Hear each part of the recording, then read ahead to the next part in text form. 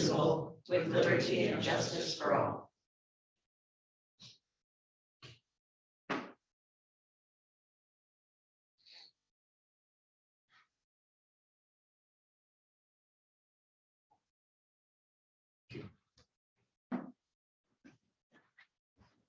Roll call, please. Commissioner Kramer, Present. Commissioner O'Rourke, Here. Commissioner Rexroth, Present. Chairman Wessel, Here. Commissioner Ross, Here. Commissioner Aldier, Here. Commissioner Lautner. Present. Present. Well, now it's time to take a look at our agenda. Do we have any late additions or deletions? I have a move to, yes, I was hoping to remove, at least for action, the HR policy update. I guess we just want to have some discussion on it today, I think, or direction, or. If I may speak to that, I think the intent today was it for just to be discussion, not to be an approval. So apologize if the EDS implied approval. I think it behooves all of us to spend some time looking at this document, offering feedback and getting feedback from the department head. So that was an error on my part with the EDS. I should have just said, let's just make it a review process. So apologize for any oversight on my part on that. perfect. So should we, under that policies update, just put add discussion only? Okay. Any other additions, deletions? Do I have a motion?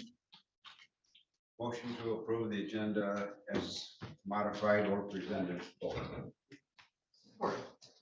All those in support of that motion say aye. Aye. Motion approved. We have an agenda 7-0. Now we're at our point in our agenda, the first public comment session of the day. We, at the beginning of the meeting, would give you 3 minutes, up to 3 minutes to address the Board of Commissioners. We ask you to be respectful and we will keep our time. And when your 3 minutes is up, we'll thank you. So anybody want to make public comment this morning? Bill?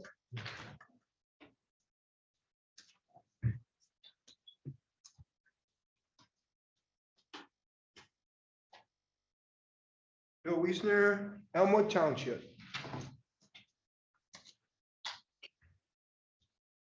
And again, everyone wants free and fair ballots, no fraud, and no one can guarantee that a black box election machine is without fraud. We're going to show that today for sure. So the simple solution, what it used to be, one person, one ballot, one vote, one day. Yes, I had to sign out. I hope to be out for at least 2 hours or so before every meeting. It's so important. This is like whether we're slaves or we're free men if the vote is being stolen. And again, the black box can be.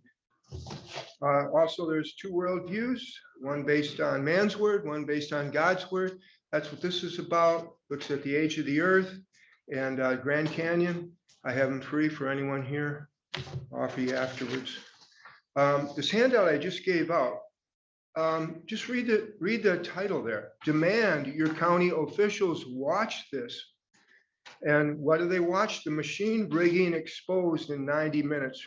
Really, it's 105 minutes, but Dominion ES&S Smartmatic ERIC system, which we're on the ERIC system. How do we fix it? So that's what this is all about.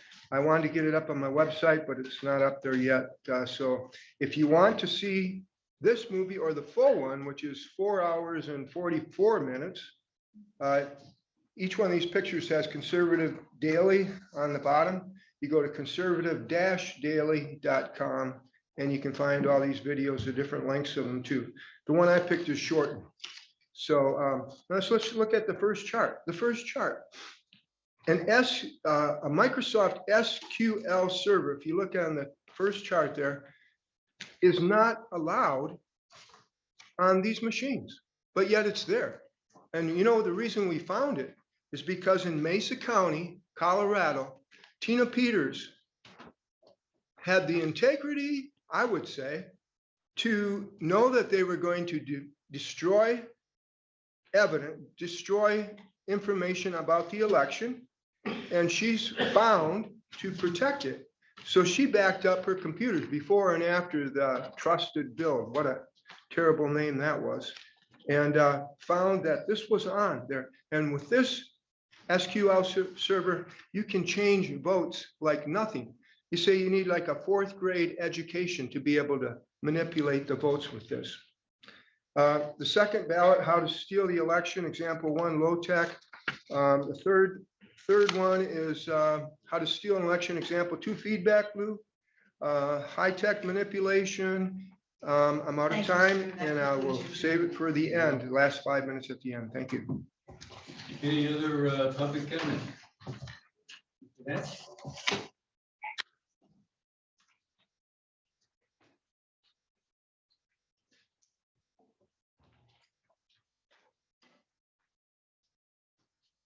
Charles Knapp, Cleveland Township. I said this before, I'm going to say it again, nag, nag, nag. People have to trust their elections.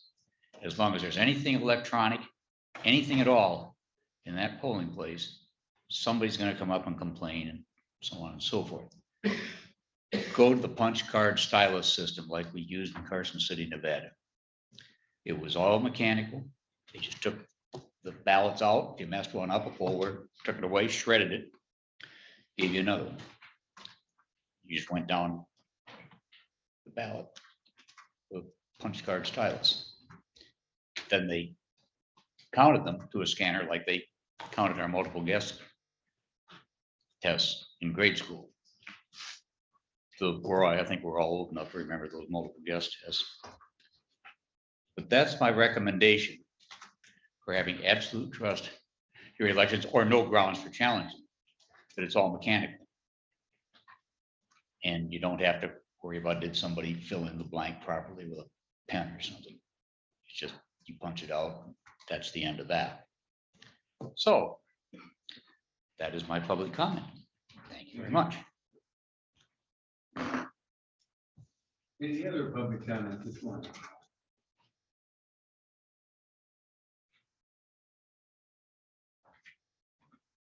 Seeing none, any commissioner comments?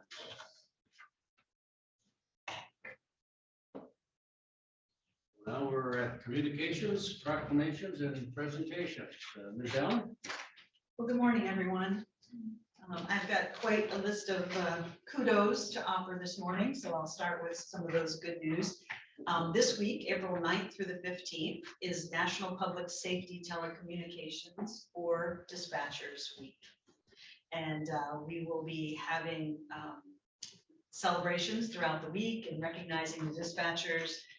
Darcy, our HR director, and I will be going over baking cookies for the dispatchers on Wednesday. So also want to express our very most recent dispatcher, Rebecca Goff, on completing her 911 dispatcher training. She was signed off last Friday, so congratulations to Rebecca. We have one additional dispatcher in training and one additional spot open. So once those spots are filled, we'll be at full staff, which is something that has been an issue for quite some time. So I'm excited to see that moving forward. So again, congratulations to the dispatchers this week. As previously mentioned, kudos to Patricia Solis Little, our past commissioner, who will be recognized at the Rotary Club in Suttons Bay on May 5th. This is the last week to get tickets, so if anyone is interested, we will have tickets available. I think I needed to know by Friday for sure, if anyone else is interested. So I do have a couple of them reserved, but if you're interested, please let me know so I can make sure that we get those for you. It is $55 per person, and that is a personal cost. This past week, Trudy and I visited with several of the county's township supervisors to discuss the EPA grant of $250,000 to assist with the brownfield redevelopment. So we've invited the townships, and individuals know we'll be having 2 sessions coming up later this month, April 17th and 18th here at the county building. This is an opportunity to even recommend, or if you have concerns about a potential brownfield property, it can be an anonymous, thank you. So that people can present this and it can be considered by the Brownfield Authority for potential funding to see if this site does have an issue, and then a plan can be initiated. So it's not a remediation, but it is an identification and helping the individuals with a plan. So please, if you have people that you know that might be interested in that, to let us know. Darcy Weaver, HR Director, kudos to her. She contacted 9 Bean Row about share options for employees and elected officials for personal purchase through CSA, which is Community Support Agriculture. And so this is an opportunity to purchase items, vegetables, breads, whatever, from 9 Bean Row, and it's totally personal. It's up to you. It's just a little appreciation, for county employees. It's just a slight discount, but it's open to everyone, so it's not like a specific benefit for the county. Efforts to design a new county website have been initiated and anticipated that effort will move forward. So kudos to Trudy and Laurel for spearheading this. Look for new designs coming soon. Kudos to Commissioner Algier for signing up for the Michigan Association of Counties MAC Legislative Conference coming up later this month, and for helping to track grant opportunities such as the Rural Readiness Grant Program and some other environmental, or I should say energy related grants that may be coming up. So if anybody has questions about that, please see Trudy. Couple project updates and action items. RFPs for the Environmental Health Department project proposed for the Government Center lower level have been distributed ahead of schedule, and bids will be expected back by April 28th. And then that will allow us to bring those bids back to the board in May for consideration of that project. So you'll know then what the true cost is, and then can decide if it's viable to move forward with that.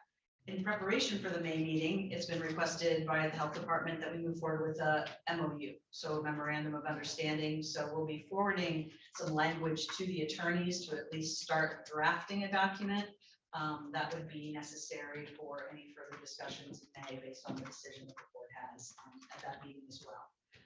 This has been requested by the health department to initiate that document, so it's a little bit ahead of schedule, I think, but I don't think it behooves us from at least being proactive. The initial timeline for phase 2 and 3 of the county HVAC project is in RFP development. That will go to legal in May, and then bids will be due by early June with a presentation to the board of commissioners regarding the bids, probably June, July timeframe. So that, as we know, is a considerable project and something that's desperately needed here at the county. So other discussions regarding beta, I know it's on the agenda for later, but I'll just let you know that there's a meeting scheduled with Nate Alger, the county administrator from Grand Traverse County, with Kelly Dunham, the executive director for beta, and for myself this Friday. So it's basically just to get an understanding of what the issues and concerns have been, so that we can discuss that and then bring back to the boards or establish a next meeting for the unified boards and authority members to be present at that. So it's just kind of like let's make sure we understand what the issues are, and then we'll forward that information and next steps to the boards respectively. In regards to the ARPA funds, there's a report due April 30th. Probably read that in the paper. That's coming up. Deadline's coming up. So our finance and our treasurer are working on those documents. Follow-up call scheduled for later today with Rebecca Owen from the tribal manager to discuss some joint initiatives that have previously been discussed, and one of them is the plaque out front, and also some other things. So again, we were hoping to have some plans finalized for May, so you may hear a late edition update next week. And Leelanau County, Cherryland Electric, and Leelanau Township are in discussions for construction of a new communication tower. And legal counsel is assisting with drafting potential agreement. And we'll be hearing more about that shortly as well. I think that is everything, at least was on the short list. Questions for our administrator? I don't think Jeff ever cooked cookies for anybody. He ate them. He ate them. He's really good at that. I'm kind of looking forward to it too. Thank you. And my only comment would be, thank you for following up on the EV charger grant, but there is federal money to put EV chargers on rural highways. And since I have one, I'm concerned about that, but I'm aware of the people who want to come here this summer. We're saying, is Leelanau a place I want to come? With my, since I have an ED. So we just need to not, if there's money for us to do it. I appreciate you going after it. It's something that Trudy and I are both looking into. Yeah, I'm not sure we're going to do that. And some feedback. Any other questions or comments for Deb? Next on our agenda, Mr. Kurtz is here, and he is the Executive Director for the Northern Michigan Regional Entity Agency. Thank you, Eric. Eric's been working very closely with Deb and Nate Elger and the county administrators on Northern Lakes Community Mental Health Authority. We'll talk about that a little bit later. Thank you. Appreciate the invite and always like getting out. It's been a while since I've been here. I used to trade off with Sarah, our substance use disorder director, and she's moved on to a different position. So I jumped in for today, and it sounds like it's timely with the enabling agreement as well. I did send a PowerPoint, if you've got that, but I'll kind of just go through this, questions at any time or at the end, however you guys want to do it. Not knowing who's new and who's not, the Northern Michigan Regional Entity was a creation of the 21 counties in the northern lower peninsula through their community mental health service programs, which there are 5 within the region, to act as the health plan for the region and to be the main contractor for Medicaid with the state. Some of the things we do that's probably beyond some of what you're wanting to talk about today too, although the enabling agreement was there.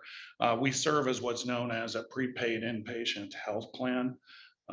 We are not a private health plan. We are a governmental entity at the beckoning of the 21 counties and the Community Mental Health Service Program and a Substance Use Disorder Oversight Board that I'll talk about a little bit. We receive state funding for behavioral health services. And when I say behavioral health, that includes substance use disorder, mental health, developmental disabilities, and children's services.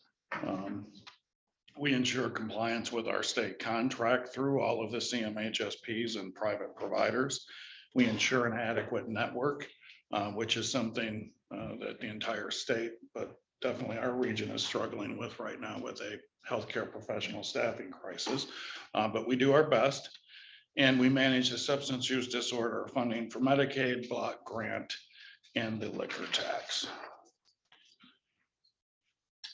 Of probably more local interest, and even though the rest of it is as well too, in Public Act 500 in 2012 created what's known as a community mental health entity, which was a designation given to the created prepaid inpatient health plans in the state that took over the substance use disorder coordinating functions.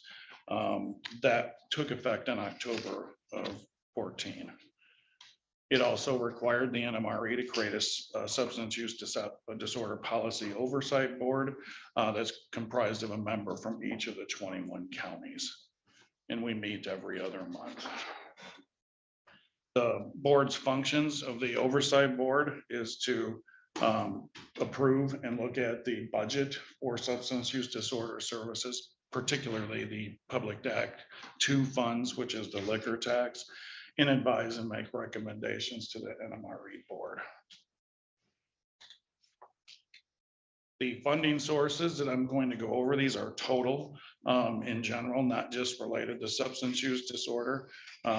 We receive over 257 million for substance use disorder, mental health, and intellectual developmental disability services. That's for the entire 21 county region. Specifically for persons with SUD, I'm going off with someone else's slides here, we receive around 16 million block grant for substance use disorder, which is a federal block grant that's passed on through the state to 6 million. We also have block grant for prevention, which is specific for prevention dollars at 750,000. And then the NMR receives from the 21 counties approximately 1.5 million annually in liquor tax. grants that we also have, and we're fairly aggressive with these. Some of them are directed straight from the state. We don't have a lot of control of what their use is for. The state opioid response, we receive over $2 million for that. We received over $1 million, almost $1.5 million for a COVID response. ARPA, we've around about 500,000. Gambling disorder prevention project. We're a pass-through entity for that. We actually don't do the treatment for the gambling disorders. That is done through another private entity with the state. But we do receive 200,000 that's passed through to those organizations. Tobacco prevention, 4,000. Pregnant and postpartum services grant. That was a specific grant that we had been trying to get for quite a while. We received 175,000 approximately for that. And the Michigan Partnership Advancing Coalitions is another 300 million. 300,000, I'm sorry. Leelanau PA2 liquor tax. So we have approved prevention services right now through Catholic Human Services for a coordinating council. That's 64,000. A media campaign for the 5-county coalition, which is 25,000. And then if there's block grant overage, we also use that within services if it's needed. We haven't had to really dip into block grant over the past several years to offset or use liquor tax to offset the block grant due to the Healthy Michigan enrollment has been so huge. And with the continuous enrollments, we haven't had to do that. Approved treatment services through liquor tax is a recovery community center. That's 18,000. Recovery support services through NIMSAS, which is another 9,000. And again, block grant if we need to cover some of those. The Leelanau County liquor tax funds, the beginning balance for 23 was 102,658. We expect to receive 56,613 for projected revenue. The allocated projects that we just went over is 117,818 and a projected year-end balance of 41,454. We attempt to keep a 1-year reserve for each of the counties in hold. That is in case, as we may see now, where the Healthy Michigan enrollment may drop by over 50%, that we would probably then need to be using liquor tax to offset indigent and other treatment services. So that's what we try to do. So as of right now, we're at, Leelanau is at that amount. Any questions? Questions for Eric? I have a question, Eric, on the liquor tax dollars. We use general fund substance abuse dollars to provide support for our county-wide LIFT program. Okay. Teen program. How do decisions get made about how our liquor tax dollars are spent, and what discretion do we have to influence that? You have a lot of discretion with that. You have one member that's Greg McMorrow. But the 21 county board meets every other month. We don't, I guess the NMRE doesn't use the money. We receive requests from private prevention providers or treatment providers who request dollars based on the criteria for this use. PA2 funds can only be used for prevention and treatment. They can't be used for, we try to stay away from buildings and facility stuff because those are sometimes sunken cost. So those come forward. They're vetted first internally. We then are attempting, and this is a struggle with turnover and commissioners with 21, with a 21 member board, to have the representative of that specific county vet that application, whether they bring it to you guys or not, and then give feedback to us, thumbs up, thumbs down. And we even are going at the, right now, attempting to have that individual bring that liquor tax request forward. So if they were in favor of it, they would actually make the motion to approve that. That's one of the things that we're trying to do is get ahead of this, because probably what you're describing, this could be used for that. I don't know it in particular. I know when I was here a few years back, there was a coalition, I think, that was being started. And I basically was then begging people to send me applications so we could actually start using the funding. And then I know they went and used general funds after that. So we're here for that and can work with that in a more planful way.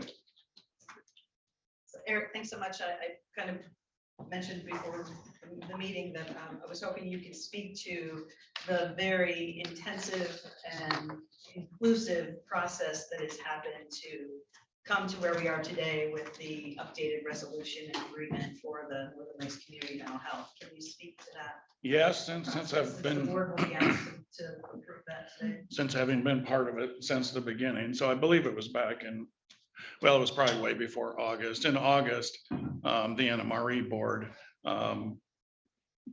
put Northern Lakes under a contractual oversight due to the lack of inability to get a CEO, and there were some other things that needed to be in place. Prior to that, I believe, is when Grand Traverse had indicated that they were considering removing themselves from the enabling agreement at that time. That would not benefit any of the people we serve, frankly. It would have created quite a bit of chaos. Beneficiaries would have been changed providers, displaced.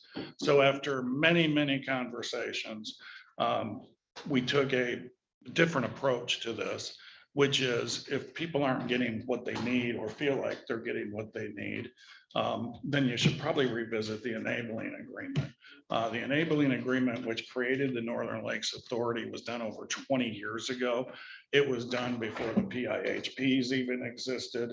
There was a whole different arrangement at that point in time. So the county administrators and county commissioners started meeting. I think we've been meeting for 6 months or more on revising the enabling agreement. And if there was issues, getting those things put in place, including a dispute resolution process, where if the counties had issues with the CMH or with each other, that we would have a place where those things could be discussed and vetted. Dispute resolution in enabling authority agreements is not something new, but the old one didn't have that in it. So I think we're on version 7, which is there today. Lots of work has been put into it, and it sounds like everybody's feeling fairly good about that. Thank you. So this is an enabling act. I thought we were going to, or we had had some discussion in the past, so maybe we kind of soon you'd be looking at the rate Leelanau County pays. So I think it's pretty disproportionate. So is now the time for us to roll that back to a fairer? Those are actually pre-prescribed back when the enabling agreement was created. So those numbers are locked in. Populations do change, and those things can be revisited when those population changes occur. And that was discussed throughout this whole process, but as it stands right now, the contributions would stay the same.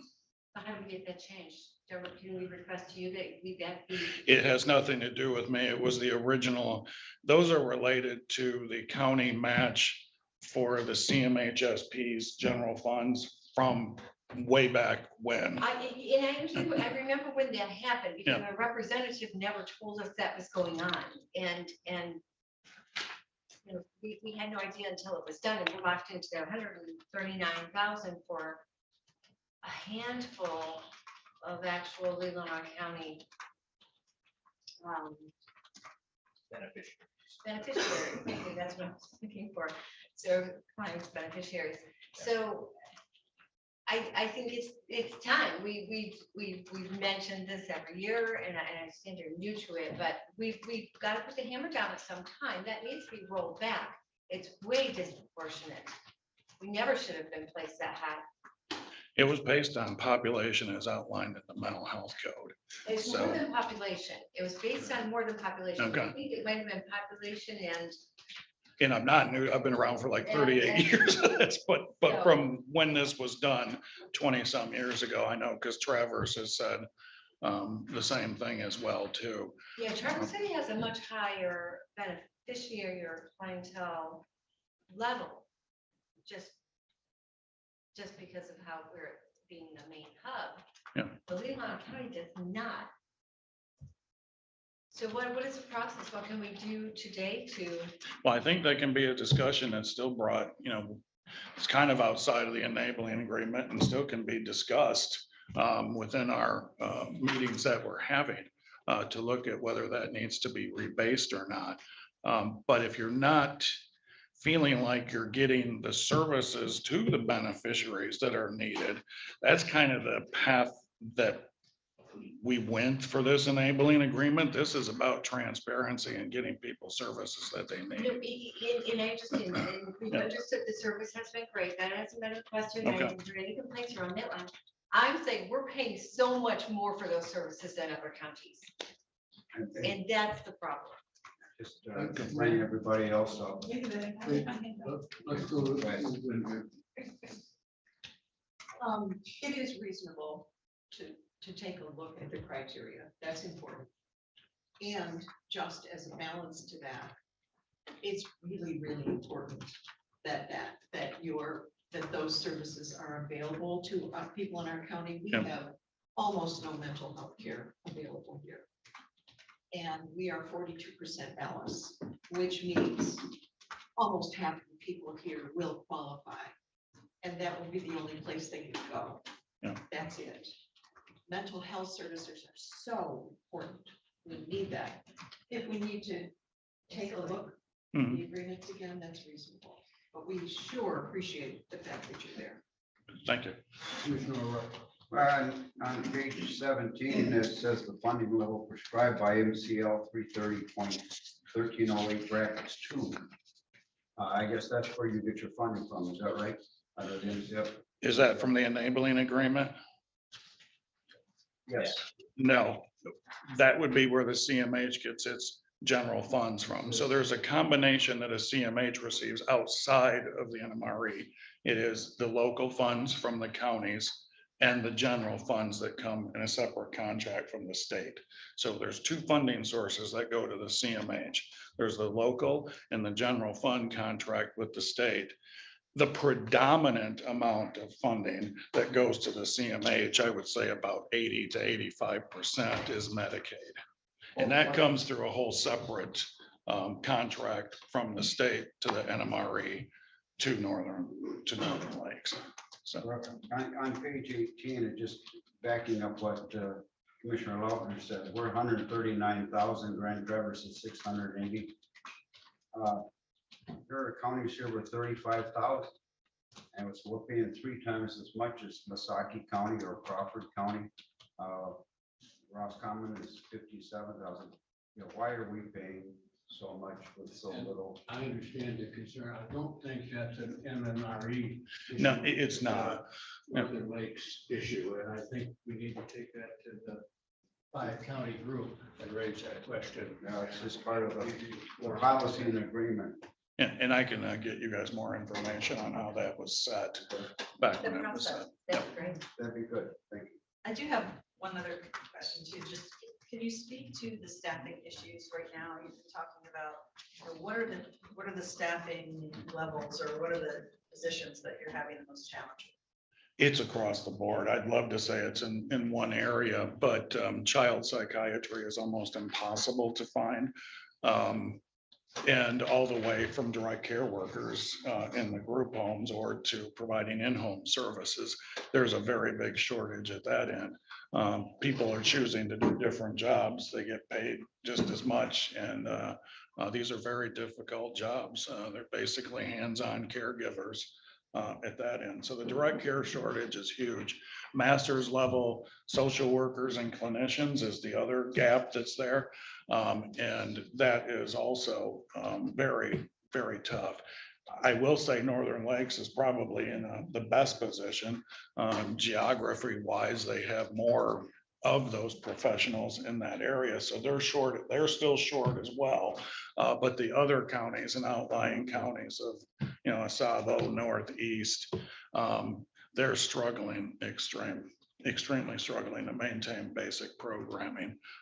So we're working with the state. We're trying to look at some rural exemptions for our area where we could get some loosening of the quote professional requirements that the Medicaid system puts in place, and looking at kind of decoupling some of that, at least to have some leeway where we could use aides under the supervision of a master's level until such time we get a workforce built back. But it's not an easy process. The best pipeline is to get people into the education system, but then you're looking at 4 years or more out before they're able to fully act in some of the capacity that we need them to. And Medicaid is just cut payment to social workers and therapists. Well, not us. So I don't know which, But that's gonna make it even harder. which side that is. We have for the last 2 years during the pandemic, have done all sorts of employee retention. With Medicaid, you can't do bonuses. It's just part of the law, but you can do retention payments, you can do incentives, and we've thrown everything we have at it. So everybody's pay scales each year are starting to now look competitive. Who's in the area, who's also competing for those same positions. So I feel like we've done from the money standpoint what we can. Now, maybe the Medicaid fee for service system, which is outside of the NMRE, has made some cuts, which would be fairly foolish in my opinion at this time, but that's just my opinion. Thank you, Eric. Will you get some information to Deb about looking at that issue? Sure. Sure. And I wouldn't let that stall the enabling agreement. There's been a lot of, and this is my plea, a lot of work put into this. And the whole goal is to not disrupt the services, which I think we've gotten to. And we have a very good collaborative working group that's going to continue to go.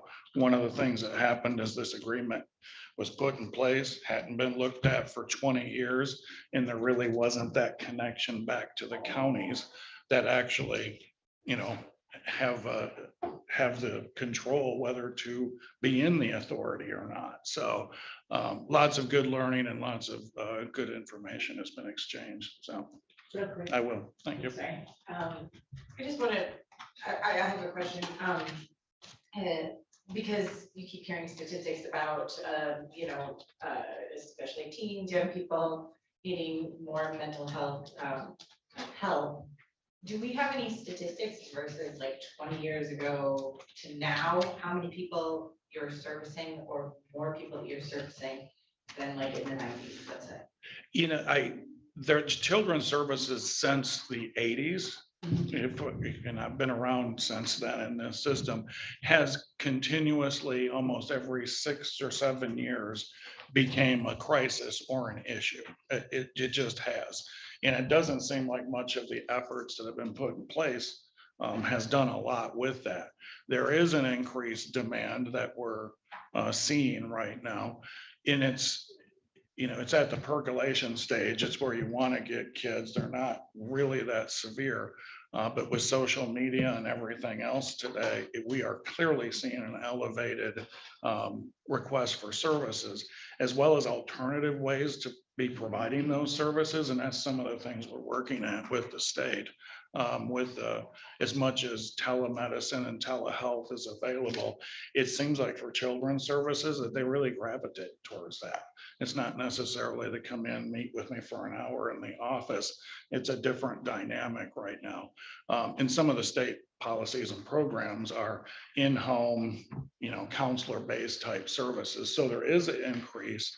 It's clearly a national crisis, not just in Michigan. Michigan is under somewhat of a consent decree for children's services. And there is being dollars floated around for different crisis interventions and things of that nature. Whether that gets at all of it, I'm not I'm not really sure, so. Any last questions for Rick? Thank you, Rick. No, thank you. I appreciate it. Anytime. A good day to drive to Gaylord. Yeah. I'm not sure I'll make it all the way back. It was a good day from Charlevoix. So we'll see. Thank you. Appreciate it. Who's our next agenda item? Yes, I do. I'd like to welcome Darcy Weaver, who is our county HR director, to talk a little bit about some of the initiatives that she's been working on. And pleased with the progress that we're making. And it is, I emphasize the fact that this is a progressive program from the standpoint that there's going to be ongoing needs for adjusting things. And so Darcy, I'll just. All right, thank you. Good morning. In the packet that you received, I sent to you my goals for 2023.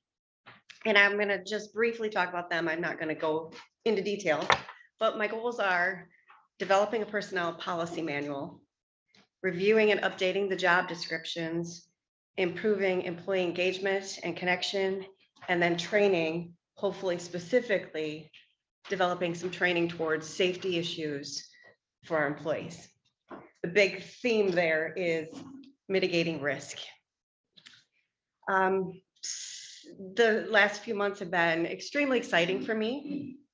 And with the goals, I'm also focused on attracting and retaining top talent because, as you may know, we have several employees in the county who are going to be eligible for retirement in the next few years. I'd like to see a positive workplace culture, one where people feel successful, they want to come to work, they're happy to be here because those employees are going to be better employees for you. And also, like I said, mitigating that risk. So some of the things I'm doing, I know that the administrator has touched on them, but planning coffee clutches when you are here. I love to see the employees engaging with the board. We work for you, you make the decisions that affect us, and that relationship needs to be strong.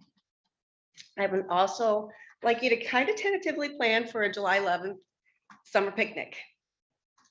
A nice way to engage you as the board with the employees of the county. Administrator Allen also touched on the CSA program.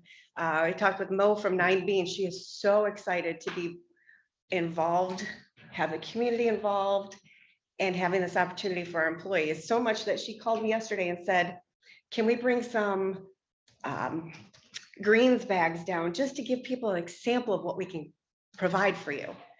They're excited, we're building some community between the government and the citizens. And then, of course, recognizing our employees and their successes. So over the next few months, my big thing will be looking at department heads and saying, hey, let's look at those job descriptions. The last time we've done that was 2017 for most of them. So it's time. And with that, I'm going to say, is there any questions? So the revised or the proposed manual, Yes. employee manual, is this large? I mean, I know there was one, and I don't know what the one is. This a very large departure from that, or is it like a rewrite? It is not. It is actually taking several of the county policies and combining them into one document. It's a little bit of new, it's a lot of old, and a little revision. Is there a way to provide us with a red line of what was eliminated and a red line of what was added so that we could, rather than Absolutely. two next to each other, that that's pretty easily done through Word? Yeah. That we provided for. Absolutely. For our information. And I think we're going to talk about that later in the agenda also. So And then one last question on your training. I assume that you'll be working with your insurers because usually there's a lot of free available because they're low risk mitigation as well. So you'll be utilizing those resources. yes, we've actually already met with a representative from the accident fund, and he is given me some guidance on how we can utilize some of their training, which is online. Yep. Yeah, we're gonna talk about the personnel policy, but it wasn't too long ago that all of our personnel policies were reviewed, so I was surprised to see this. Also, we didn't initiate a need for this, so we need to know. And yeah, we need a red line because it sure looks different. It looks like they're. we need a red Let's handle the policy manual later. And any other questions on goals, her office, or what she's reporting? Oh, no, I stand.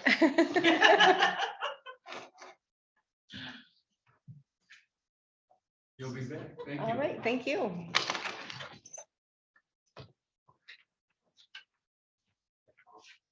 Picnic sounds like fun. Have you thought about a board staff softball game? Oh, that could be fun too. Let me talk to our risk manager. Next on our agenda is the Traverse Transportation Coordinating Initiative. Yeah, actually, you have that in front of you, and I'm sure you probably all may have actually even seen the Leelanau Enterprise in terms of the article that was recently printed about several organizations are moving toward that initiative. So I don't know. Oh, Rob's on, he's ready to go. I'll tee this up. But just to kind of make a point, it is something that a lot of communities are looking at and is a new initiative because it's the first time I think we've met the criteria. So with that in mind, I will turn it over to Rob. Thank you for having me this morning and accommodating my virtual attendance. I appreciate that. It allows me to maintain some existing meetings I had this morning. Is there an ability for me to share my screen? Looks like you have it set. Perfect. Yeah, I believe that is being done right now. There you go. Can everybody see the presentation intro? You need to move it so the audience can see that. Oh, yeah. So that. That's right, I got it.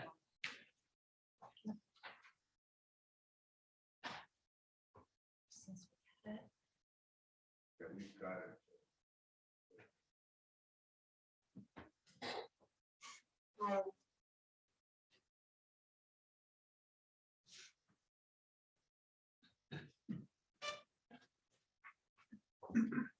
We're set, Ron. All set?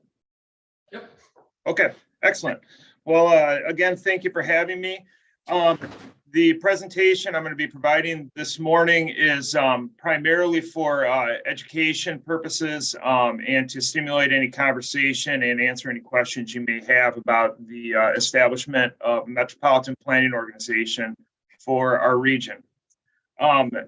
My name is Rob Carson. I am the Community Development Director with Networks Northwest. I've been with Networks Northwest for approximately 3 years. Prior to that, I was the Planning Director at Manistee County and have some prior experience with community development and planning prior to my time with Manistee County. The Metropolitan Planning Organization that is set to be established for our region will be the first of its kind in our region and the first in Northern Michigan. Here's a little bit of, let's see if I can get on my.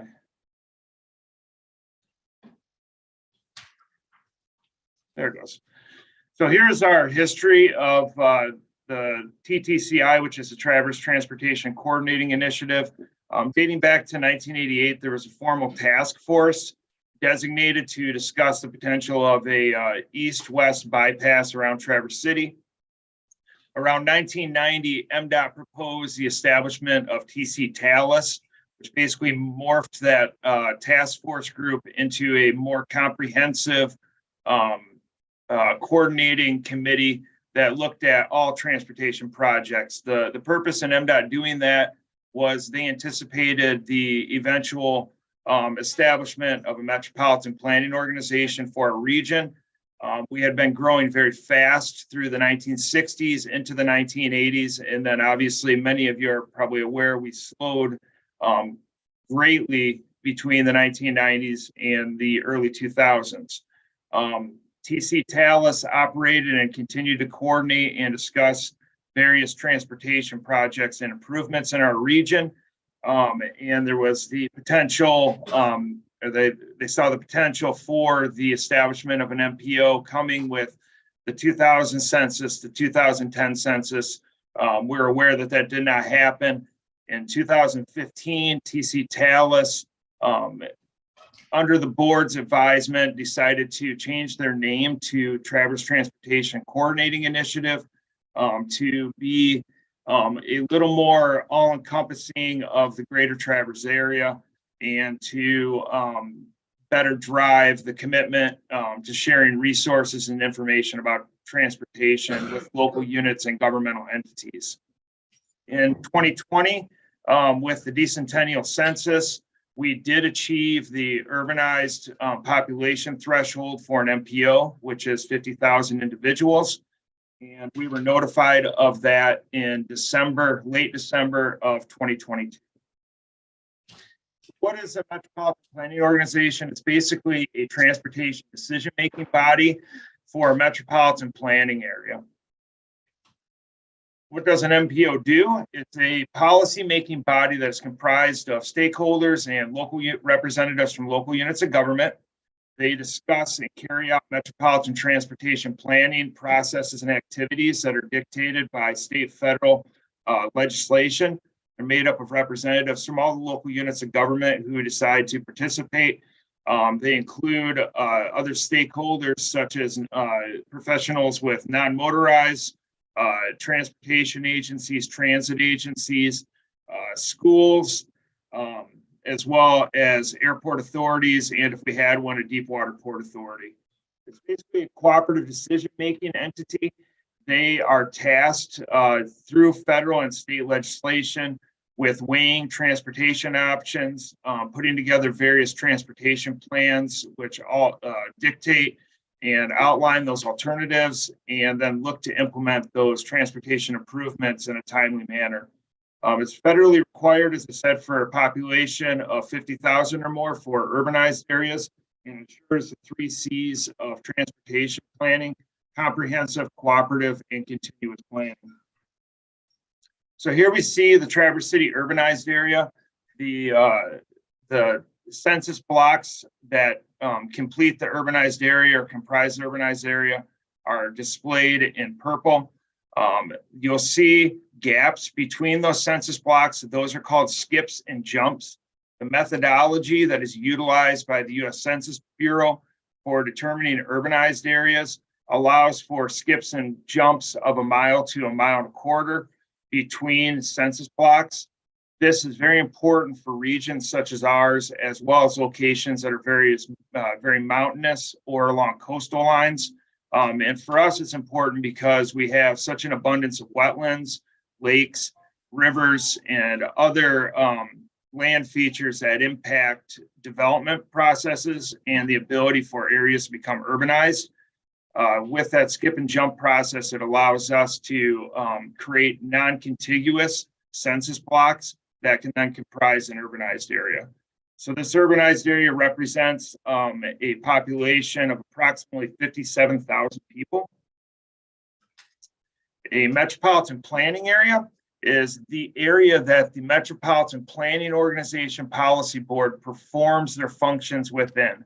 So there's basically an area that extends beyond those urbanized area thresholds and looks out to geographic, local unit jurisdictional boundaries.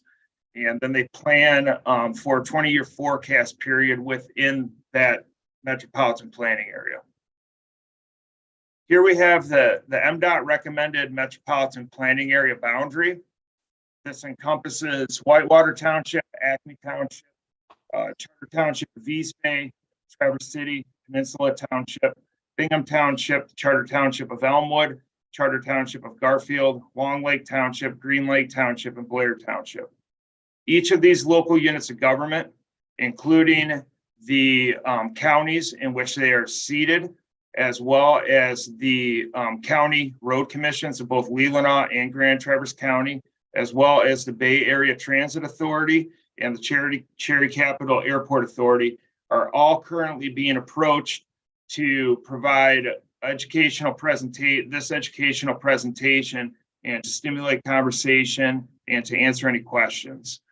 This metropolitan planning area boundary recommended by MDOT would be the likely boundary for the MPO policy board and their planning processes and as decision making for transportation improvements. There are 13 existing MPOs in the state of Michigan. They are all located in the southern half of the Lower Peninsula. The latest to be initiated or established was the Midland Metropolitan Planning Organization back in 2014. Midland and the Muskegon MPO are the closest to our MPO that will be established likely later this summer or early fall. We will be the furthest north MPO in the state of Michigan. So a typical MPO structure, and this is mimicked currently right now by the Traverse Transportation Coordinating Initiative, is comprised of an MPO policy board with voting rights that operates under a bylaw which dictates Open Meeting Act requirements as well as requirements for voting, attendance, and so forth. That policy board is served by an executive committee. And under that policy board, we have a technical committee currently established, which is comprised of professional planners with local units of government, as well as engineers from transportation agencies. That technical committee currently advises and makes recommendations to the policy board for their consideration. There is allowance for other special standing and ad hoc committees, although there are none at this time. And an MPO structure requires a citizen advisory committee, although that is not in place currently with the Traverse Transportation Coordinating Initiative, but will be formed as required once the MPO is established. There's a couple methods for the Citizen Advisory Committee where it could actually be formal appointments from the policy board of citizens to serve on a committee, or it can be handled simply through well-advertised and well-held public input sessions to gather information from the public to then return that information to the policy board for the decision-making process as they're dealing with transportation projects. All of this is served currently by professional staff with Networks Northwest Community Development Department. Although with the establishment of an MPO, there is much greater workload that comes down as statutorily required by the federal government and the state government. And so additional staff will be secured to directly serve the MPO policy board and those tasks that are required by federal and state legislation. The funding for that, as I'll get into a little bit later, is the capacity is compensated by funding from the federal government through the state government to the MPO policy board. The policy board or committee is consisted of local elected officials as well as executive directors from public agencies that administer or operate various modes of transportation, as well as state officials, particularly from MDOT, that serve in a capacity to assist with all of the requirements that are dictated down from state and federal legislation. Policy committee determines their own representation and decision-making procedures. They adopt their own bylaws. They are local units of government, which are in that MPA boundary, are eligible to decide if they would like to serve on the policy board. There are some commitments that come with that, although they are not required to. What is required is that 75% of the population of that urbanized area is represented by those local units of government. What that basically comes down to for our particular region is East Bay Township, Traverse City, and Garfield Township would meet that 75% threshold. Obviously, we are looking out larger than that to the full metropolitan planning area boundary and those local units of government, as we want to ensure that we have strong outreach and communication to all those local units of government and let them know that they're eligible. If they decide that they would like to serve on the policy committee, we invite them to do so. Stronger communication and coordination will improve the planning process as we move forward. An executive committee handles all the agendas and the routine matters of the policy board, and they are served directly by the professional staff. The Planning and Technical Committee is the advisory board. They oversee the technical work and they develop various recommendations on projects and programs for the board to consider. And they, as I said, they're usually comprised of staff level planners or engineers from local, state, and federal agencies. There are also many subcommittees that can be formed, and we can take examples from other MPOs as we move forward.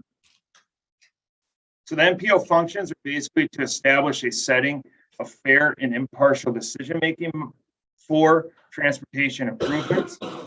Various transportation alternatives are discussed and selected for implementation. There is a requirement to continually develop, update, and approve several plans, which I'll get into here in a couple of slides, that are required statutorily, federally, and by the state. There is very, very, very strong need for involving the public, and that is a requirement. There's a public involvement plan that will be have to be drafted and adopted by the policy board. And each of these transportation planning processes has to incorporate public input. So the first transportation plan that will, well, this will actually be the third plan to be developed, but the long-range transportation plan looks out as a 20-year horizon. It sets various goals, strategies, combines and gathers quite a bit of data to provide an analysis for exactly what is occurring within a region and what is projected to occur out 20 years. We look at asset management, which is basically the conditions of roads, bridges, and other transportation features. And this plan is fiscally constrained to what is anticipated to be budgetarily available for transportation and projects moving forward. This 20-year plan is required to be updated every 5 years, and it requires a public participation plan to be developed as a component of it. That public participation plan basically outlines how the public outreach is to occur, where materials are readily available for the public, and staff members and policy board members contact information so that they can be reached if needed.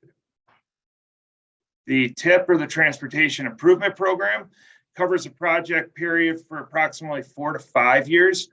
The projects that are detailed in that 20-year plan, which is really a blue sky vision plan, this narrows down those projects which are anticipated to actually be implemented within a 4-year period. This plan is updated every 1 to 2 years. Projects are pulled from the 20-year plan, placed into the 4-year plan, prioritized by the MPO policy board, and then ultimately the projects that are prioritized in this 4-year plan, cost estimates are developed, timelines are developed, and a scope for the project is developed. And again, that must be fiscally constrained to available budget funds. The Unified Work Program is the yearly or 2-year plan that then pulls prioritized projects from the 4 to 5 year transportation plan for actual implementation within the 1 to 2 year work program plan. The projects are sent for final engineering and final cost estimates, and then are ultimately approved by the MPO policy board and implemented. This describes all the work and products that will be performed on a yearly basis by the MPO, and basically directs and outlines staff to meet the requirements of the Unified Planning Work Program and the legislative requirements of the state and the federal government. So funding implications. Currently, the small urban program funds that are allotted to Traverse City amount to $385,000. These will be replaced. There is currently $23,000 coordinated planning grant funds that are provided to the Northwest Michigan Council of Governments, Networks Northwest, to plan and move towards the establishment of the MPO process. This covers the time and the placement of all of our information on our website, organization, agendas, projects, and so forth that are carried out for the TTCI meetings, as well as the development of the Unified Work Plan that is currently being developed for the first year of the MPO establishment. After MPO designation, the urbanized area will receive $1 million in small MPO funds. There will also be $228,000 in consolidated planning grant funds, which will go to facilitate the hiring of professional staff to serve directly to the MPO board, as well as handling tasks such as audits and accounting that needs to take place and is required to take place federally. We are provided also $120,000 in carbon reduction funds. These type of funds can be utilized for any type of project which is displayed to reduce carbon. So it could be for vehicular, it could be adjustment to light timing so that vehicles are not sitting at stoplights. It could be placement of additional transit stops, or it could be for non-motorized improvements and pedestrian improvements. The funding for the rural task force will not change. The rural task force outside of the urbanized area that was displayed in purple earlier will not change. That funding will remain for those communities outside of the urbanized area. The only implication is if a rural task force project is identified to be implemented within the metropolitan planning area boundary, but it's not in the urbanized area, the MPO policy board must approve that project after the rural task force board does so. The precedent across the state of Michigan is MPOs working in conjunction with rural task force is it is basically a rubber stamp program that they rely on the expertise of those rural task force and the needs of those transportation improvement projects in rural settings, and basically make those approvals if it is in the metropolitan planning area boundary. So here is our timeline currently. The initial census was supposed to be released back in October of 2021. We should have received our urbanized area designation. That would have allotted us a year and a half to 2 years to move through this MPO establishment process.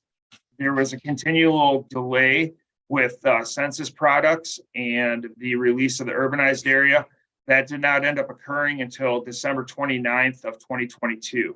So we are currently fast-tracked about a year and a half to a 2-year process down to about 6 months.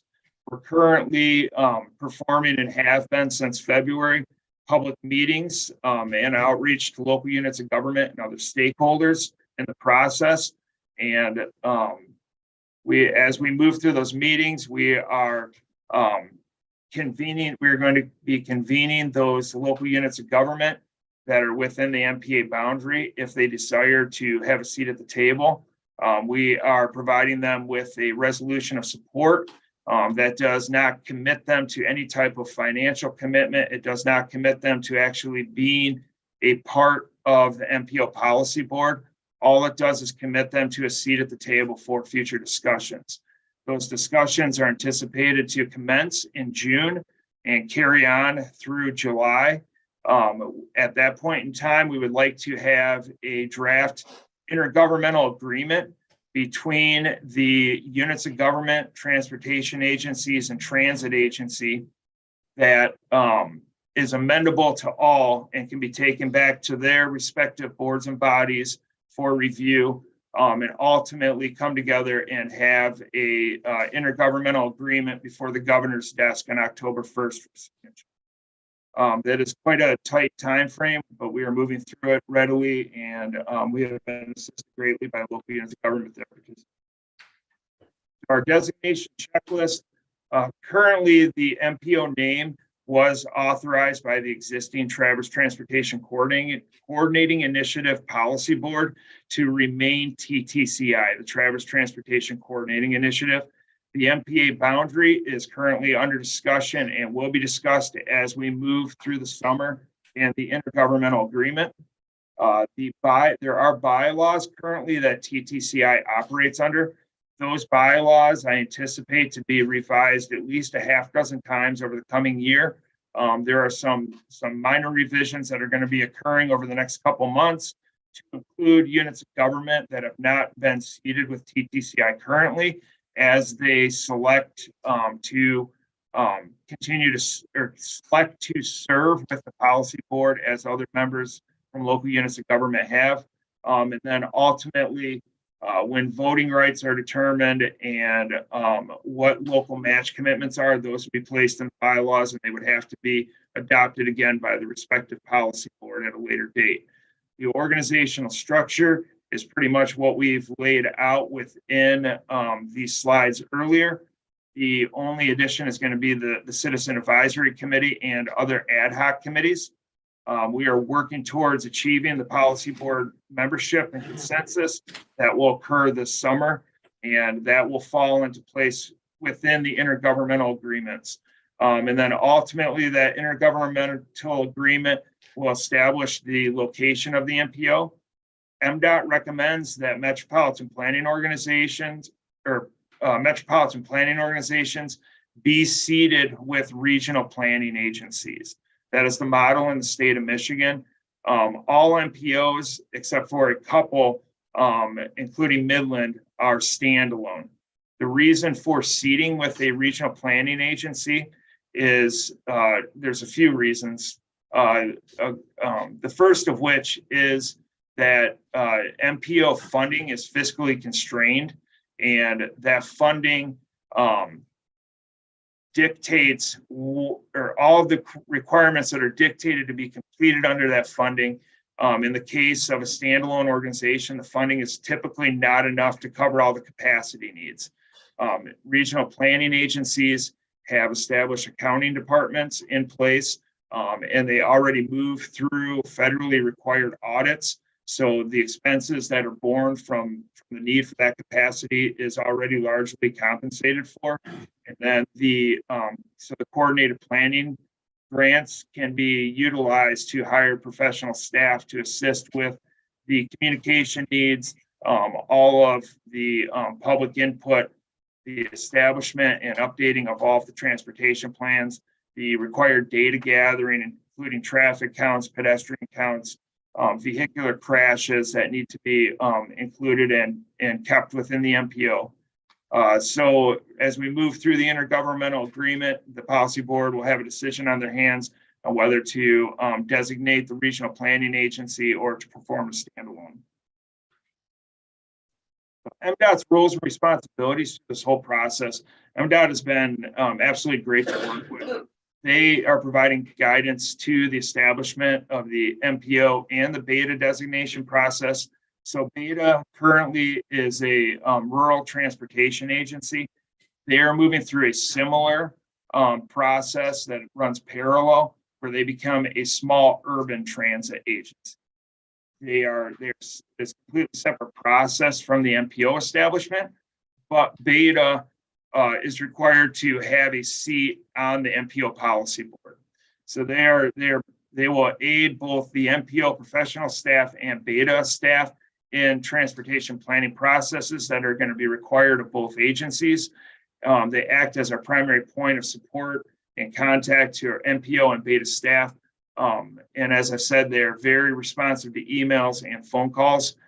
They will act as our liaison to the Federal Highway Administration, the Federal Transportation Administration.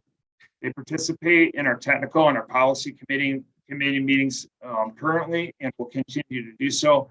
And once we complete and continually update these required transportation planning documents, they will review them to make sure that they're complete, and then they will submit them to the Federal Highway Administration as well as the Federal Transportation Administration. So I understand that it's quite a bit of information to provide to you this morning. I'm here to answer any questions now and at a future date if anything were to arise. And with that, I would turn it back over to you. Thank you for your time. Any questions for Rob? A lot of information. Yes, Linda. Thank you, Rob. Melinda Louder. This says we may create this district, but we do not have to. Is that correct? It's so the establishment of the MPO is federally required. What is not required is who participates. So Leelanau County as a whole may elect to not participate on the policy board, but it is likely the metropolitan planning area boundary will incorporate both Elmwood and Bingham townships in Leelanau County. And that is regardless if those townships even elect to serve on the policy board. And the reason being is the transportation improvement projects, the funding that comes down, those projects can only be completed within the metropolitan planning area boundary. So if there was a need for intersection improvements or non-motorized improvements, whatever it may be in Elmwood or Bingham Township, if they were not included in the MPA boundary, those projects could not occur there. In all likelihood, Elmwood Township will be signing on as a policy board member. Jeff Shaw has been very attentive at the existing Traverse Transportation Coordinating Initiative meetings. And I will be presenting to the Bingham Township Board here in about 2 weeks. And they'll have consideration on whether they want to sit down at the table and have a discussion. There's absolutely no need for Leelanau County to participate, but it is very important that we get the information out to you so you're aware of exactly what's transpiring, and to understand that the urbanized area designation did not extend up into far into Leelanau County until this 2020 census. At that time, portions of census blocks along West Grand Traverse Bay and Bingham Township were met that threshold to be included. And we anticipate looking out 20 to 30 years that we will likely see the same with Sutton's Bay Town, portions of Sutton's Bay Township, as well as the village of Sutton's Bay.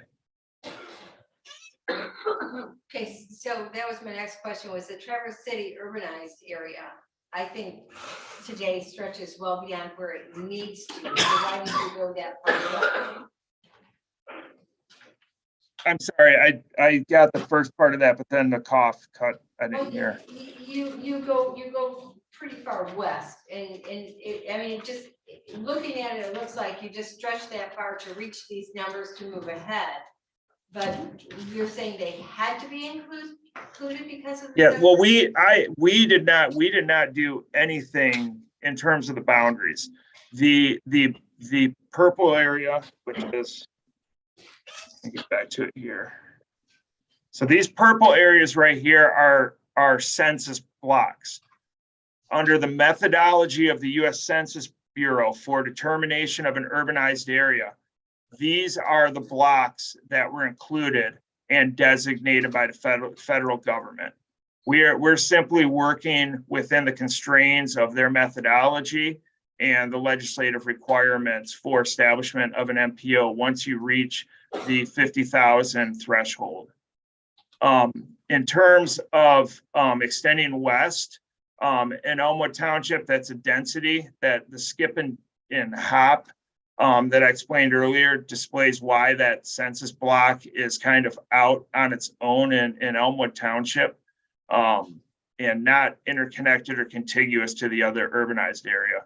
The MPA planning area right here, this is recommended by MDOT as they anticipate looking out to the next to 20 years.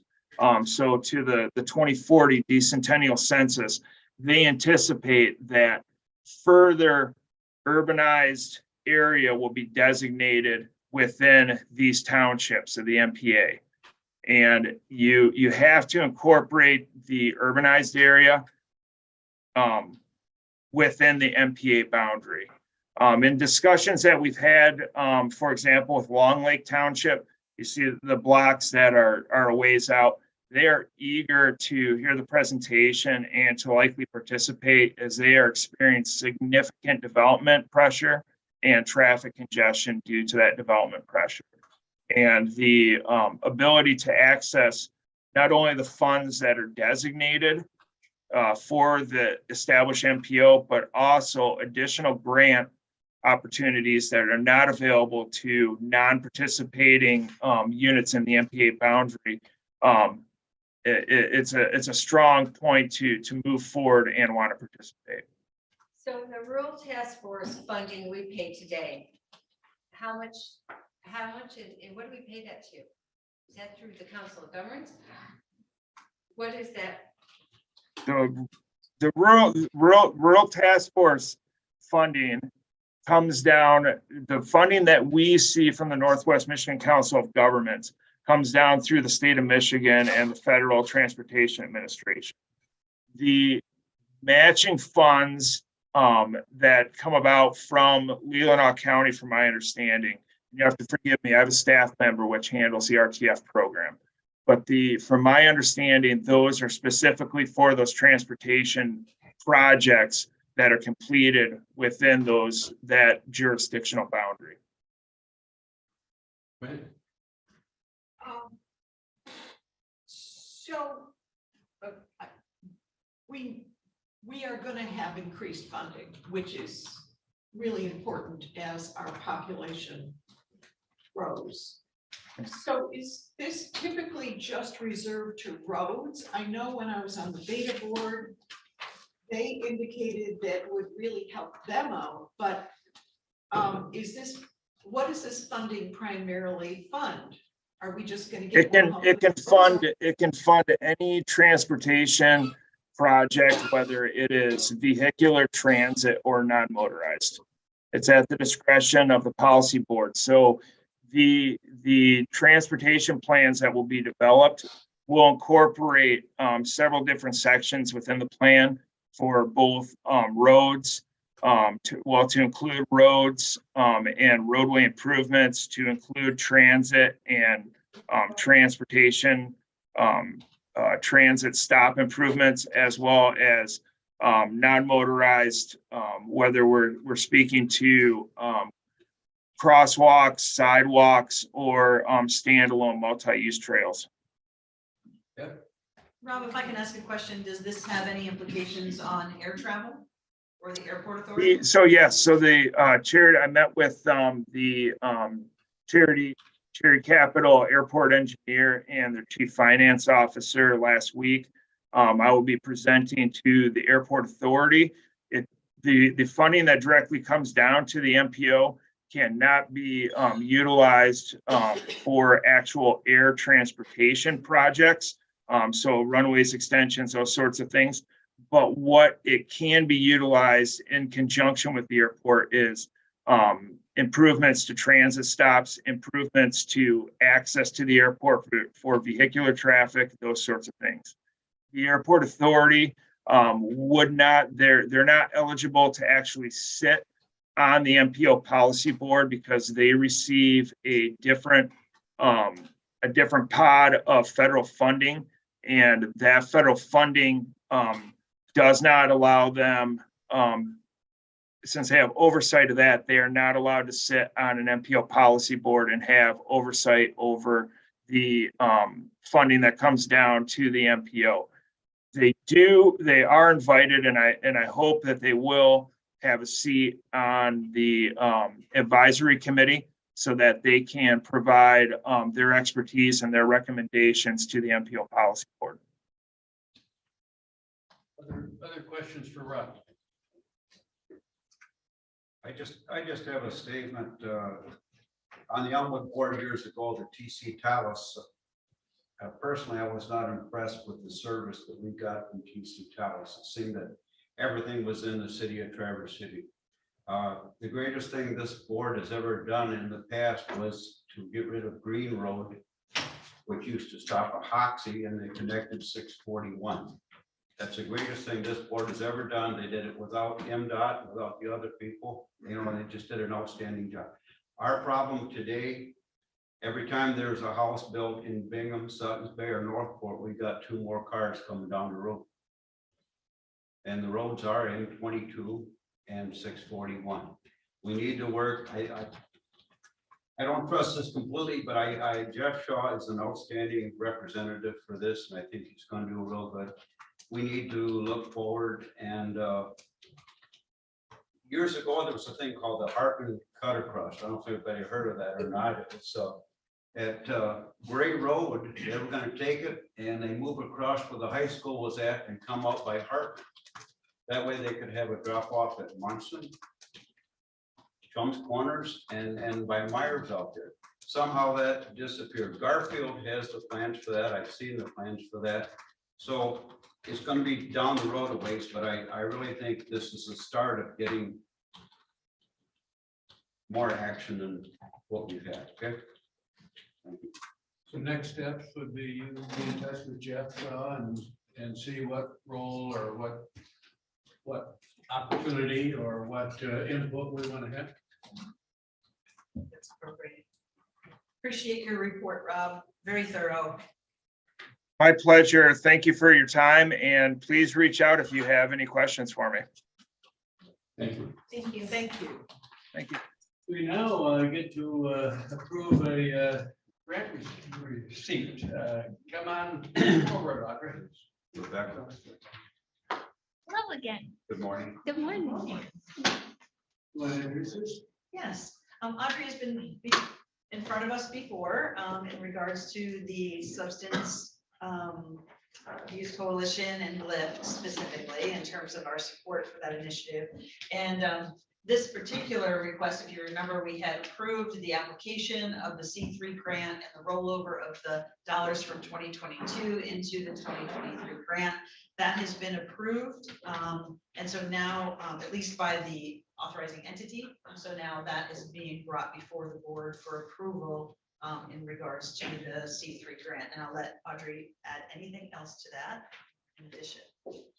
I think it was just wonderful progress that we made in partnership with Prevention Network, getting actual data around substance use in Leelanau County. And I think there are still gaps in that data, and we know that, but we at least have something to go off of. And so this second round of grant from them would help us start to address those issues that were identified in the epidemiological study. So they've been an amazing partner, and we've been grateful to work with them thus far. I would move to recommend that the County Board of Commissioners accept the $57,000 grant award for the Substance Abuse Prevention and Treatment Block Grant as presented. Or any discussion? Go for it. Kevin? All those in support of the motion, say aye. Aye. Opposed?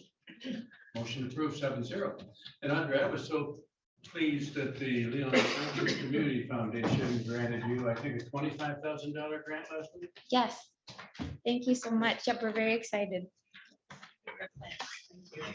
I think before break, we can take care of the sheriff's business.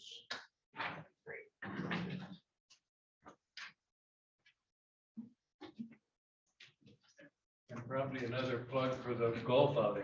Well, I mean, it's been pretty successful so far, even as a non-golfer, I can tell you it's fun. So thank you for having us. 2 real quick items, and appreciate you getting a priority up here in this.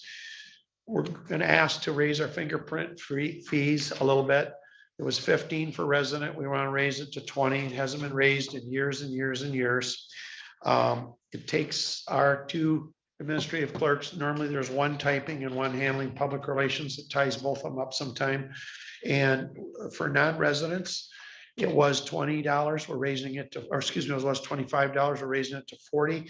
And the reason we're doing that, a lot of entities in Grand Traverse are sending people up here for fingerprinting because Grand Traverse County is no longer doing it.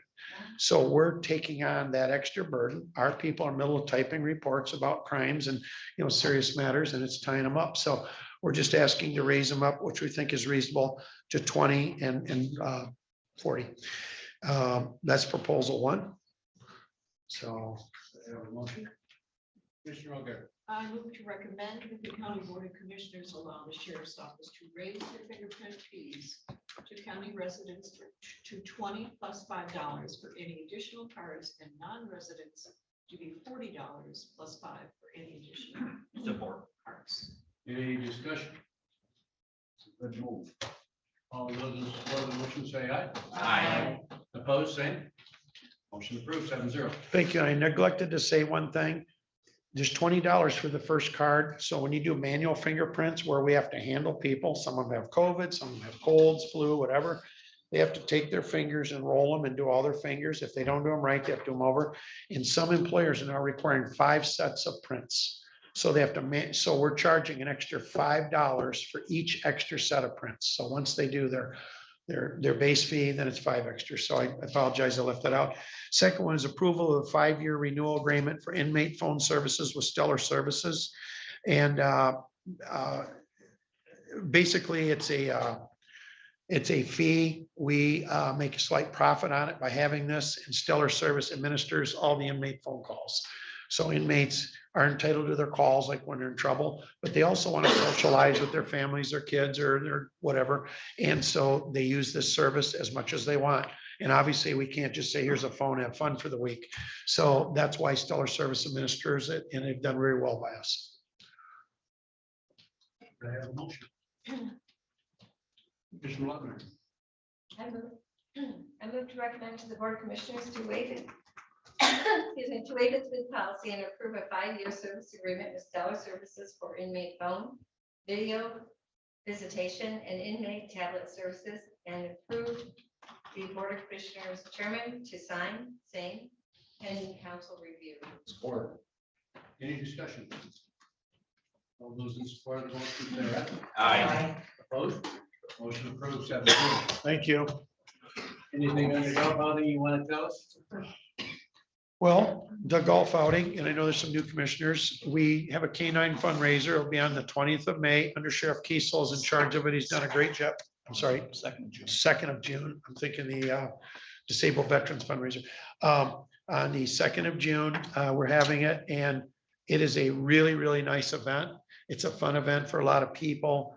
We raised a lot of money last year, and that money is going to go to the K-9 program. If our dog runs through a barbed wire fence this afternoon and tears himself up, we might have a $10,000 vet bill or whatever. We'd have to come to you. Well, we're in the neighborhood of $40,000 or so in the bank. We're going to do it this year, maybe one more year, and see where we're at. But it's been very, very successful. It's a lot of fun for everybody. And if you've not been involved with that, or you golf at all, or you know someone does, it's worthwhile. It's a good event. I see polo shirts and claims and accounts for the golf outing. Are there, I don't remember how many. How many? Currently, Yeah. Yeah. so we haven't ordered any shirts. You know, we There were did the towels is part of. the Oh, towels. So For part of this, for the golfers. I mean, Okay, so we get a towel. I was they get a thinking- swag bag so- per se. Yeah, like when Everything they but the sign up, they towel get- is donated material. Yeah, and we basically have black towels that match our uniforms, and they have our logo. And they're a small logo, and they're heat sealed on there. We had Trophy Trolley do it. So we got plenty, and we put them in. Each golfer will get one. That was my question. Yep. Does each? Yep. Okay. Thank you. Appreciate it. We take a 10-minute break. Good, how are you doing?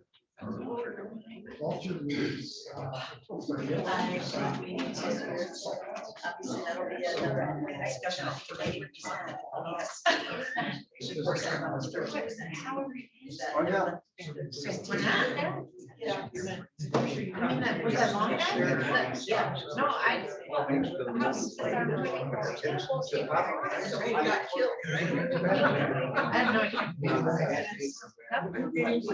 have no idea. I just figured it was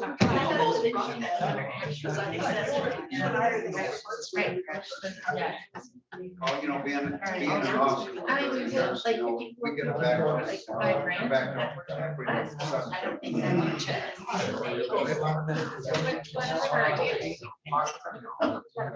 thought he was maybe trying to like that. I don't know. That's funny. Again, thanks. I don't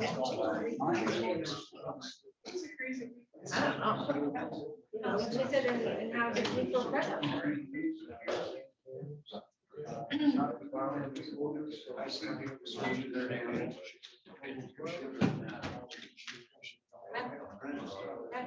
Yeah, I didn't.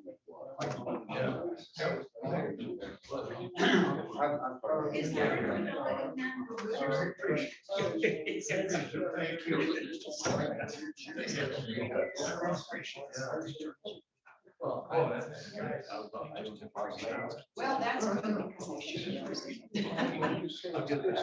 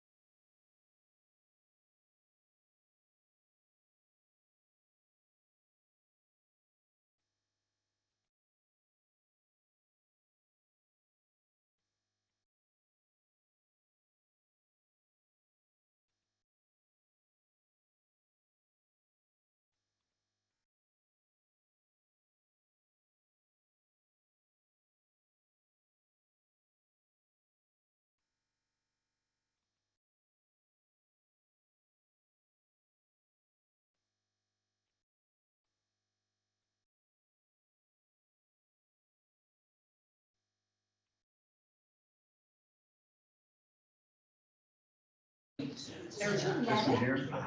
Yes. We're live, by the way. Yeah, How many too?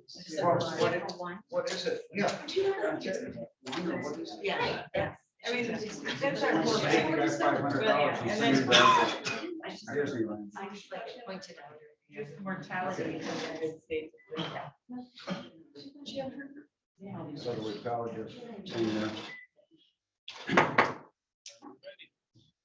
Thank you.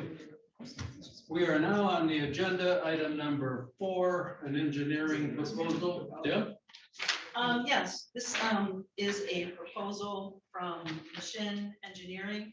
I think this, I know this issue came before the Building and Grounds Committee in regards to a potential issue with the exterior of the building, where our delivery access point is on the lower level.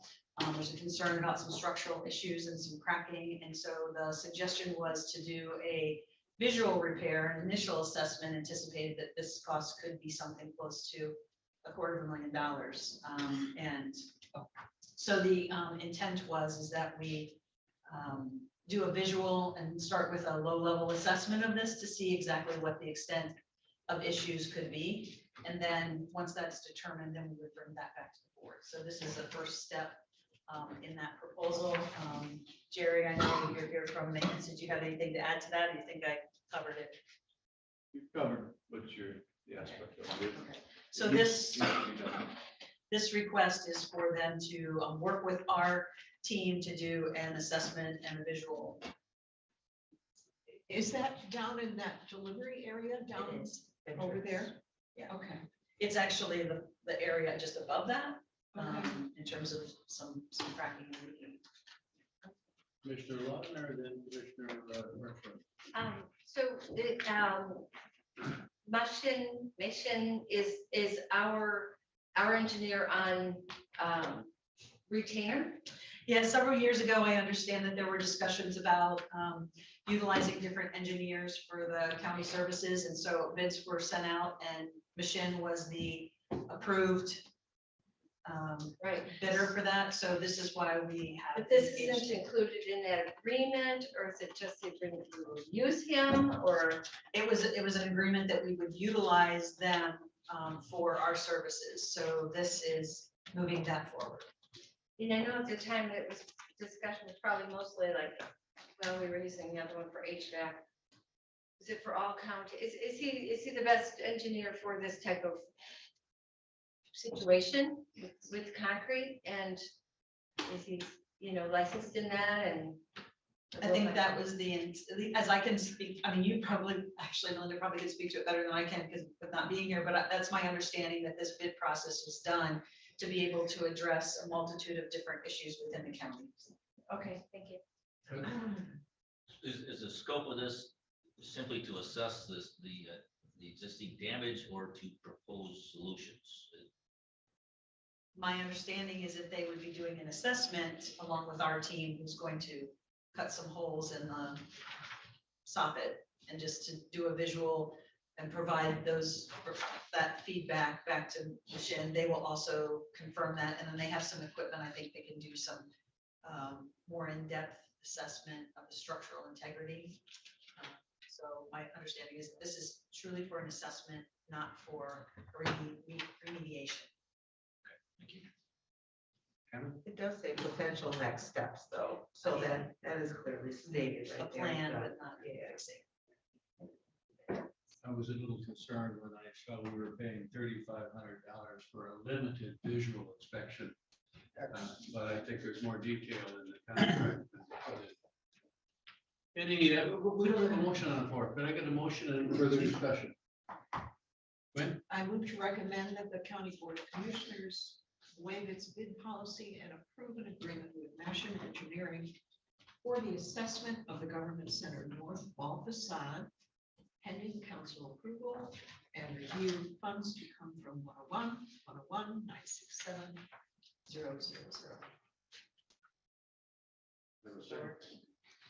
Moved and seconded. Any discussion, any questions? I would support this to the extent that we will look at some other alternatives than the $475,000 roof repair as a possible repair.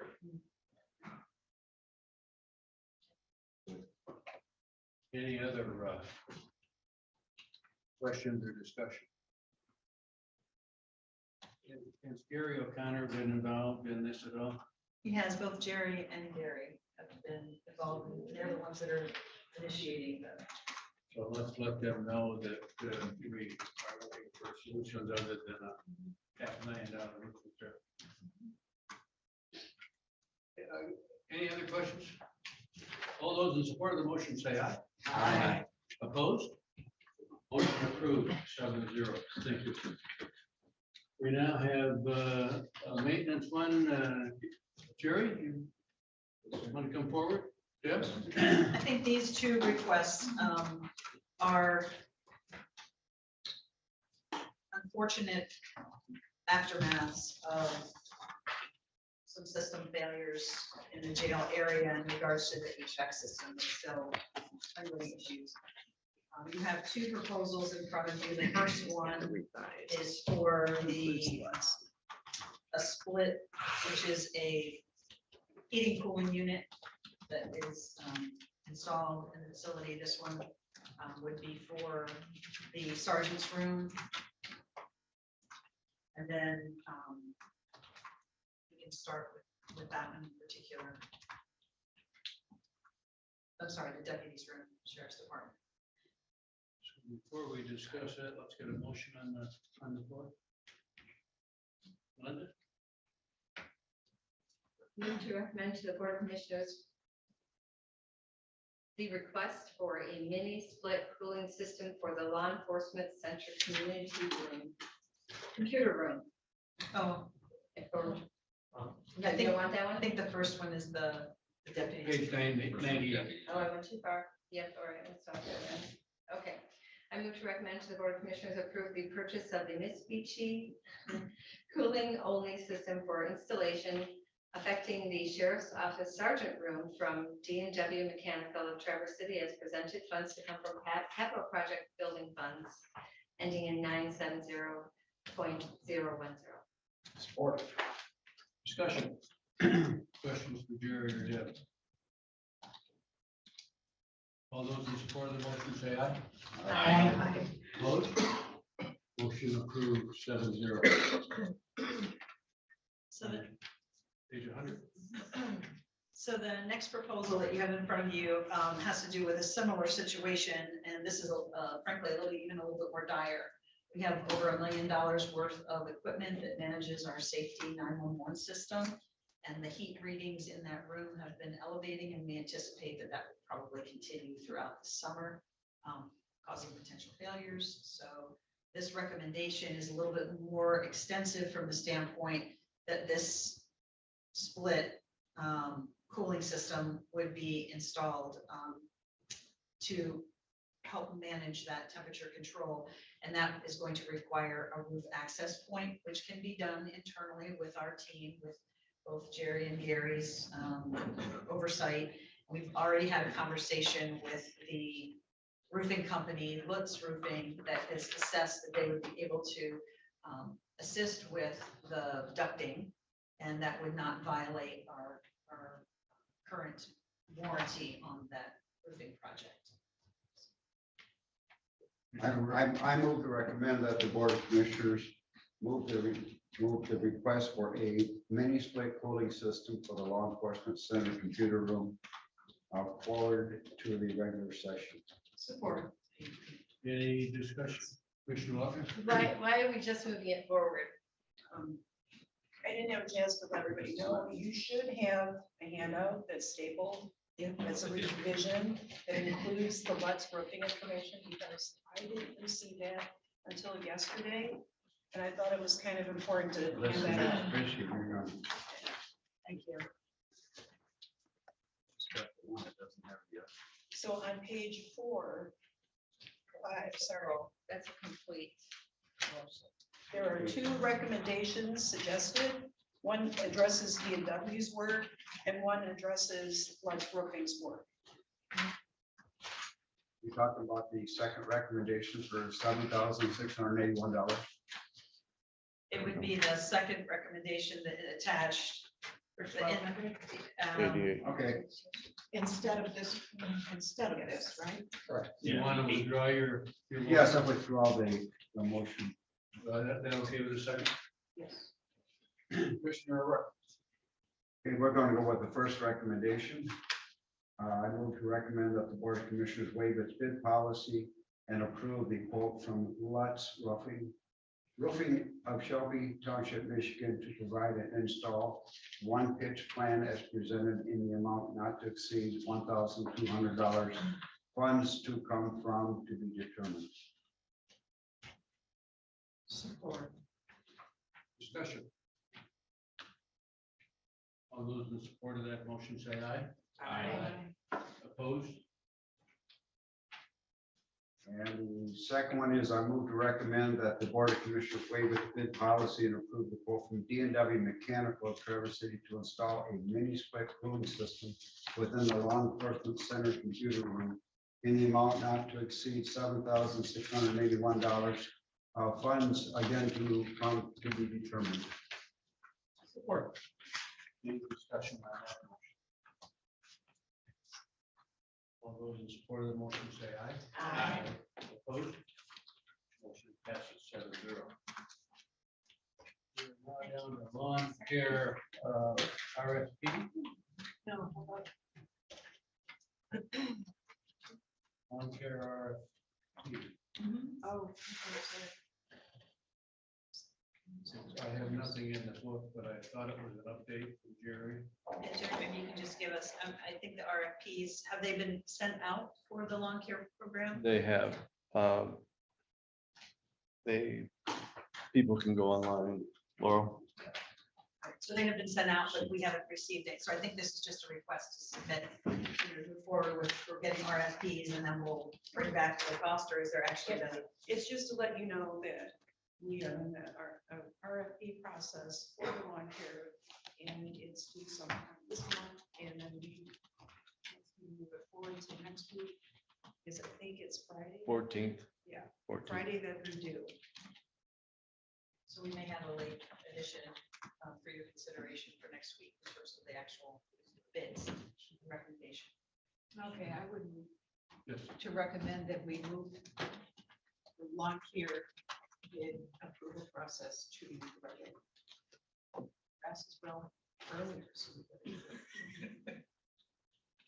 Support for that motion? Support. Any discussion? I just talked to Jerry's assistant this morning. They have 30 zones and 300 sprinkler systems, and they've done a good repair before the thing was tore up. So I think it's Right. looking real good and proud of your work. Thank you.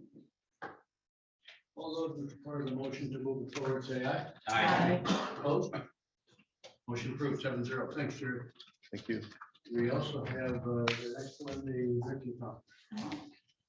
There's been conversations over the last several months in terms of the recommendation to establish at least 2 drinking fountains with the bottle fill. The proposals that you have before you actually speak to 5. That is not the intent to purchase 5 different systems.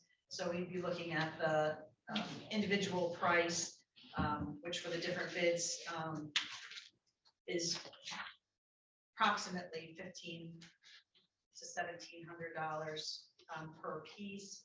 So we'd be looking at potentially up to $2,500 to establish 2 of those units. So for example, if you look at the Pro Drinking Fountain bid, those are $11.70 per unit, plus the shipping fee, which would be significantly less than the dollars that are stated there, but it's difficult to determine exactly how much without going back to them and getting a bid for 2. So that's why I'm saying, potentially up to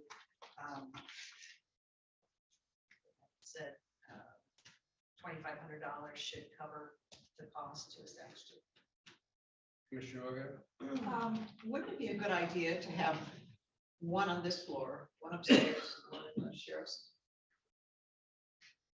department? Last we spoke, we were looking at one on the main floor here and one over in the sheriff's office, so that is different. It certainly, we have the cost there, but that was the. And the quality of the systems is the same? Correct. The same unit, okay. Same size, that particular one. We'll make a motion, we can discuss it after we make it. Okay, I would move to recommend that the Board of Commissioners, you're right, purchase 2 systems from Pro Drinking Fountain Systems, one for the county building, one for the sheriff's department. Commissioner Lautner? That's okay, you got a motion, got support? Yes. So the motion speaks to the LK, LZs, S8W, SLK system. And I think that's what I'm familiar with, which is good. System. I only had a question about installation. We talked about that. Is this something Gary can install? We can pull the unit, but because the plumbing, that's questionable, the old and the new. It's only cold water, correct? Only cold water, Okay. correct. So the number, it could be $300 to $500 to install, to have a plumber, town plumbing come in and, 3 to 500. pardon me, 3 to 500. correct, for labor. I'm not, from the schematics and to what we have, there's schematics, if there's an adjustment to be made, or the plumbing itself, what they say, what we get and what we have, 3 different things. So to have a plumber here that can make sure it's done, plumbed right, we'll first have to see the unit, and I can get a better judgment of how it's gonna fit. I know this is the same size, that fits 17 7/8 wide, so it will fit between our trim, as you see that we have. That's how that's set in over here.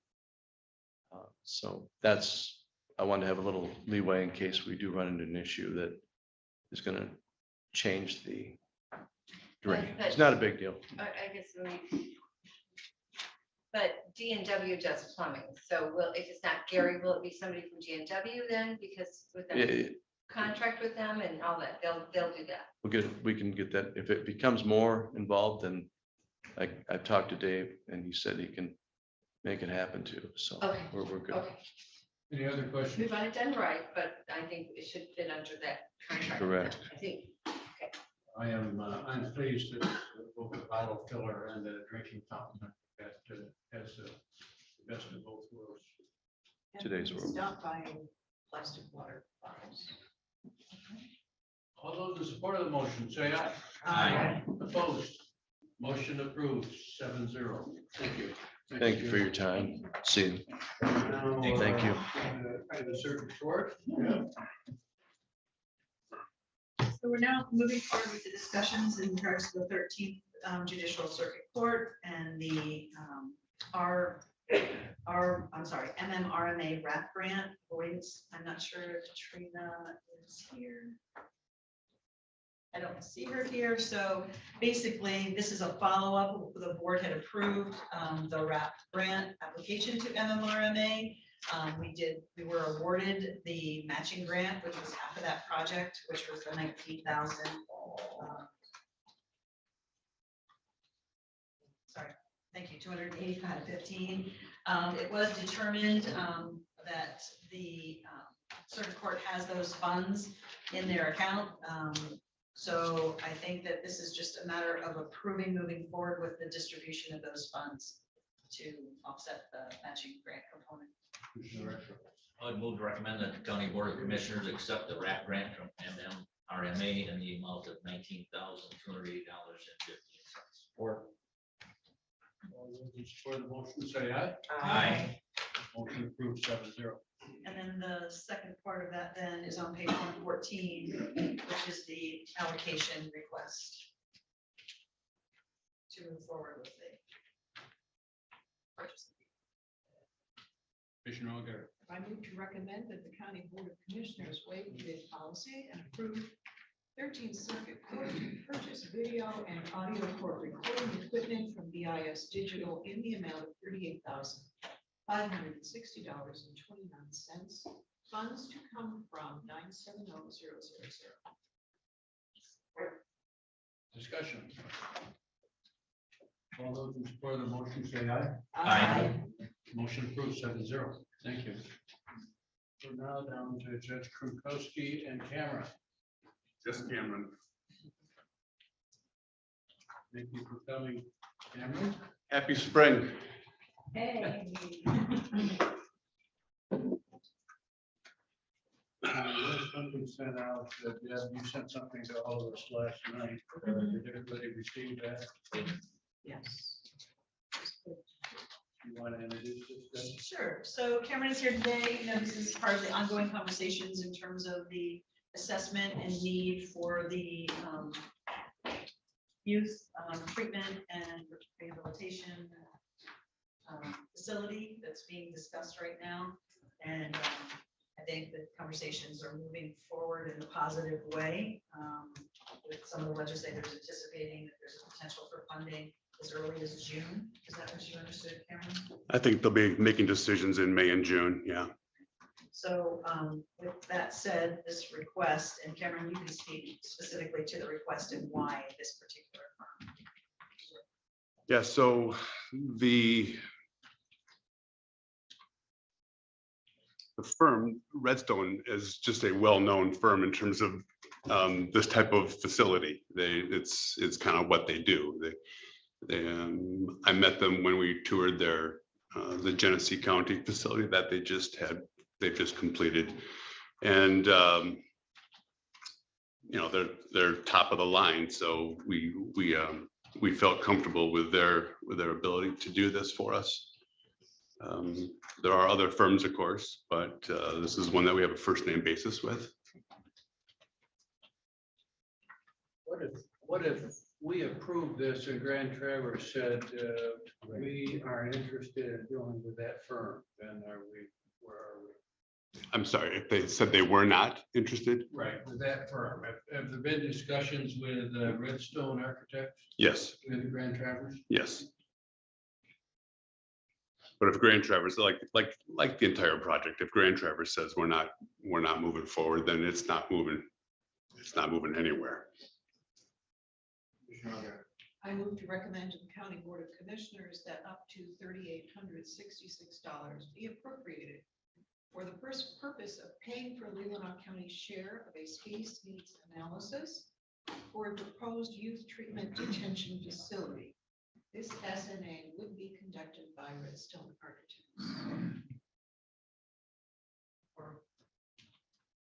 Been moved and seconded. Any questions, discussion? Doug? So I'm looking at the information here. It says that our expenditure would be 3,866 or 3,184 if Antrim County shares the cost. So it would be asking Antrim County to share approximately $700 of the $4,000 that we're. No, it's based on a percentage. If Antrim County does not join in it, then Leelanau's percentage of the total cost is 17%. If Antrim County were to join in, then our percentage would be 14% of the total. The numbers still work the same way. I mean, the maximum Antrim County is going to donate to this effort is going to be $700 approximately. No, they'll be putting in 17%. Grand Traverse's amount would drop to 69%. You know, it's the difference between 3 counties and 2 counties. So. And our percentage, if I may, is so much less than Grand Traverse or Antrim's. So the difference that it would make for us exponentially, or I should say percentage wise, is significant. It's only a matter of a couple $100. So the percentages change then, because this doesn't really make a lot of sense to me either. Like, I guess maybe I'd have to see it, what you're saying on paper, but it seems like it would drop more than if Antrim were going to pick up 17%. It seems like we got to drop more than 700. Because what is the 68 or the 3,800 is how much of a percentage? 17%. That's 17%. So if Antrim, we're gonna pick up 17%. Grand Traverse sees most of that benefit because they're so much bigger. We see a 3% drop. Traverse City sees a 14% drop Can you just maybe because walk they're that much bigger than us. the commissioners through how you came to those percentages? It's based on total population of youth in each of the 3 counties. Just the youth? Mhm. We're only serving youth. Yes, and Kara, can you give us a little update on the communication with the judge in Antrim County and how that's progressing for them to join in full faith in discussion? There was a meeting about a week or so ago with all the judges involved, and there was a good deal of discussion. I think that Judge Hayes in Antrim County feels strongly that this is a state responsibility and that they should be doing this. And of course, I agree to a large extent. That's why we're asking for $30 million from the state.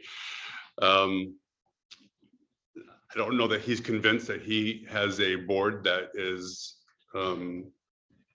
at this point wanting to get involved. It's not simply a judicial decision, as you know. We come here every month and talk with you. So. Question on, if we approve this, what we're really doing is reserving this amount of money as you negotiate with Grand Traverse County and Antrim County. We're not committing to an expenditure, we're committing to a concept and reserving some funds. Commissioner Butler and then Commissioner O'Rourke. Excuse me, just a very simple question first. Is a space needs analysis required to get the grant? There's no grant in this case. There may be an appropriation from the state. Yeah. So the answer is yes, it's required. No, it's not required. It's required because we feel like we need to give you and the legislators as much information as possible. Okay, so is this something that could be done in-house? Are they looking at, I mean, what, they can only be looking at past cases, projections, censuses, etc.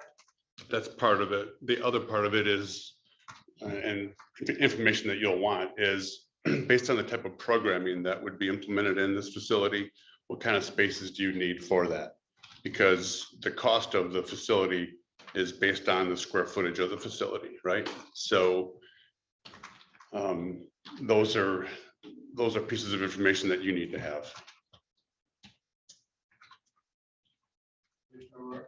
So Grand Traverse is 69% and If Antrim is involved, Antrim is involved. 83% if they're not. Where is this money coming from? Or we're just saying that it comes out of all the money that Lansing is sending to us, or what? No, not in phase 1. If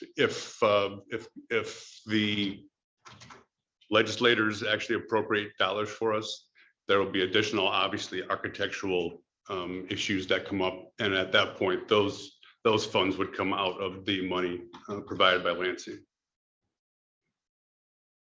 Okay, so when this first came out, it was 20 million, 30, 50.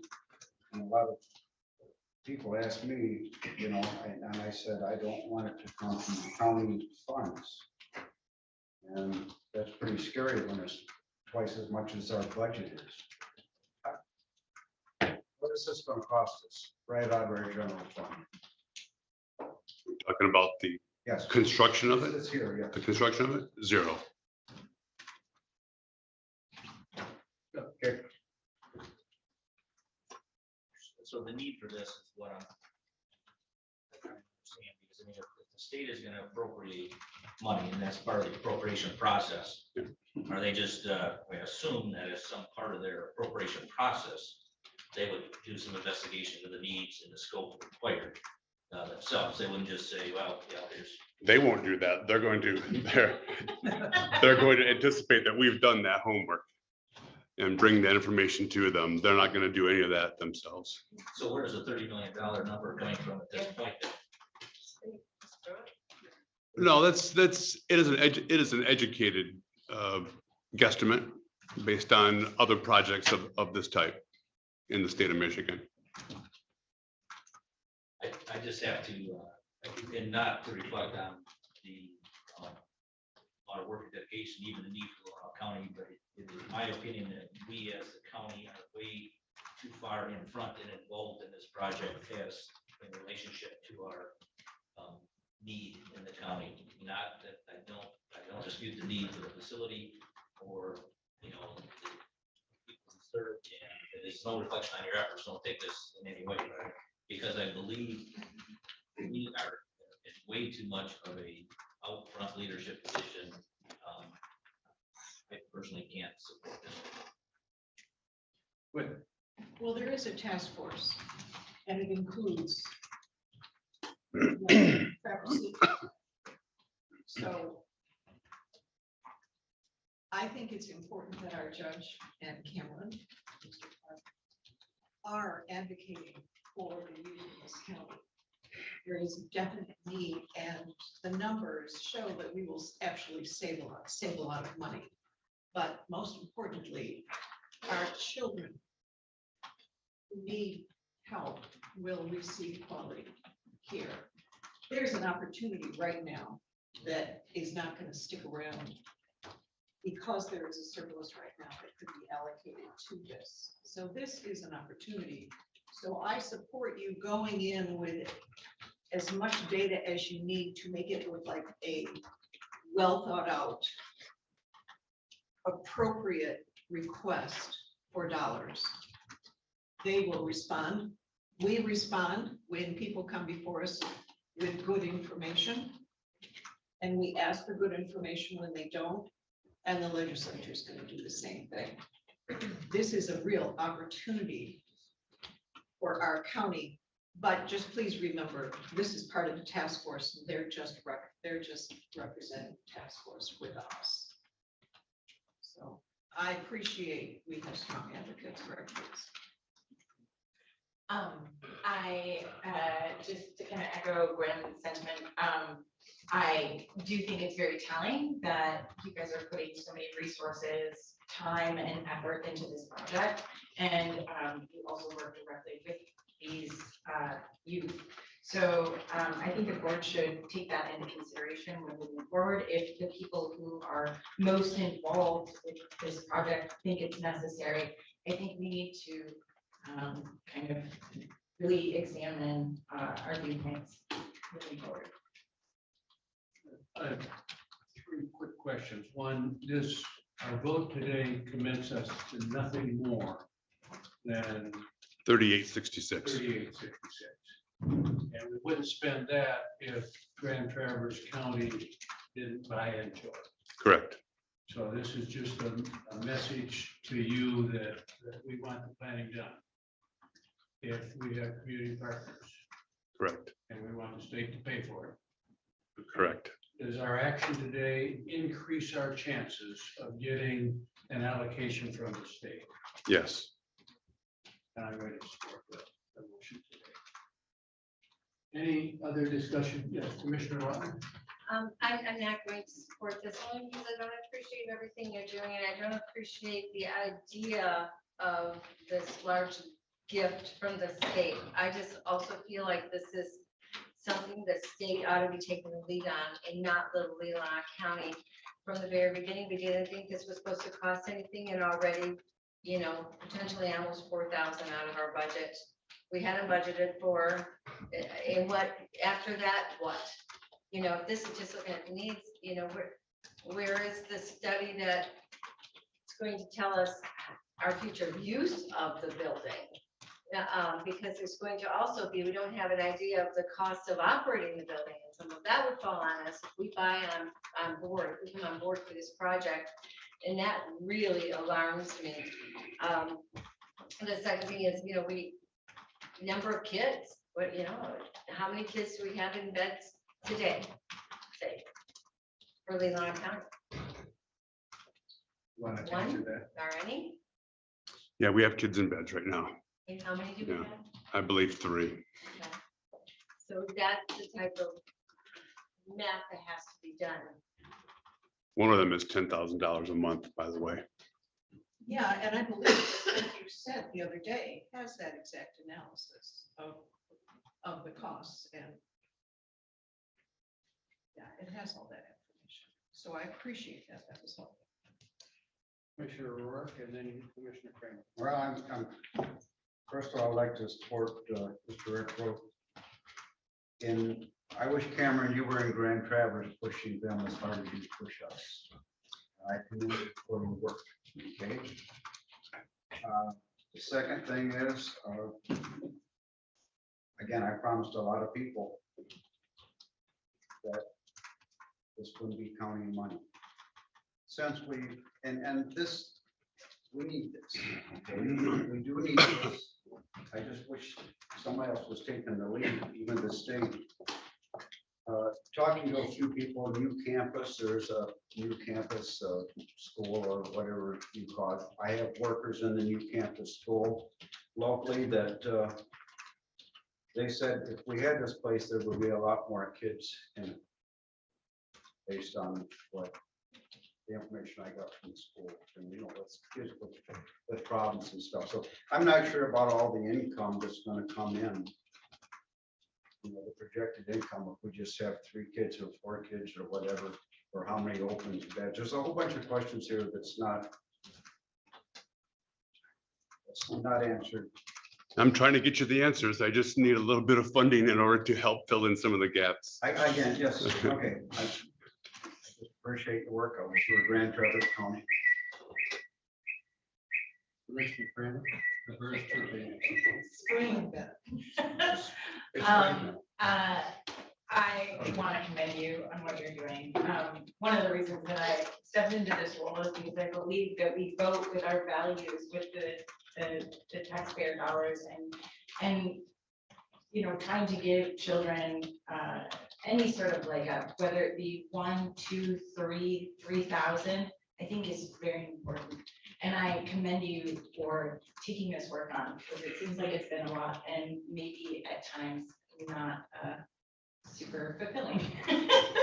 So I just want to remind everyone that that's the direction we're heading in. And if we're going to spend, $5,000 for a water cooler, I think that maybe taking a chance on this is a worthwhile endeavor.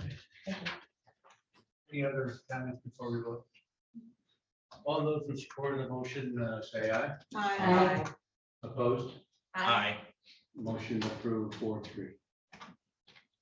Thank you. Maybe before next Tuesday, you heard some questions. Any additional information you can give us would be helpful. Sure, of course. Thanks. Good seeing y'all. Thank you. Thank you. We're now on information technology update.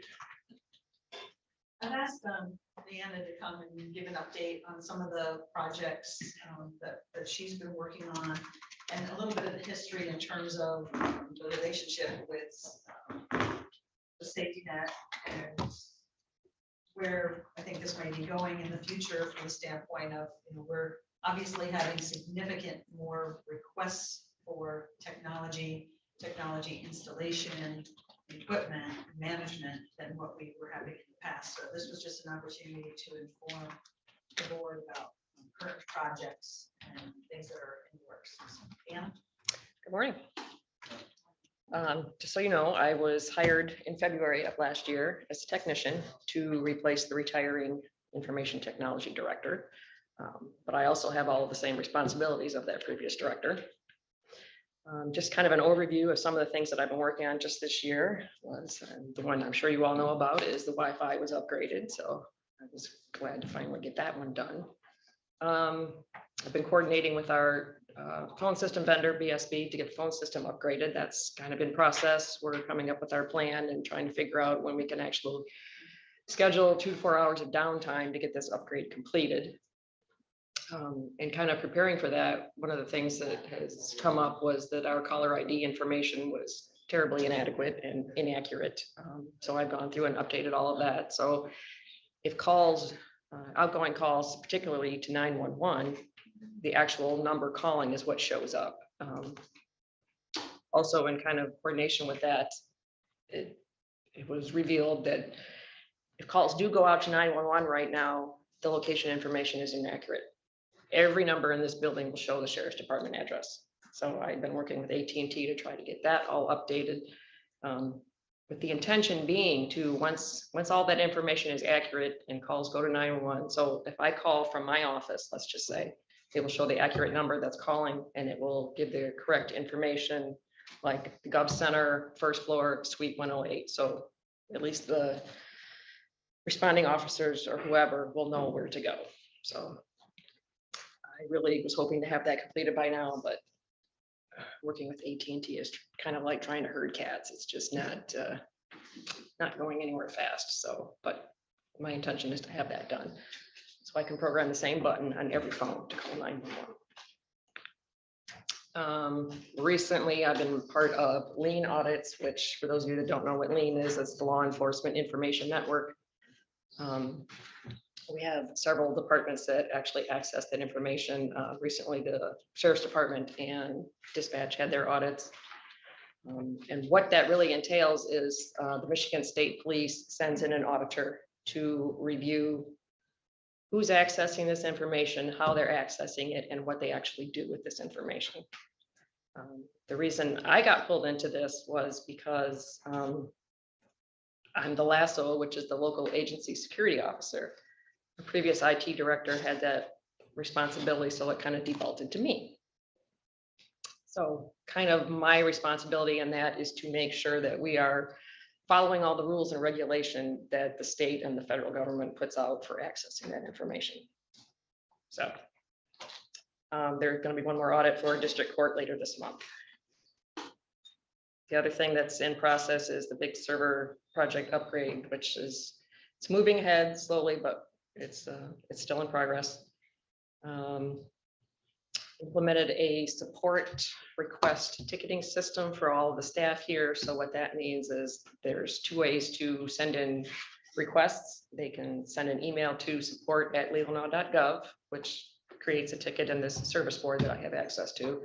And there's also a button on everybody's desktop that will, the IT support panel, that will basically pop up a window. They can fill out some general information that also sends in a request to the same ticketing board that I can access, monitor.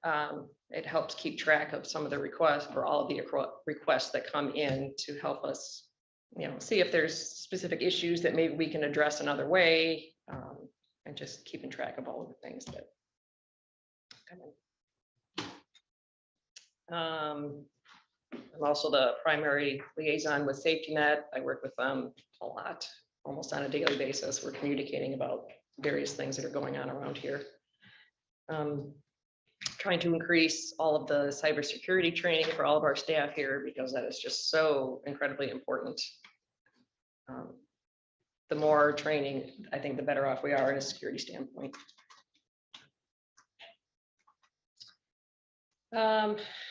Those are just a few of the things I've been working on. There's several upcoming projects. Some of the ones that I didn't list on the memo is all of our circuit court and district court and the clerk's office all access court records through a system at Grand Traverse County. That system is going away. So the transition to another system, it's going to be cloud-based. So in order for our staff to have access to that, we have to get a new router installed within our network to allow that access through. That will probably happen this summer. One of the other things that's going to be happening probably within the next few weeks is I have a program in place that is going to, once implemented, it's going to start blocking USB drives unless they are pre-approved and encrypted. And then also it's going to block any applications that are not already pre-approved and installed. There will be ways for me to override this if need be, but it's just overall increasing security, which I think is very necessary. There's going to be several other things coming up. Additional software, BSNA software that will be installed. Prosecutor's office, the state is going to be changing the programs that they use for accessing certain records. So I'm not sure what that exactly that's going to entail for us yet, but that's something kind of on the radar as well. Also coming up, I will probably be back next month actually with quotes and recommendations to make some improvements in our network security as well as our security for the remote access that certain officers and various people use to access our internal network. So that's just kind of a brief overview of some of the things I got going on. There's a whole lot more than that, but I won't give you all the more details. Questions or comments for Leanna? Yes. ma'am. Potential upgrade or replacement of Harris Computer software. That's what I was told. May or may not be coming. That's big dollars. I think that was a $250,000, I believe. 250,000. So that's just a possible thing that in the future we will have to discuss. Yes. I have a general question, and that is, what do you think of you being the technician and having a safety net? Is that, we made that change, is that working for you? I think it's working. I definitely don't think I could do this without them because they have engineering, network engineers on their staff that are very helpful for us. Because that's not quite my level of expertise yet, I should say, but I'm learning it more as we go along, but. So that's working. It is working, yes.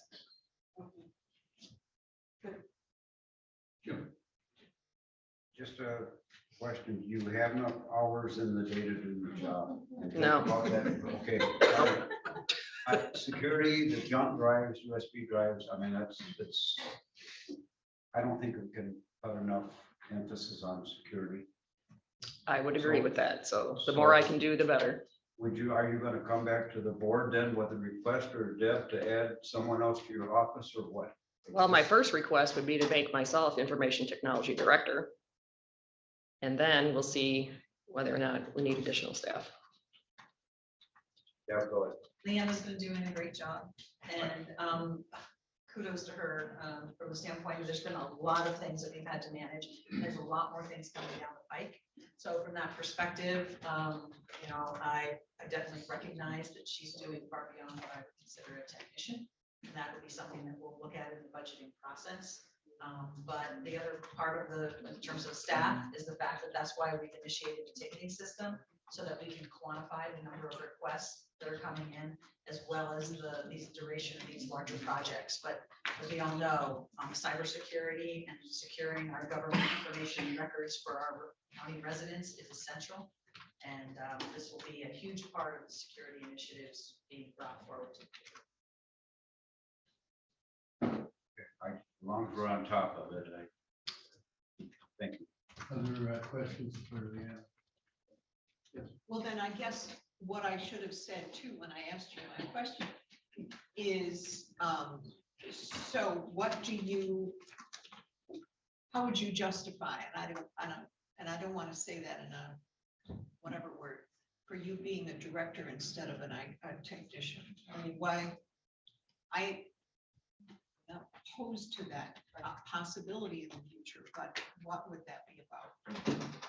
Well, basically it would be, acknowledging my level of responsibility that I already have. So you're saying it would seem to be more than we assumed when we hired you? Yes. Okay.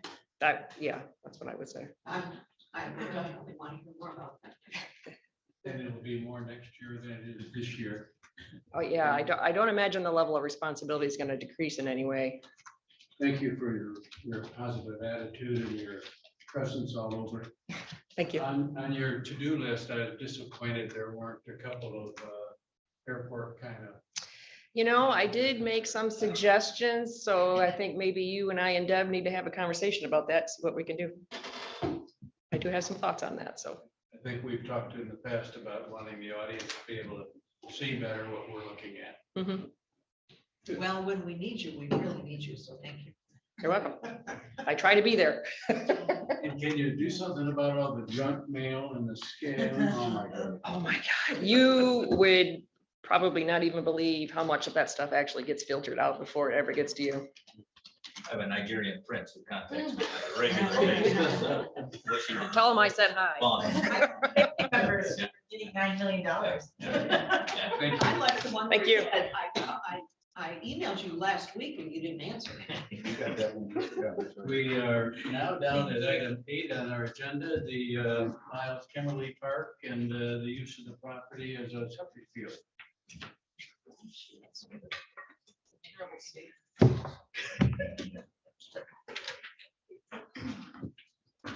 Good morning. Morning. To all of you that don't know me, I'm John Casbin, the owner of Maple Valley Nursing Home in Maple City. And I'd like to clear the record on one thing. On the agenda, it states that it's a septic system. It's basically just a drain field. So there's no waste going into that portion of it.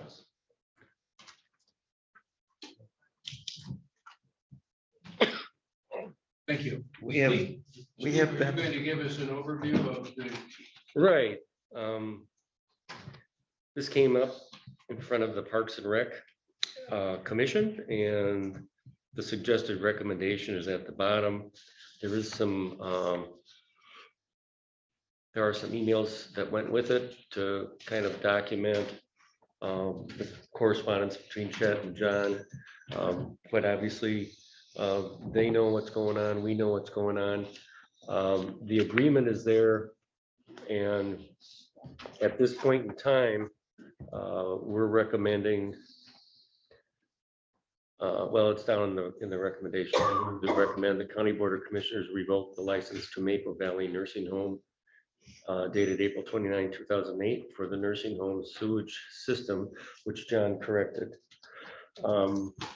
located within the Miles Kimberly Park property, and have them vacate the system no later than October 1st, 2023. And we realize that after you read the agreement, you know, this is a starting point per se for the county board. Melinda, maybe you can add a little, but I don't know if there's. As far as the sentiments of the Parks and Recreation Board were basically that we've known this has been coming up for a number of years, and I know, John, that you've been working on getting a system designed, and that's good. But I think the idea was that the sooner we just get this taken care of, the better, so that we can move on with our plans, because we're doing another 5-year plan for the Miles Kimberly Park to do some trails, etc. So that's why they chose the date of October 1 to give you all summer to get that completed and built and just severed.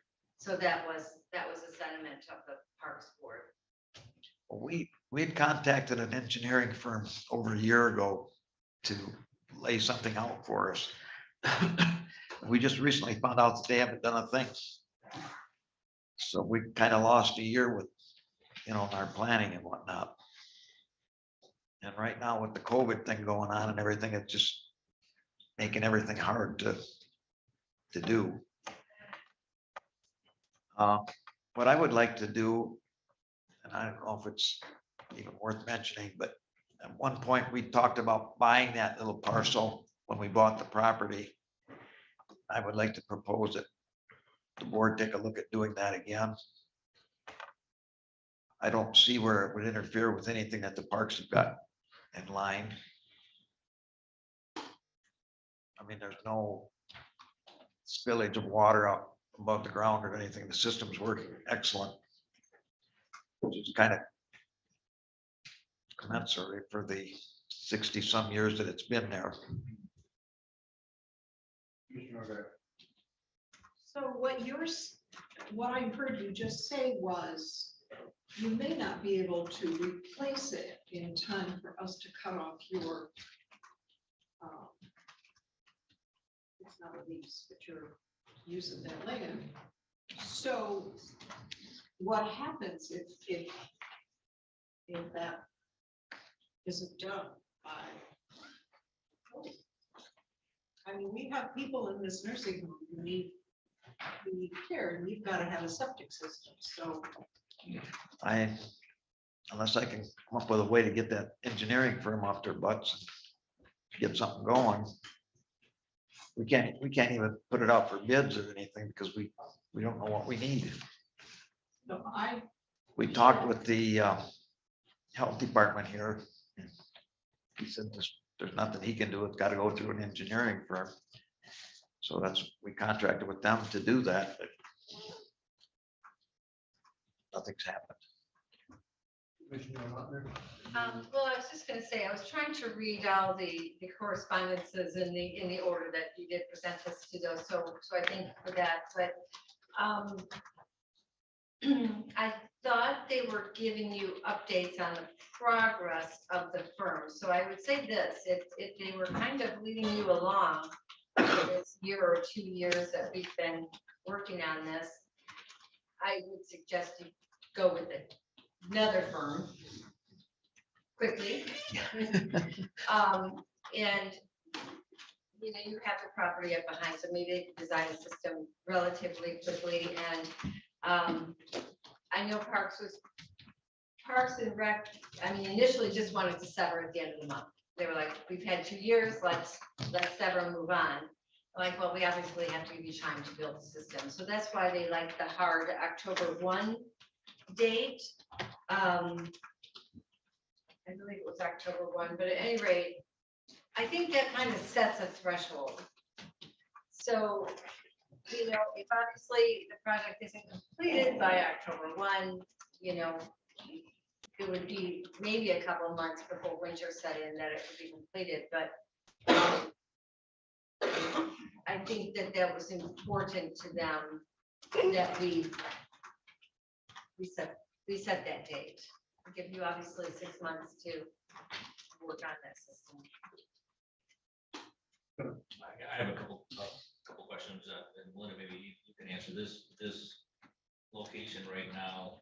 And I understand the need to move forward, but does it right now include development or park things that is going to be done in the next year? Is incompatible with park use for the next 12 months or I would 15 say months? hopefully, yes. Hopefully, yes. That is the answer. The fields are out there the drain fields are out in a field across the street. So that whole area is an area that we cannot use. We can't trample on it. We can't do anything on top of the drain fields. So that's sectioned off and it can't be used. Could we do a trail right up by the road over the lines? Maybe. But there's a bit of a question in my mind about that. So this is work projects that's anticipated within the next 6 months. We're at the point now where we're gonna meet with Gosling Zubek. The contract was in front of you folks and you approved it. We're gonna meet with them. We're gonna meet as a committee with them and walk and talk that whole section. That's part of why we're redoing Miles Kimberly plan, because we have things that we want to do. We have a trail, we have, the driving ranges that stay there as it go across the street.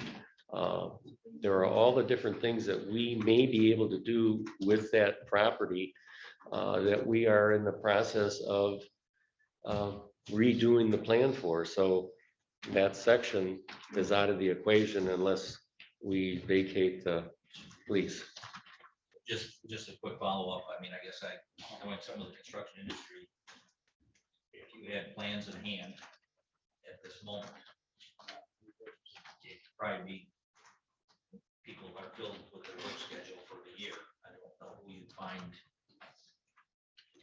Oh, to design and build a drain field? Yeah.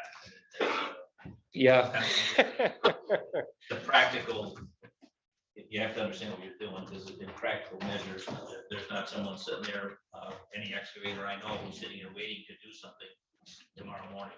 They're mostly booked for a year, so I'm not saying we don't do or not do the deadline, but the realistic, in my mind, what we'd be doing is saying we're shutting it down, because I don't.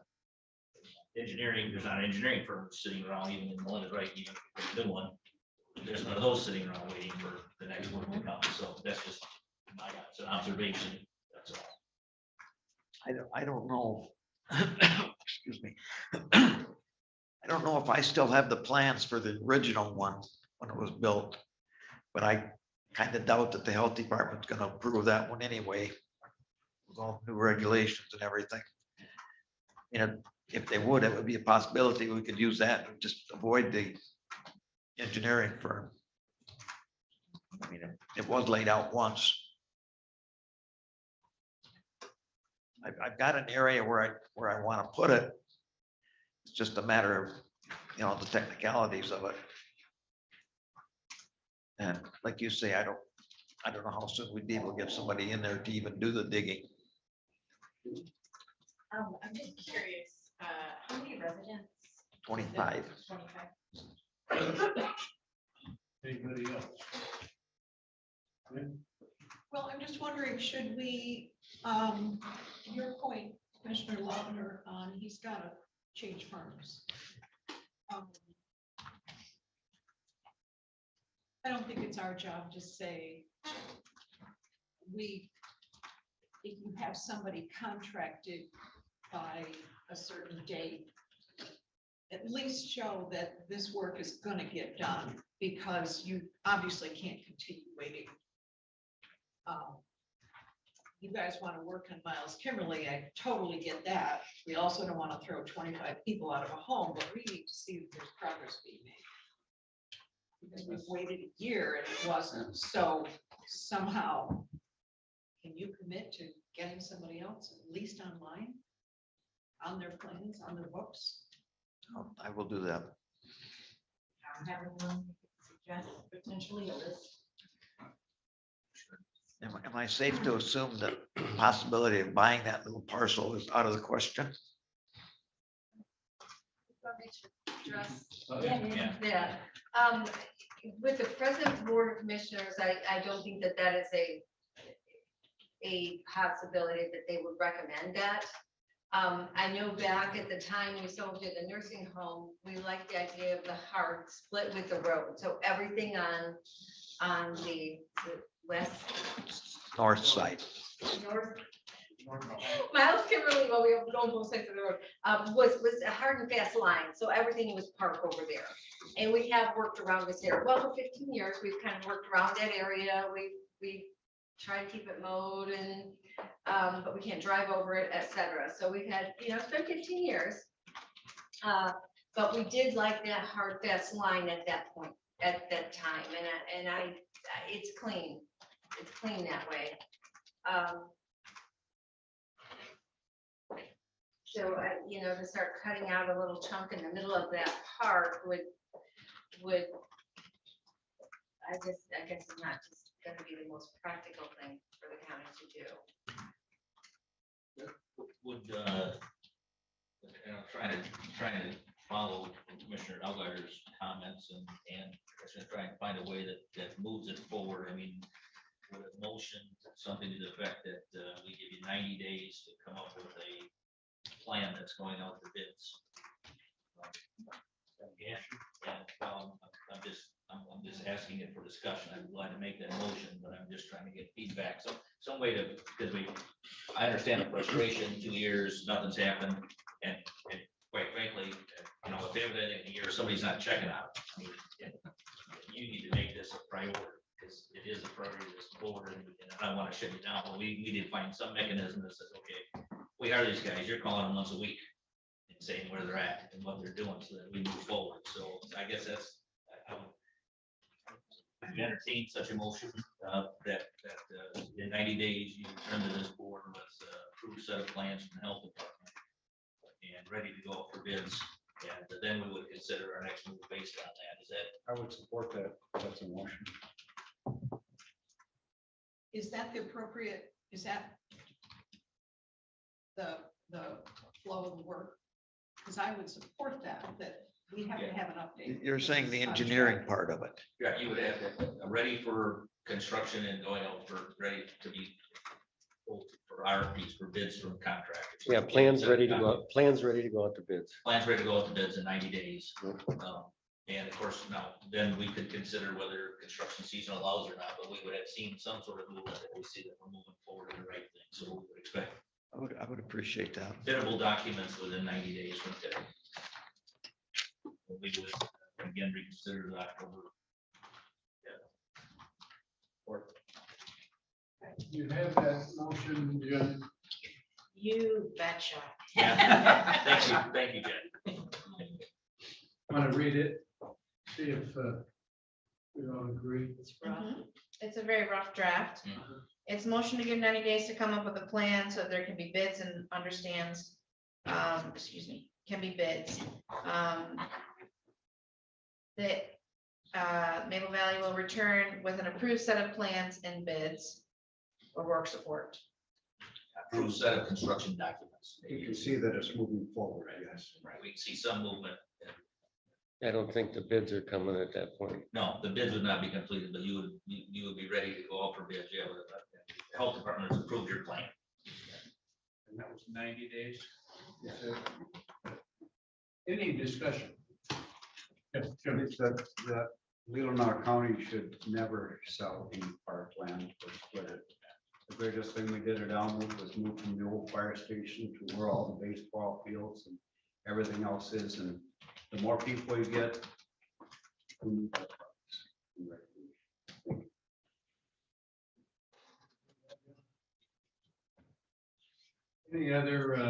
Any other discussion, questions? We have a motion on the floor. Let's vote. All those in support say aye. Aye.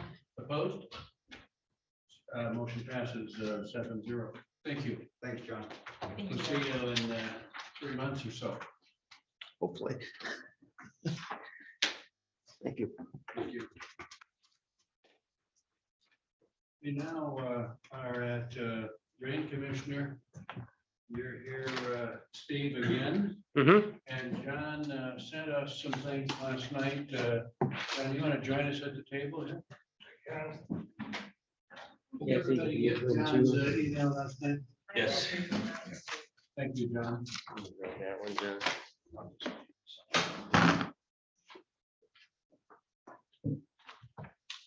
First off, I want to point out a typo.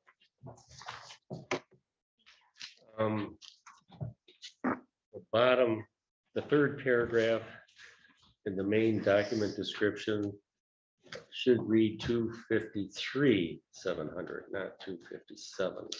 So it would mirror the amount that's contracted amount. So anyway, apologize for the typo.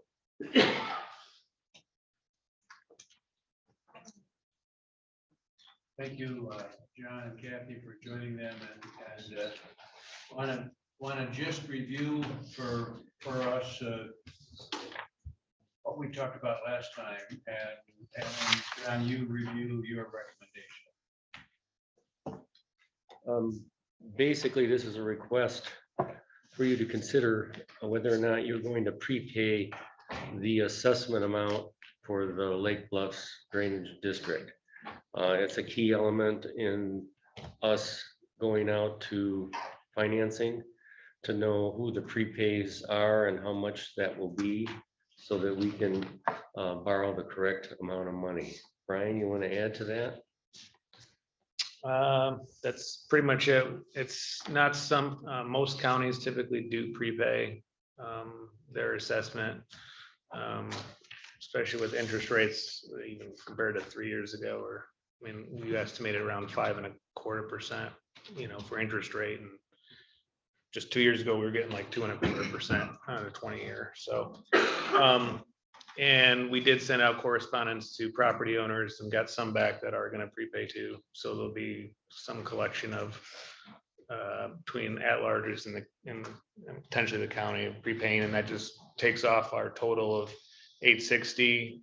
So we might end up borrowing 500,000 or whatever it ends up being, but just a smaller borrowing amount as part of it. And so we did have a conversation, a group call last week with everyone here and Administrator Allen, and just to go through the logistics of it and the connection with the road commission portion of it as part of it with the assessment, and went through that and just talked about internally how it works once the money actually comes in from the bank, essentially, that there'll be a closing and the county will receive that money, and then what needs to get paid back as part of that, and like the accounting for everything for it too, so. Question is, where did we get the money, right? John? Well, I haven't discussed this with finance, but it's either be the general fund or DTR, be the most logical places to take it. I'm drawing question on whether or not we prepay it, just with the amount of projects that we have slated. It would be a means to do some short-term financing to possibly do the lower level, or just free up cash. We have the option of prepaying it down the road with the penalty, but I 1% added interest. That gets added on regardless. Okay. That's on regardless, so yeah. Yeah, the county can prepay it at any time, just with them being about 30% of the job. If everyone just decided to finance it and then the next day went in the treasurer's office and paid down their assessment, which is their legal right to do, they can pay it at any time, we would come up short in like years 19 and 20. So being 30%, so we account for that of early prepays by we add a percent on, and that has to do, that's not in the drain law, my understanding that's in the financing law. You're allowed to add a percent on for early prepays off to account for people that do pay it off. Typically, your prepays are when someone sells the property, they want a clean title, so they'll call up the drain commissioner, in this case, talking about that process for prepays, and we'll say, okay, what's remaining on this loan? How much is left in the assessment to pay down? And you're not paying for future interest, obviously, too. So, but if the county decided to do that, we just need to know what they're gonna do. If they want to pay, half upfront and half the second year, we just need to make sure that's known, so that can be coordinated into our borrowing amount and everything too. Yeah, I think that the communication to the homeowners was quite clear, that they have a week, and then they'll be assessed on their winter bill. If they do prepay, like you said, and we've already indebted ourselves to High Point for the note, we still have the 20 years of interest to pay on that. And that's why we have this 1% to take care of that, buffer ourselves. It's hard to know, it's 25 parcels, 25 properties, or is it 32? This one's 32. Yeah. This one's 32. I do appreciate the communication to the property owners, and I think that the ability to borrow less on this project is a good idea, so we're not on the hook for that interest. I think there's some properties here that are generational. I think they'll take the 20 years to pay it. You mentioned too, Brian, if we got into a situation toward the end of this project and we had enough to retire the debt, the board, is it the board or the drain commissioner, could say we're not going to levy the assessment in the last 2 years or 1 year? That would be if there's monies left over at the end of the project, and that they weren't used for maintenance. So we have to put in a low 10% contingency amount. That's a required minimum that you have to put in on all costs. So basically adds around 80,000 to the job, the bill at the end into the 860. And so if there is money left over, the drain code doesn't allow it prior to year 10, but there is a way to, and we have done it on a handful of projects where, you haven't spent that money, it's still sitting there at the end, you can use that to pay like the last couple of years, if they're not going to use that for future maintenance too. But that's very rare. It doesn't, usually they keep that in there for maintenance, so they're not assessing anymore. This should cover that district for 20 years, and so they don't get an assessment after year 5 for maintenance work that costs 10 grand. They take it out of the contingency that's remaining in that count. because it will stay in an account for that, you know, essentially for good, basically. Good. So I'm trying to understand clearly the implications if we were not to prepay this and we decide to do this in 2 years. What is the penalty? What is the cost to the county? We eliminate interest for the rest of the. Right, you're just eliminating your interest that you'd be paying on So- for, We're not paying for a year, only obligates us to the interest for that in 1 year. right. But we just need to know what the county would be doing, because we'll have to relay that to the financial people, because they may say, okay, you know, it goes into whatever, where they work out with the bank basically on the financing. So they could know that and actually pay more like in the second year and cover the, you know, to cover, excuse me, and you're only paying the interest for that first year, basically. Are you proposing that they would change the amortization schedule for? Well, that's what can happen when you have, with the larger assessments, they'll adjust that amortization or the payback schedule sometimes. It can. We don't, like, just so everyone's aware, the board's aware, the option to prepay in that is not, that is a somewhat of a secret amongst drink. They don't advertise that to people because it's very complicated, just even getting, you know, this is a small district. I mean, most of our districts are several hundred people. It can get very complicated on collecting the prepays and then your financing amount and all that. So it's not required that they're notified, but we did do that to just give them the option because we knew people we talked to said they would.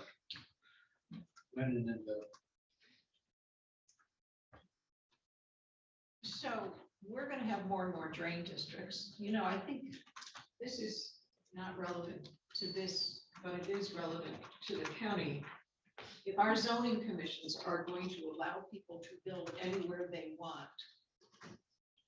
and then ask the county to pay for the problems incurred because these were not smart areas to build,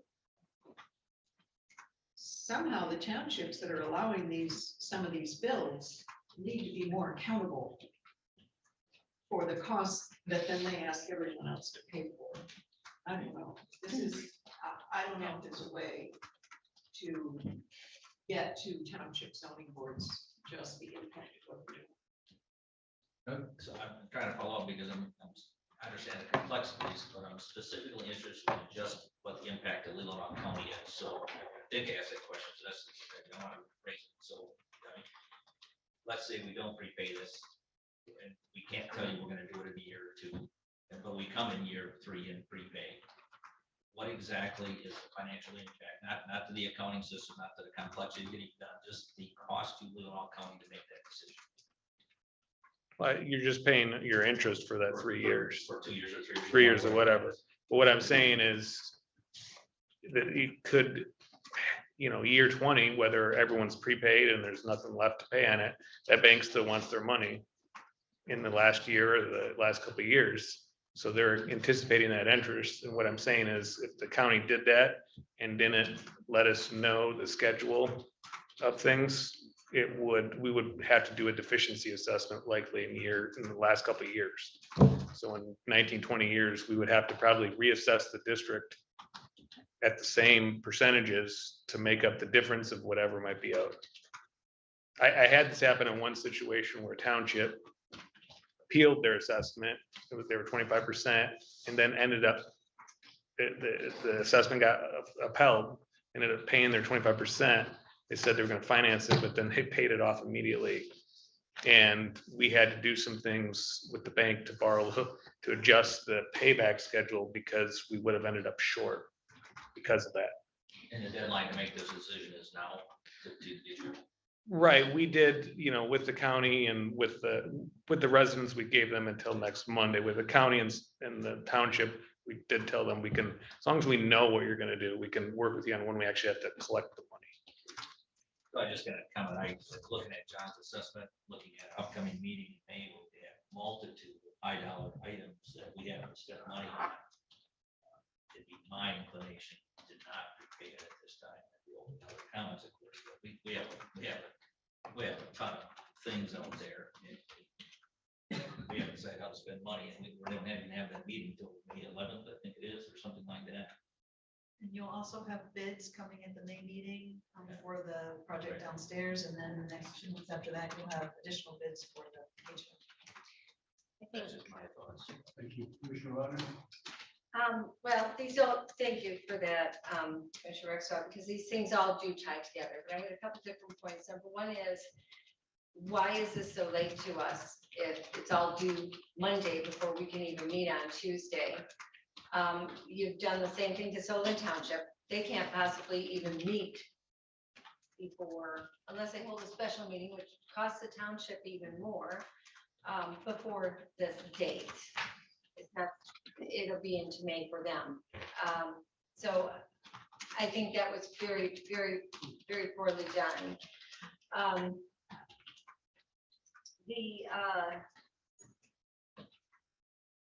And I thought, Steve, you might speak to, people are no longer allowed to build these hilltops without it being all done ahead of time. And now that costs of these are placed on the developer, is that correct? Correct. At the time. The soil erosion control and drain code that you have passed as a county, soil erosion code and storm water control. All the developers have to get a permit and they have to go through the engineering and they have to, well, the base is a 25-year event. Many times with the larger events, we go to 100-year. If there's a chance of flooding, we go back to back 100 years as far as amount of water you need to contain stormwater. So all of the new developments have to go through that rigorous planning through engineering firms. And all of these roads are asphalt. So this development would have had an asphalt road and it would have had the proper basins and the proper design had it gone through that process originally. The process wasn't available, it wasn't there then, but it is there now. So at any rate, I still don't like this because it was already done. You were well down the road before we even got wind of all of what was going on with this. This particular development was put on a long time ago. So my point is, I would rather just pay this up front because I think, going back to my original comment that this does all tie together, I think that rather than we need to put that room in the basement on hold and concentrate on all of these projects we have coming up. This is one. And then is there another one going to be completed and ready this year? It's South Bar Lake.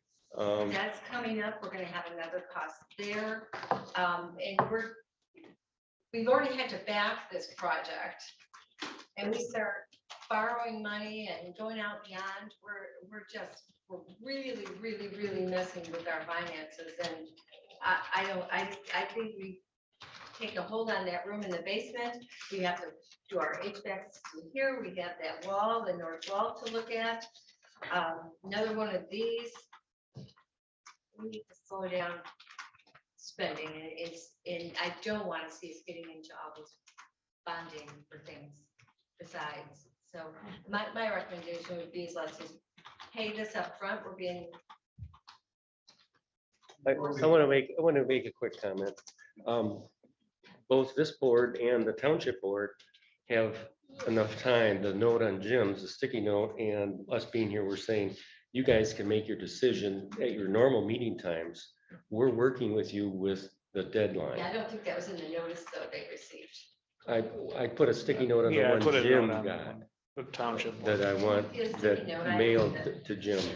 But anyway, that being said, It maybe was. you can relay it to him, I put but it in there. you can use your regular meetings at the township, use your regular meetings here at the county level to decide what you're gonna do. There, no special meeting is necessary. Right. Just, we have in our mind that we need to know from you and we need to know from the township, regular meetings, no special meeting, just bring it up at your regular meeting. You know, what do you think you're gonna do and let me know. And we are waiting for the county and the township to weigh in. Those are the biggies. We gave the residents a date because we needed a hard stop on them, so we knew what was going on with them. But with the township and the county, we're working with you on the deadline. So I have one more question.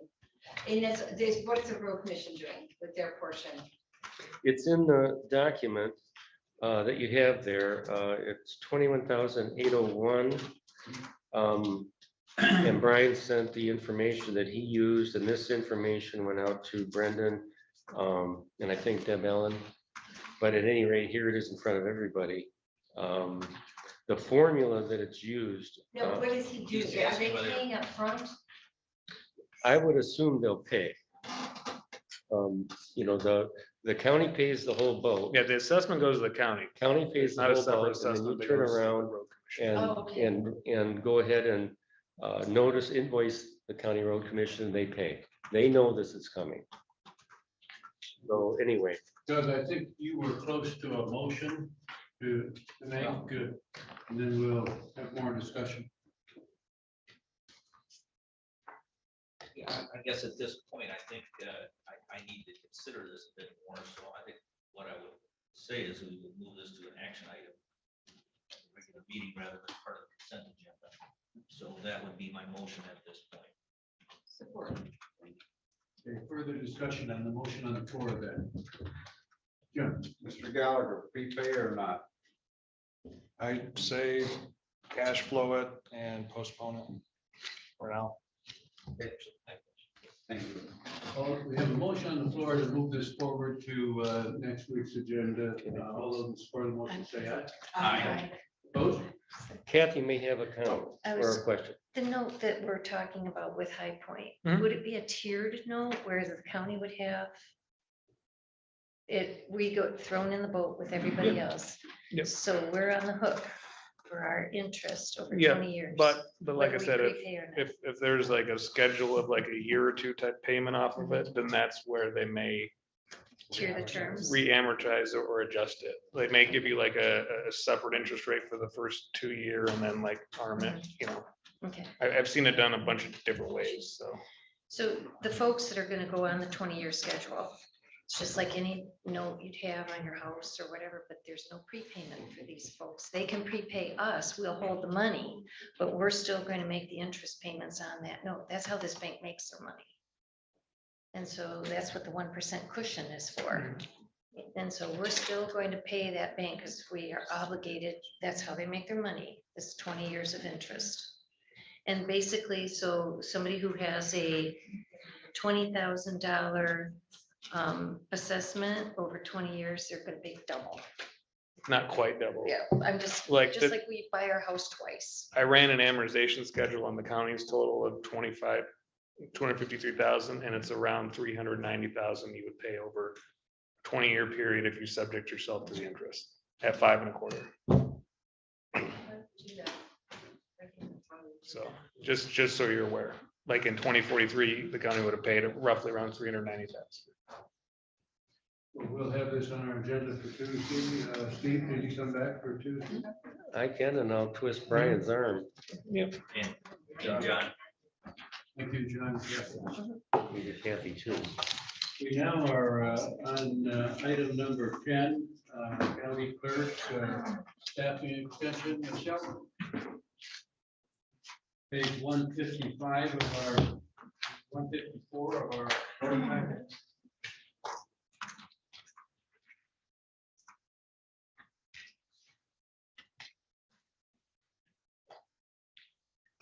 Want to introduce it and give us a summary, Michelle? Absolutely.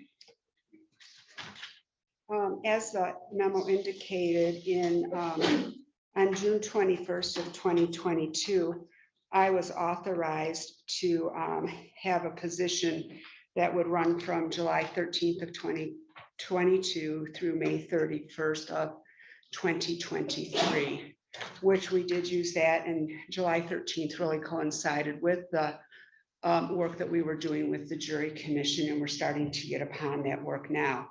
The money is in my budget. I'm looking for an extension of the May 31st date till December, as since October, approximately October, I think I might have put the date in here, mid-October. The person that I had filling that job at that point was Kathy Harsfeld. And as the new commissioners may not be aware, we were called in to audit payroll records due to many irregularities. And when we started doing that, it had to take the focus off of what I hired Kathy for. And her wages were then charged to the accounting department with an agreement with the former administrator, Chet Janik. And once we just started to get through with that, that was ongoing. And then in December, and I think, apologize, I don't have the exact date, December 16th or 19th. If you will recall, I was approached while I was in Florida, if we would come back on, we meaning Jen, my chief deputy, Kathy, and myself, to help facilitate corrective measures for 8 months of county books and to get the county ready for the audit. And so the person filling my position was then hired and became your interim and still is currently serving as your interim finance director. Due to the scope of the audit and the work that we have been doing, and it has been intense. It has been pretty much 7 days a week since mid-December, except for they each had pre-planned vacations, which they did take, and taking Christmas off. I still haven't used that money. I'm now to the point, we just got our jury commission stuff to come in. We're getting ready to mail those out and process this. So the money's in my budget. I was just talking to Darcy a second ago of how to proceed. As of right now, I can advertise for this job. I would do it internally because this is a Teamsters position. And there's a 5-day requirement when you have a union position that you have to post it in-house. Should there be any applicants, I can also simultaneously advertise outside to see if there's any interest. However, if I post this, if I were to post it today, which I'm not really sure I want to, my 5 days with advertising, I would have to look if there's anyone qualified that would want to come, but I have to terminate them on May 31st. That's all I'm covered for is 6 weeks. I have the money in my budget. I'd like to take the time to get this advertised and keep this position to get us through the whole jury cycle and complete the projects that I had my prior employee working on. So I'm not looking for money or anything. I am simply looking for a date extension to allow me to continue with which was already approved that I haven't utilized. It's a whole lot of words for something very simple, I believe. I would move that the Leelanau County Board of Commissioners recommend to approve that Leelanau County Motion 17906212022 be extended through December 31st, 2023, and that the hourly rate be increased to $24.39 to reflect the pay adjustment in the adopted union contract. Moved and seconded. Do you have any recommendation or comments before we open up the floor? I think that, Michelle is made, her case here in regards to the request. I'm not specifically identifying any major concerns or anything. I think there's some questions just in terms of staffing, but it's really a board's decision. I would note that your participation in the finance role in the last 6 months has been very helpful, and thank you. Yes. To you and Jen and Kathy and Sarah, Jen. Comments, Melinda. I thank you. I'm sorry you lost me because I was looking for some previous notebook, but why haven't you used these dollars that we allocated for this position? My focus has solely been on assisting finance, getting you to the position you needed to be to. I haven't had a chance to go out and hire someone. Staff has been picking up what we could, and we just got our jury panels now, and that's what's bringing it much more to the forefront. We've got to get moving on this. And so when we gave you, but okay, yeah, on this day, this motion, this is the one we're extending. Yep. Okay. It was to hire Kathy, right? Was it specifically to hire Kathy? It was, I believe I took applications, but she was hired. Yeah, well, to rehire a retiree for a team. Yes, because she had been, we can go back one step further for the new commissioners. She was retired. Kathy came out of retirement and was hired by your first finance director to fill in for a leave that was going on in the county. Okay, And so- then after that came, she agreed to do a fill-in for a medical, a leave of absence in my office. Then after that, I came to the board to see if we could get this to go for 1 year. Of course, I wasn't anticipating finance coming back. And so that's where she is. But since this is all started, this is not a focus to fill this. It's a huge focus now. So up until today, wages have been being paid out of finance and your regular salaries for FMLA, or? The position of interim finance director is not coming out of my budget. Can one of you tell me where it's coming? Administration. It's coming out of County Board of Administration. The interim finance director is not my employee. That's very clear in all the documents that are outlined. Jen and I just help facilitate with training. Okay, so then if we extend this through the end of the year, it will begin to pay for who? I have to hire someone. You I have to hire another person? I would hire to replace Kathy, who's left my office. Because she was filling this position, the hope was that she was going to fill it from December. Okay, so you want to bring in another employee? I'm replacing, I'm not bringing in another, I'm replacing the one that left when we were asked to come back in for finance. So I'm just looking for a date extension. Right? Jamie? Good. Jim? So Kathy put in for it, will you hire her back? I'm sorry, Kathy put in for this position, will you hire her back? I have to consider anyone that applies, but I don't. I haven't heard that she would apply for this. She has a full-time job right now. Yes, she does. Mr. Zerbe, it's great how well Jim and Kathy work together on this finance, and that's, well, I think, speaking for the board, that is the biggest priority we have right now. So, whatever. I don't think that's this point in time of your agenda where you're going to discuss your new finance director, but I can tell you from my 27 years of experience and even longer with this county, she is doing an outstanding job in the work and effort that has been done between all of us to get you where you are today has been unbelievable. The amount of work that we have put out since mid-December and to get you through the audit. You're not out of the woods yet with the audit. The auditors are gone. They're working on it. We're still doing narratives and things like that.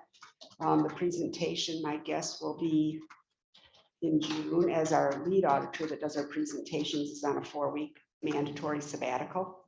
So he's out of communication. So. I'm sorry. I was just counting. So this, what you're asking for is to get a 7th person through the end of the year. Right? Yeah, well, counting yourself. Yes, I'm looking to replace and spend the dollars that were approved in my budget through the end of the year. Yeah, I understand that, but if you hire a person, yeah, you would have to let them go in December unless we finance it. That would be correct. And that's something that's going to have to be discussed during budget, because with the jury commission, and I explained it back in 2022, with the way the jury commission, and I'll be coming back to you next month regarding the jury commission, because they all quit. They're not going to work every day and have their summers ruined for $40 to $70. We keep waiting for the state court administrator's office. I believe that's through in the Michigan.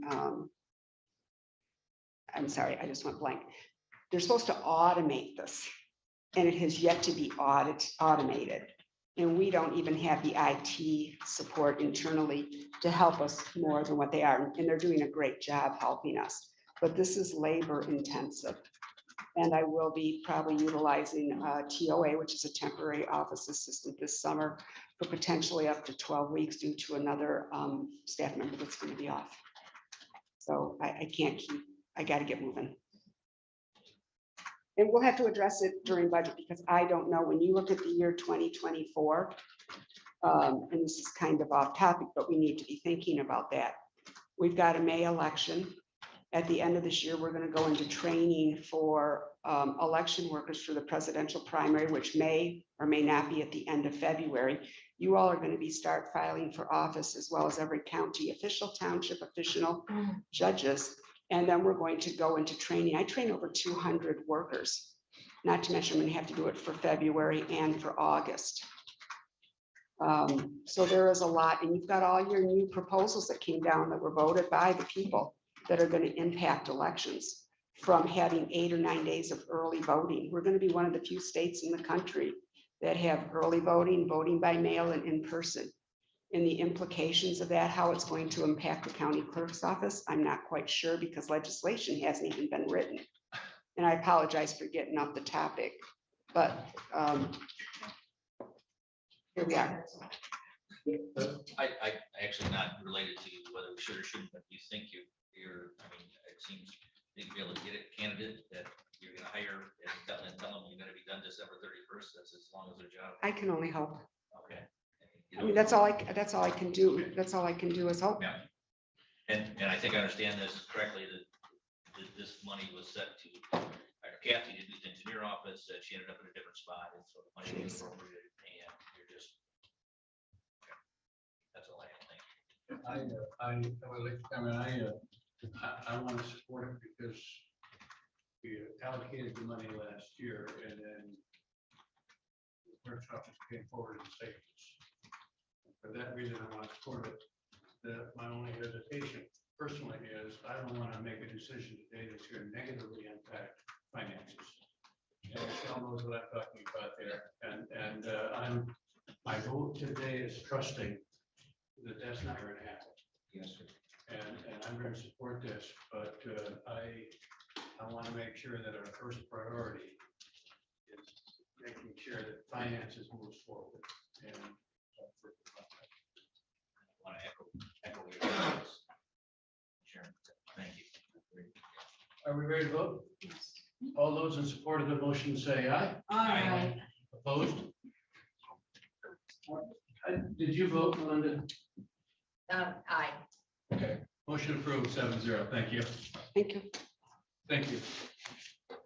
It's been suggested that we take and I'm not going to say 10 minutes because then it turns into 15. We've got another meeting. Let's take a 5-minute meeting break.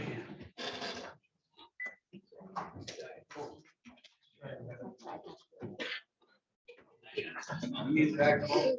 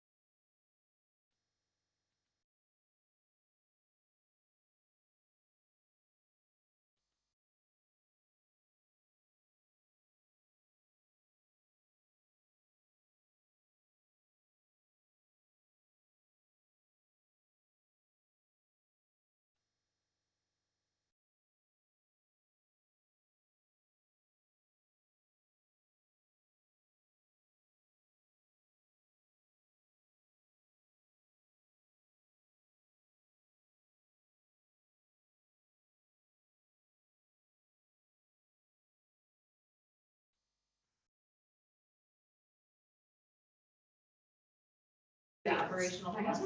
We are now live. Only thing they're talking about.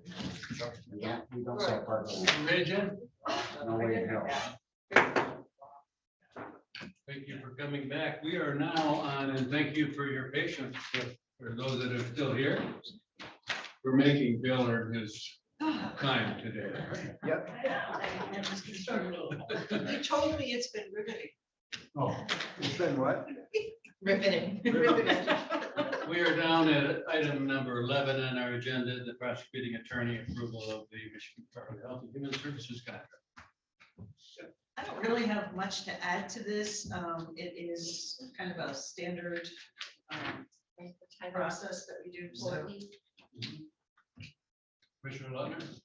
I move to recommend to the Board of Commissioners to approve the amendment number 5 to the contract between Leelanau County and Michigan Department of Health and Human Services, MDHHS, with delete section 3.4 payments and modifies the monthly payment calculation identified on Schedule B.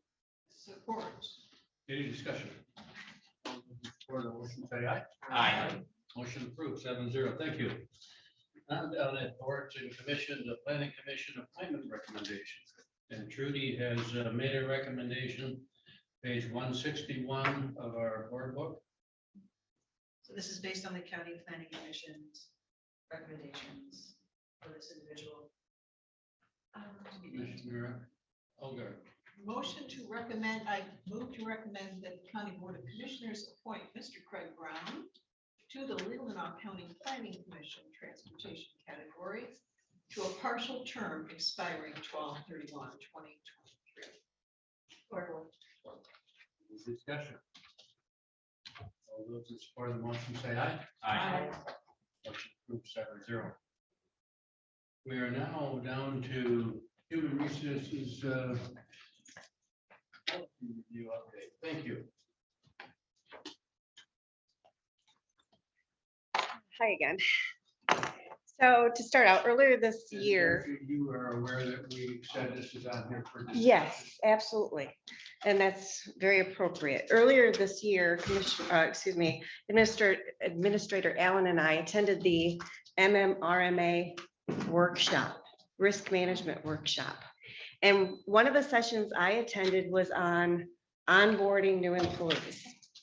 And one of the things that was stressed was having an employee policy manual to help guide your employees. Those handbooks are important because they offer that relevant information to employees so they know where to find the policies, they know what's expected of them. And when those things aren't clear, you end up with potential risk to your organization. And that's what this policy is trying to do, is prevent us from exposing extra risk. Corporate counsel has played a very integral part in helping me develop this. My recommendation to you is that we get department heads, elected officials, and you as the board to review the manual over the next few weeks. Take a look at the issues that are covered, make your suggestions, send them to me in writing, and then Administrator Allen and I will discuss them, come up with appropriate adjustments, and present it back to you in May. Fantastic.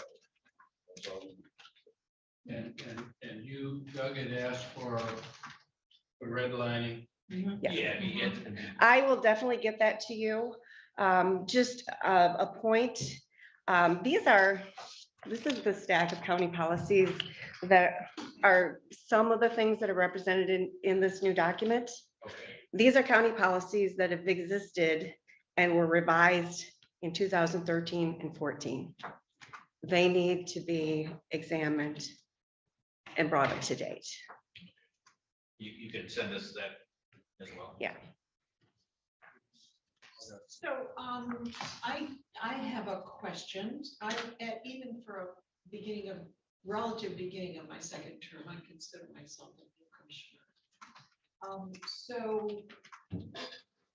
wouldn't it have been appropriate for you to come to us after attending that to say that this is recommended and is this the course we want to follow? Before undertaking a whole bunch of work. Especially since I sure recall policies being updated. There's a date of 2019 there. Those were reviewed, all of them. Wait a minute. And so it's important if you got more information for us to know about that. That's very, very important. And also, not saying we shouldn't have a handbook, but your statement that nobody knows what the policies are, it's right on the county website. One of the issues I'm finding is if you ask employees where their county policies are located, they don't know. Well, we could have told them, look on the website, that's what they are. The other, If I may too, I mean, there's several different issues. I think, one, there was new law that is implemented that requires some updates to our policy manual. There is also the change in the finance department. So there are still many of the policies refer to issues referring back to the county clerk, which would no longer be appropriate in this current structure. Then there's also the reality that having employees sign an employee handbook addresses safety issues, training issues. Right now, training is not mandatory for our employees. That's a concern. That's a liability risk identified by the MMRMA. So by signing this policy manual, you're basically, indicating to the employees what the expectations and the policy processes are, so that there is no ability for employees to say, well, I didn't know. It's like, well, that's part of their obligation to know this. So there is more than just updating a couple of policies. There's a variety of different issues that came out of the discussions for MMRA. And I will take responsibility because it was I that directed Darcy to start this process because of realizing what some of these issues were. I thought it was important to at least start the process. This will be a living document, so these processes will continue from now on going. I think it was supposed to come to us first. I have a different view than Commissioner Alder, because I want the administrator and I want elected officials and I want department heads to bring for us what we need to consider. I like that we're going to take time and we're going to react and we're going to finally approve of it, but I don't want everything to depend upon Board of Commissioners initiating it. No, it would have come, what I'm saying is, come to us and say, this would be helpful and, should we do it? Because this is a whole for hours and hours that we pay for. Well, I'm sorry, yeah, I like that you're coming to us and that this is a working document and that we can help you structure that and giving your suggestions after attending this, I think is important. Yeah, and I think we can all look it over and give our suggestions and work to best serve all the people who are curious. I just, I think there was some reference a couple of times about the elected officials, how they will relate to this policy manual. Can you explain that a little bit further for me? elected officials are not, they're not necessarily, they're not bound by the county policies. So their employees may be bound by some of these issues, but the actual elected official themselves is not. Or is that when corporate counsel is more involved, or? Between that and unions, making sure that our language is appropriate with the union, because union contracts supersede what the policy manual would be. I guess a lot of nuances. Yeah, and for me as a new commissioner, that's a lot of things that I don't have a very good understanding of, so we'll need quite a bit of time, I think, to look this over. You're saying you want us to approve it in May, next meeting? It may not be May, when we're comfortable. I mean, and this is something that's going to continue to change. This is not going to be a document that we set on the shelf and forget about and revisit in 5 years. The laws are constantly changing. Employment laws are changing. We had one that went into effect earlier this year which actually had been coming down since 2018, that changes how we have to handle personal days for our employees. Yeah, I thank you for your input on this, and I agree with Chairman Wessel. I mean, we were, as a business owner, yearly, we would look at, because the federal law, local law, ordinances, family leave act, things change all the time. So, and I don't want to have to keep track of that. So I appreciate you doing that and bringing it to us, and I appreciate you this time. So I think this is entirely appropriate, and I appreciate your work here and appreciate the opportunity to have some input. So thank you. Anybody else? So our task is to review this and get our ideas to Deb and Darcy and bring back ideas to the board meetings if we want to talk about it, the particular issues from the book. And at some point when you think you've got all the input and we think we're ready, we'll bring it back and put it on the agenda for approval. We need a red line issue, red line first, on everything that's changed. She's very good. Thank you. Thank you. You're welcome. Here's the bench forward. We have a job description Yes. that you're still reviewing. I'm still here, I'm not going away. Page 232. Okay. Well, yes, I'm here to present the job description for the Assistant Finance Director, which you approved last month.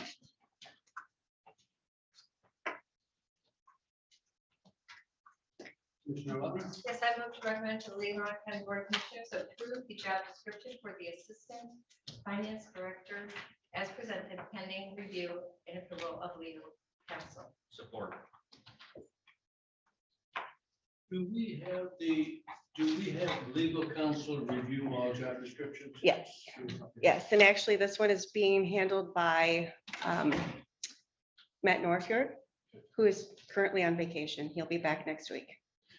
Any discussion, we just kind of, Under experience, it says a minimum of 3 years of experience in government accounting. What's for the finance director, how many years of experience in government accounting is in that? That's it, 5 years was recommended. Of government. Or similar experience. But this is assistant director, Yes. right? But this specifically says government. What is, it stays the same way or related? Or related experience. any other discussion? Wait a minute, I just need to clarify. So we're on the assistant finance director job description only. Correct. Right? Do we have a motion on the floor to approve the assistant director I need to. position description? When looking, any other questions or concerns?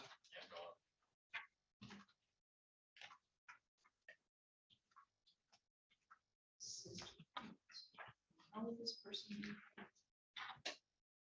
That was approved last month. We got the funding allocated, everything was. I did not bring that. I have a salary scale starting at 60,555, running up to 67,103. And that mirrors I was this. not finding that. Yeah. And that mirrors what? The current structure with the similar scenario with the assistant emergency services. And in competition with the like finance, in the finance sector as a whole, is that a competitive wage? For an assistant, no. For an assistant. Must be able to lift 15 pounds. Thank you. That germane to the job description, right? Not the pay scale. I mean. We already did. We already did, yeah. Yeah, I we should already have asked that then. Okay, All right. Hindsight. There are just so many positions here. I'm sorry, guys. Thanks We for have bearing a, with me. we have a motion on the floor to approve the assistant planning director. Any further questions or discussion? If I may, Yes. I'd just like to mention that now that we have this in process, I will now have the ability to offer this position to a candidate who I think we all would like to very much see be involved ongoing in the finance department. This will be next step. And you've eliminated one clerk in that department. correct, and that helped to justify the expenditure for this position. Yeah, and so in the interview process, is that a committee or is that a group of people? No, the administrator is tasked with hiring individuals. That's.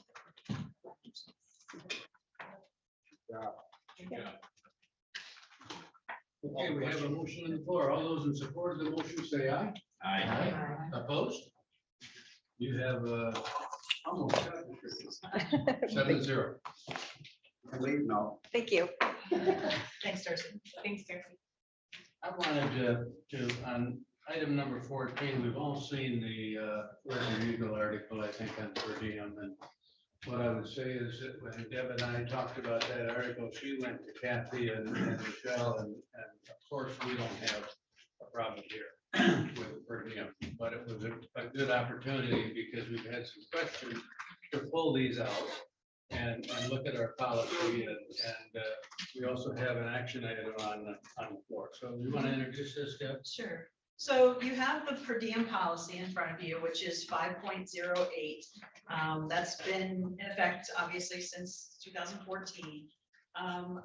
There's also, Laurel went to great effort to update the previous spreadsheet to this one, which identifies all of the commissioner appointments and what the current per diem scenario is. So this one specifically relates to the commissioners. And then this one on the back page of that relates to citizen appointees. So there's clarity. You can see, I think it's pretty clear cut, at least on the commissioner appointees, what the payment structure is for those. When we look at the citizen one, there is currently a question, in regarding some of these citizen appointees in terms of what expectations are and which ones are paid for by the agency that they're sitting on, as opposed to if we are currently paying these individual appointees. So with that being said, there's Dam Authority, the Michigan Department of Health and Human Services, Northern Lakes Community Mental Health, as well as the Northwest Regional Airport Authority, currently do not offer a stipend, and we do not have a policy to offer a stipend where we do in some others. So it does give the board an opportunity to review this policy and determine if there are appropriate changes that the board wants to make regarding this policy now that it is under. Commissioner Lautner and Commissioner O'Gara. So I guess we would need to know, like just say, we have somebody serving on the Health and Human Services for us, right? We have a commissioner, no commissioner, we have a citizen. But we're asking a citizen to sit on that board for us, but we're really not compensating them in any way. So is that one we can legally compensate for? So I guess, and you don't have to answer these, I'm just saying, that's when I think we should consider them. If we have a commissioner or a citizen representing us on a board, that they should be compensated for that if we're directing it.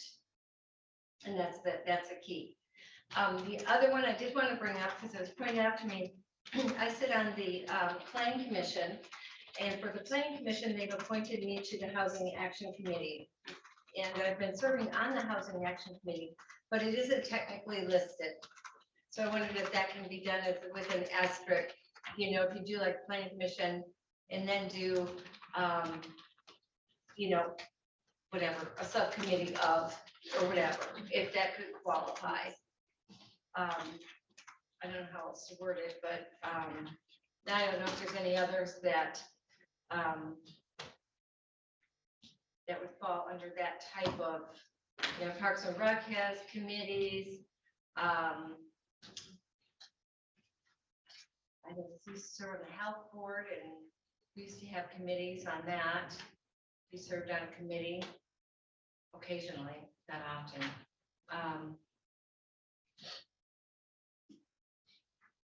Yes.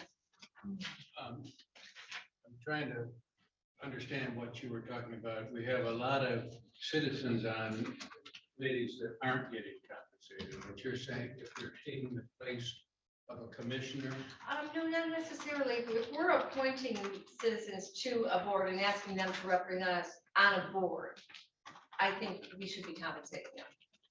That's all that was. That's not current policy. it's not current. It's not addressed in policy. It's not addressed, I guess. We did address, I think was it Veterans Affairs, we didn't used to compensate for that, and now we, oh no, the agency. The agency does. Agency does that one now, okay, yeah. I don't believe there are any county paid per diems to non-commissioners or non-staff, right? You have three. Yeah. So you have your parks and recs, your solid waste, and your planning that come through payroll that are appointed because they are Leelanau County solid waste, Leelanau County planning, Leelanau County Parks and Rec. We do have private citizens on. Corrected, yeah. That get paid. That get paid. You get paid because they are here, they are your board. So we don't pay Beta citizen for Leelanau County. We don't pay the Northwest Regional Entity Airport. Correct. We believe, Kathy and I were going over this list yesterday, and Laurel's has put this together in the past. No citizen has ever asked us for a request for per diem, so we believe if that's the case, they're going through their regional entity or whoever's holding the meeting, that they have their own And compensation there should only package. be one, obviously. One One person. per diem. Like if they are being paid by the agency, they can't put it in their account. Correct. So we have typically over the years, we double checked with Michelle for 40 years, we pay the commissioners that are on those boards. So if you are attending, so let's say if Jamie's attending Beta, even though Beta can pay their own per diem, since you have represented her, prior to that was Rushton, always asked for it on our policy. One of the reasons you could say that is that per diem is MERS reportable. If we pay, if you're paid from another agency, you would get a separate W-2 from them on those earnings. So we believe it's been past practice that if you appoint on your schedule, that it comes through here as part of your compensation package. And then, as Melinda stated, the one I talked about this morning is the housing action is not on this list. And I think you mentioned maybe we want to add that at some point. I'm not sure.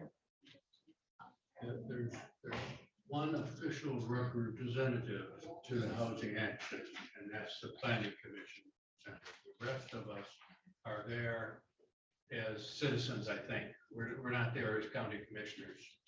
Like Gwen and I both sit on that. Lois Bailey sits on that. I don't believe that's a per diem. But I think in order to be consistent, if we have a citizen appointment to the housing action and a commissioner appointment, that's been around for what, 2 or 3 years now. I think it's about time we made it official. And had a commissioner and a citizen, and also Brownfield and Land Bank. That was the next one I was gonna ask about. How do we not pay? Yeah. For the land bank? So we should have a citizen appointment to those as well and pay a per diem. To be consistent. And I've got, and another question, in reading these lists.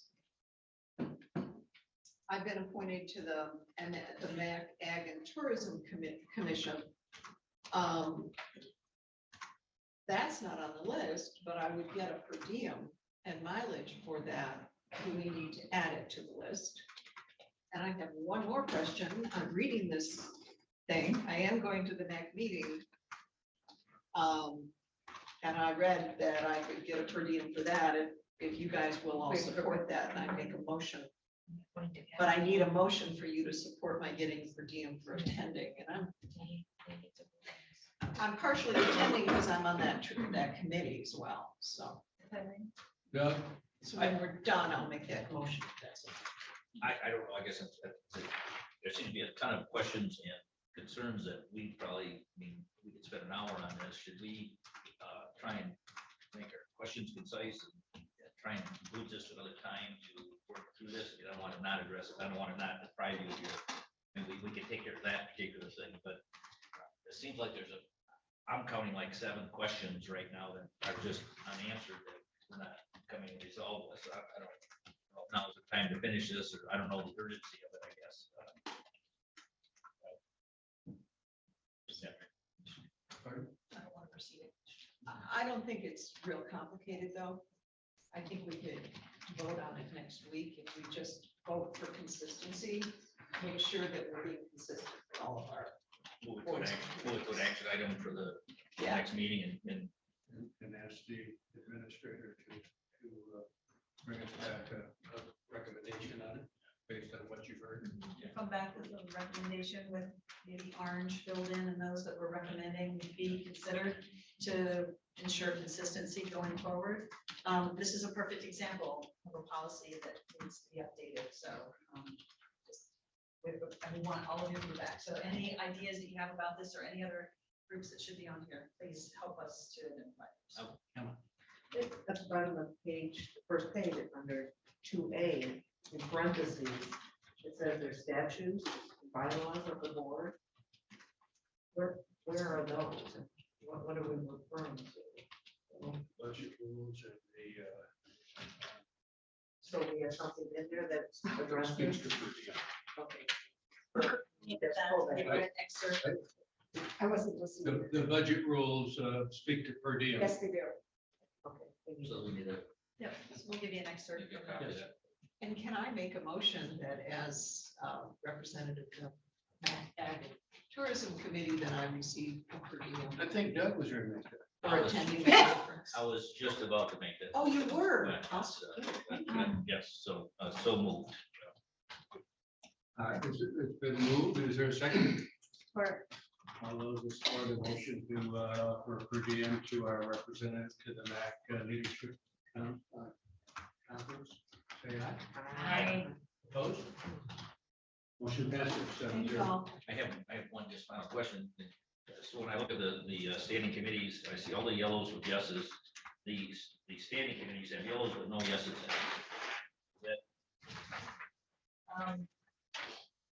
The yellow just implies that the county is compensating commissioners for those respective committees and boards.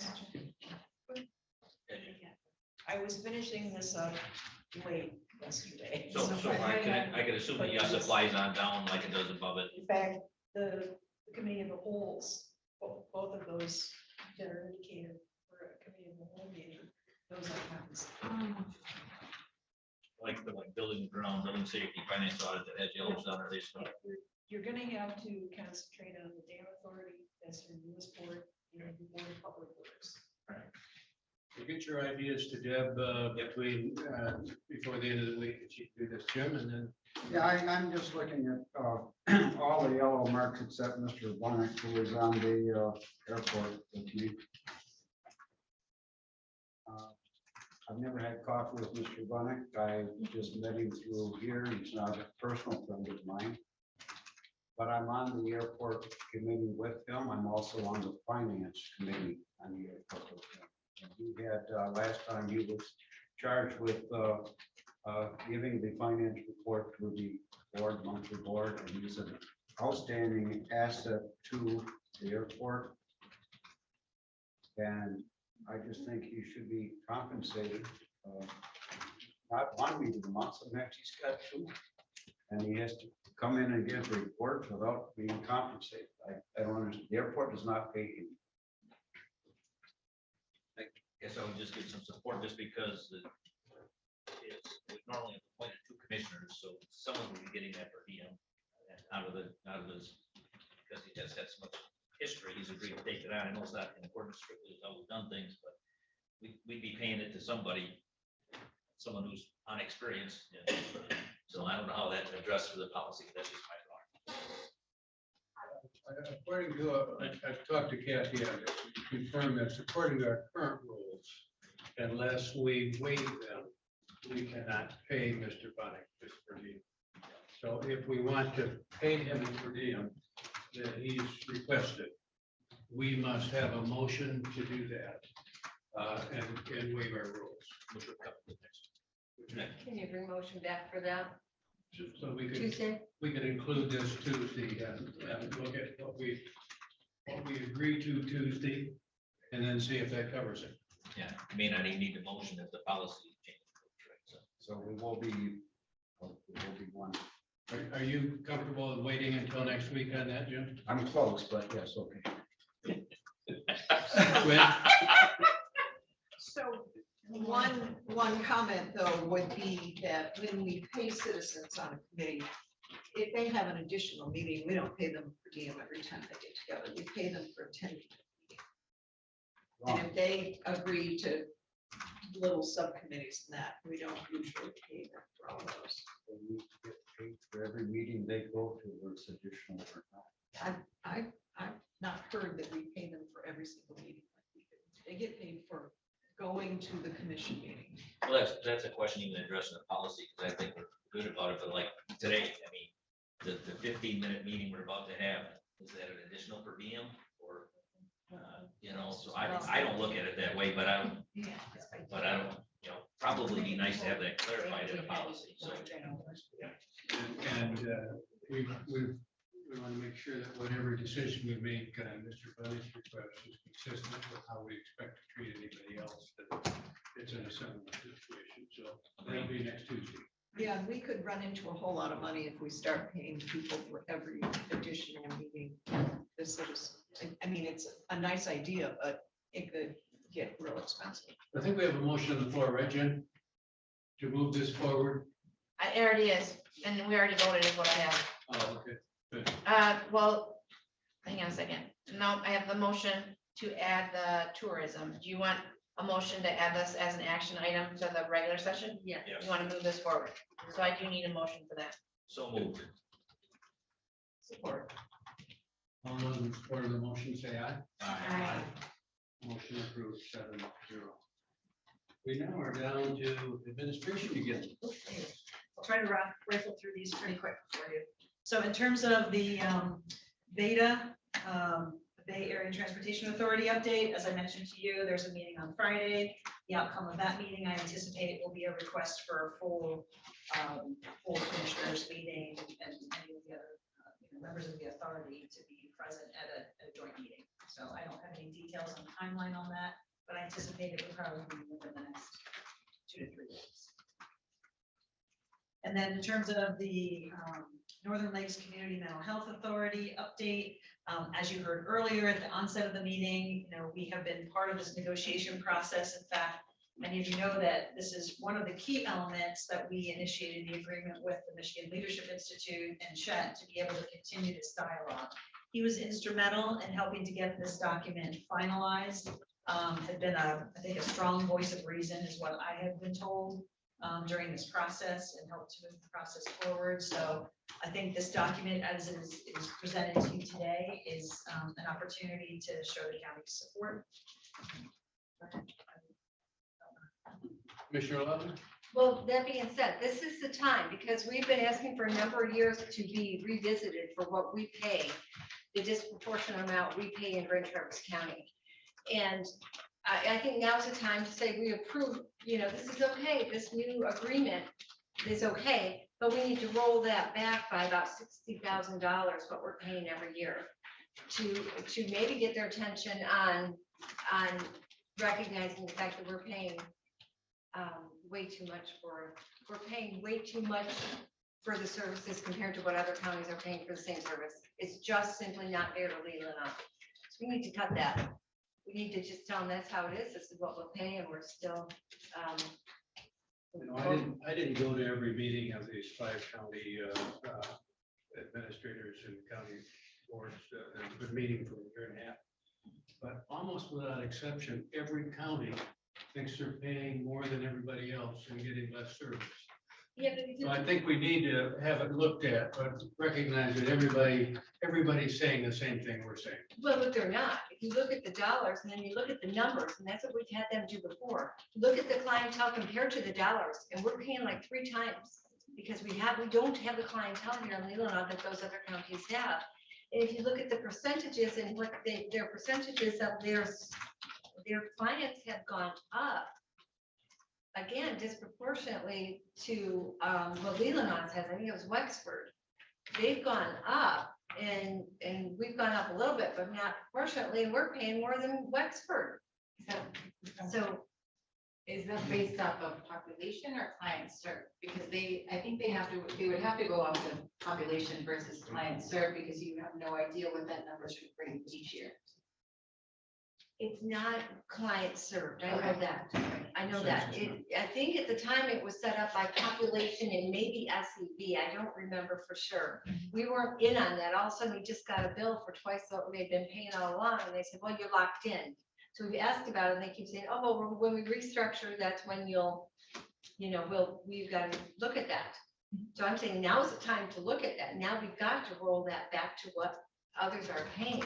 And you can still do a formula, and number one, I don't think the formula should be based on SEV, but it needs to be something more in proportion than what we're paying now. Well, I was told last meeting that I could not make a motion if I was chair, so I would like to give up the chair to the vice chair, and I'd like to make a motion that we can have further discussion. But as your representative to the Northern Lakes Community Mental Board for several years, and this is one of the best things I think that's come out of our 6-year work. And it involved all 5 counties, and it involves support from all 5 counties. It will correct some of the problems we've had with the Northern Lakes Community Mental Health Board.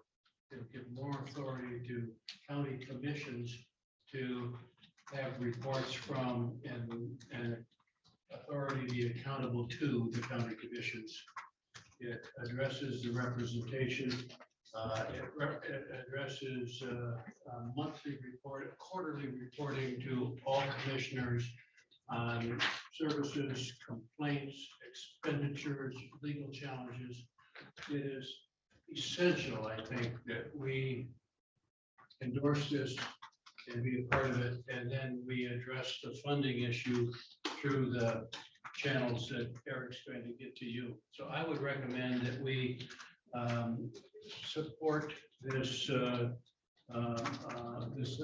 enabling agreement and sign it on and forward it to the 4 other counties. And that's my motion. I would support that. Any discussion? Yes. Commissioner Love. I think we need, I agree with you on everything except for the funding for Leelanau. And I think that if we just approve this as it is with that funding number in there, we're just gonna get kicked in the behind again. And it's been about, what, 15 years? Okay, so we just been getting kicked down the road on this. I wanna see us, I don't know what these channels are that are miraculously going to come up for us to follow down. There's never been any follow through on it yet. Every time we brought it up. I suggest we have, once we deal with this motion and the second motion, authorizing our administrator to share our concerns and request information about the process for ensuring equal funding. But I think that's a separate issue. Support for that. Question. Call the question on the first one, right? Yeah. So any other discussion on the first motion? No further discussion. All those in favor of the original motion supporting the document, please respond by saying aye. Aye. Opposed, the same. Aye. Motion carried 6-1. I believe we have another motion to be made then. Motion to direct the administrator to work with Eric and the authority representatives to assess funding and ensuring equity. Support. Yeah. Any discussion on that one? It's pretty well laid out, Michigan Compiled Laws 330.1308, and kind of black and white. We just gotta look at it. Any other discussion? Being none, all in favor of the motion, please. Respond by aye. Aye. Opposed, the same. 7-0. Thank you. Turn the chair. Thank you. Chairman Austin. We did that without notice. Damn.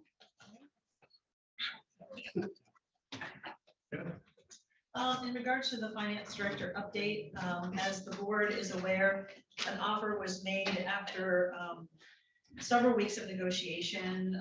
When I started doing my monthly or my weekly reports, it was already at a point where we were moving significantly forward with a particular candidate. Those discussions were actually initiated in late February. And a interview was held, I believe a phone interview was held the first week of March. An actual face-to-face interview was held on March 17th. A verbal offer was made on Monday, the 20th. And the board approved the finance structure on Tuesday, the 21st, I believe that was. And on the 22nd, a formal offer letter was extended and approved. So then what occurred after that, just for the timeline, is that we initiated a formal background check with our deputy, it's not deputy, sheriff's office, but it's still waiting for the name, it's not coming to me, but regardless, the sheriff's office did an excellent job and a very thorough job with the background check, and we also started checking the references which were outstanding. There was one issue identified during the process of the background check, was that a Michigan certification was expired. However, I contacted the individual and they paid the fee and got their certification reinstated. So there was a little bit longer of a delay in the process than what normally would have been in terms of me announcing this. So that is the process that was held. There were a total of 15 applicants that had submitted their resume and credentials for this position. Of those, I believe there were only maybe 3 that had, and I would say more like 2 that had any government experience, and neither of those had the qualifications that would be necessary for this level of position. That is what I can share with you. That was the decision. I had been directed to hire the most qualified candidate for a finance director position.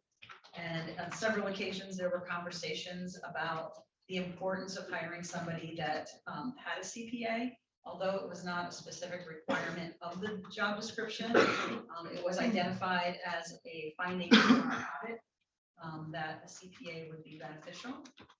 So that is one of the key criteria that helped me to move my decision forward.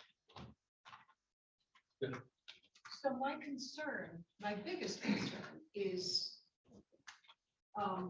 his apparent lack of government accounting experience. So I hear you on the CPA. Our job description said experience with government accounting.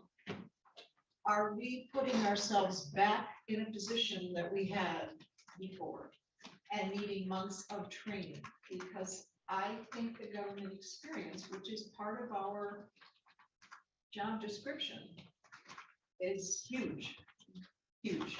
So what is his experience with government? So, when you look at financial accounting, there's 2 different schools. There's GAAP, which is the standard accounting principles for most business. And then there's GASB, which is the standard principle for government accounting. There are nuances in both, but I think it's a fair statement that while there are nuances in both, the general principles, I think, are consistent. And he is currently looking through information on GASB to bring himself up to speed on that. Will there be time, as anyone would need time for training? Yes, there will be. This is a huge job, and that's undeniable. But I think with somebody that has proven skill sets, MBA, CPA, and 20+ years experience in a high leadership field, I would feel most comfortable that he would have the ability to adapt to the process. And we've had somebody we've already invested 4 months of training in. So that was my question. We're starting all over again. Other questions or discussion? Yes, Pam. Yeah, I guess I'm just concerned, you said 3, maybe 2 had government experience. Are you including this gentleman in that 1 or 2? No. I guess I have a problem with that too. I think we specifically wanted to have someone with that kind of experience, even though Ruby sounds great. It does not seem that, so I'm a little hesitant to change what's working for us now, a very huge unknown. Well, what I can tell you is systems change is something that this county is going to have to deal with significantly. Systems change, computer systems, getting up and holding a chart account, variety of different components. So having somebody that has had that experience is what I was looking for to help guide this change process, the systems change process. I certainly hope that, and it's my intent to offer this position to someone who does have the assistant finance director position, to someone that does have extensive experience, has been doing the job, I should say, and that aligns most directly with the position.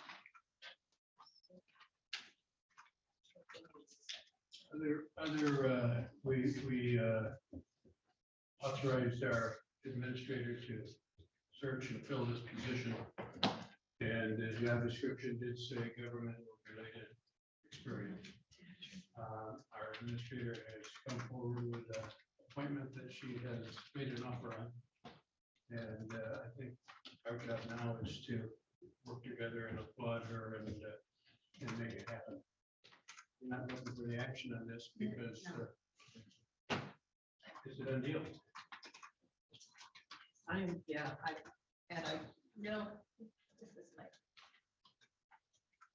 I just hope we have not put ourselves back where we were several months ago. Jim. Let her do her job. And something, if it falls apart, then we'll fix it again. But let's just move forward on this whole.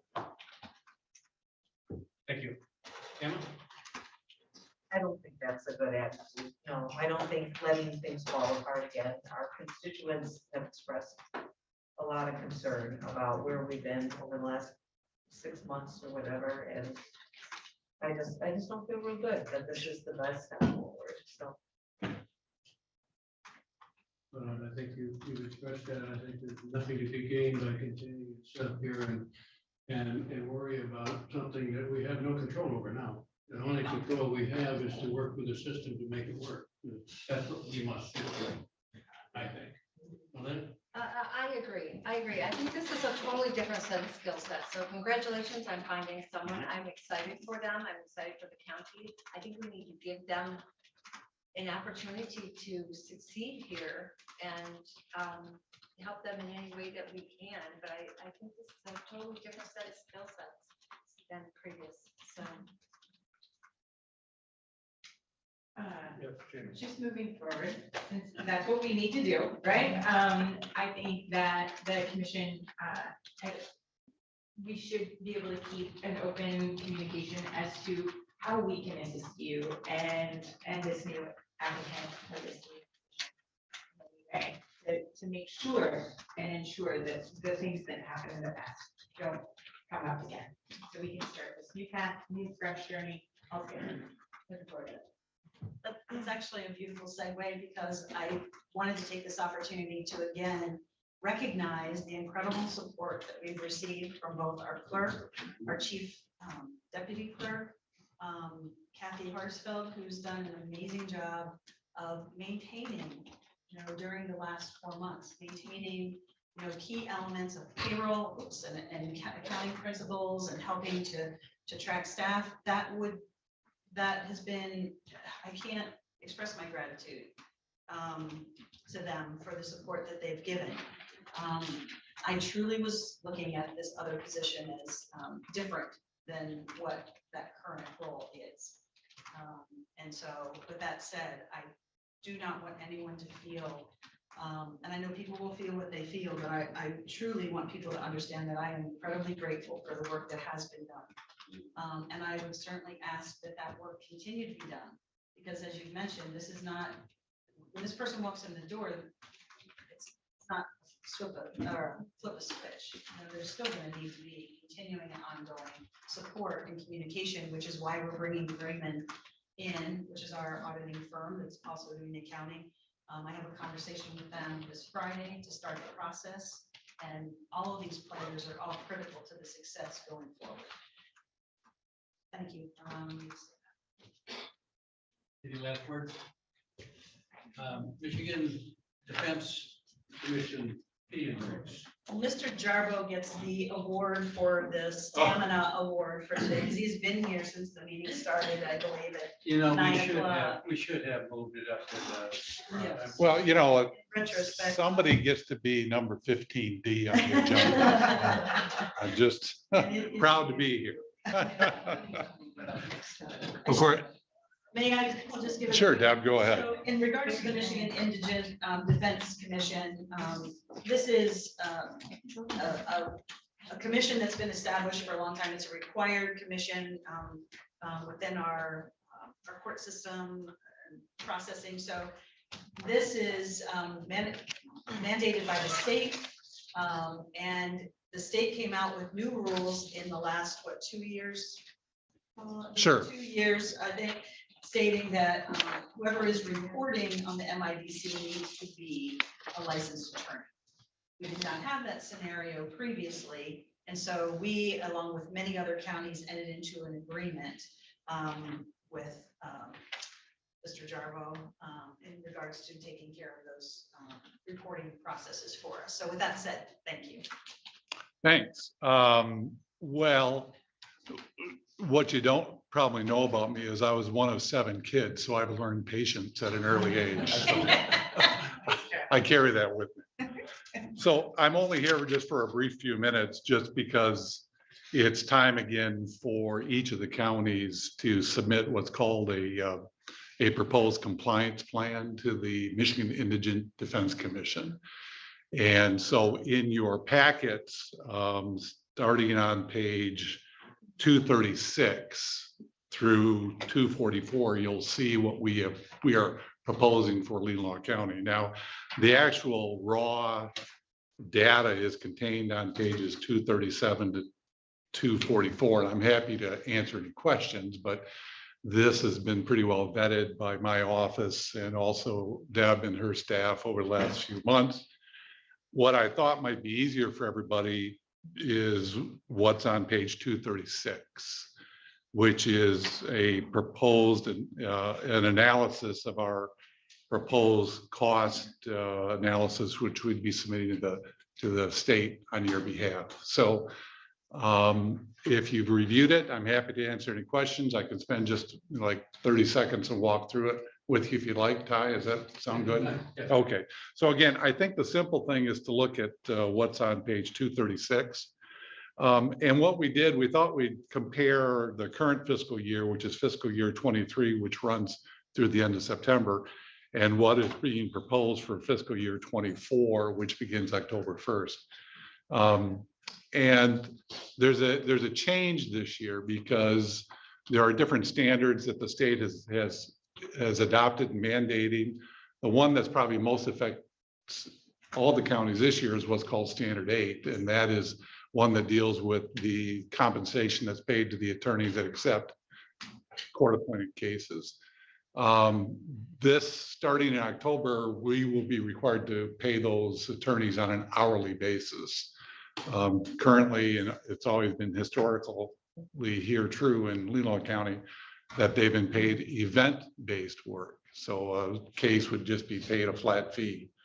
But the state is now mandating through the MIDC that the attorneys bill hourly. So it's going to be a significant change in terms of our work, because as opposed to reviewing one entry line invoices, we're now going to be looking at hourly invoices for everybody.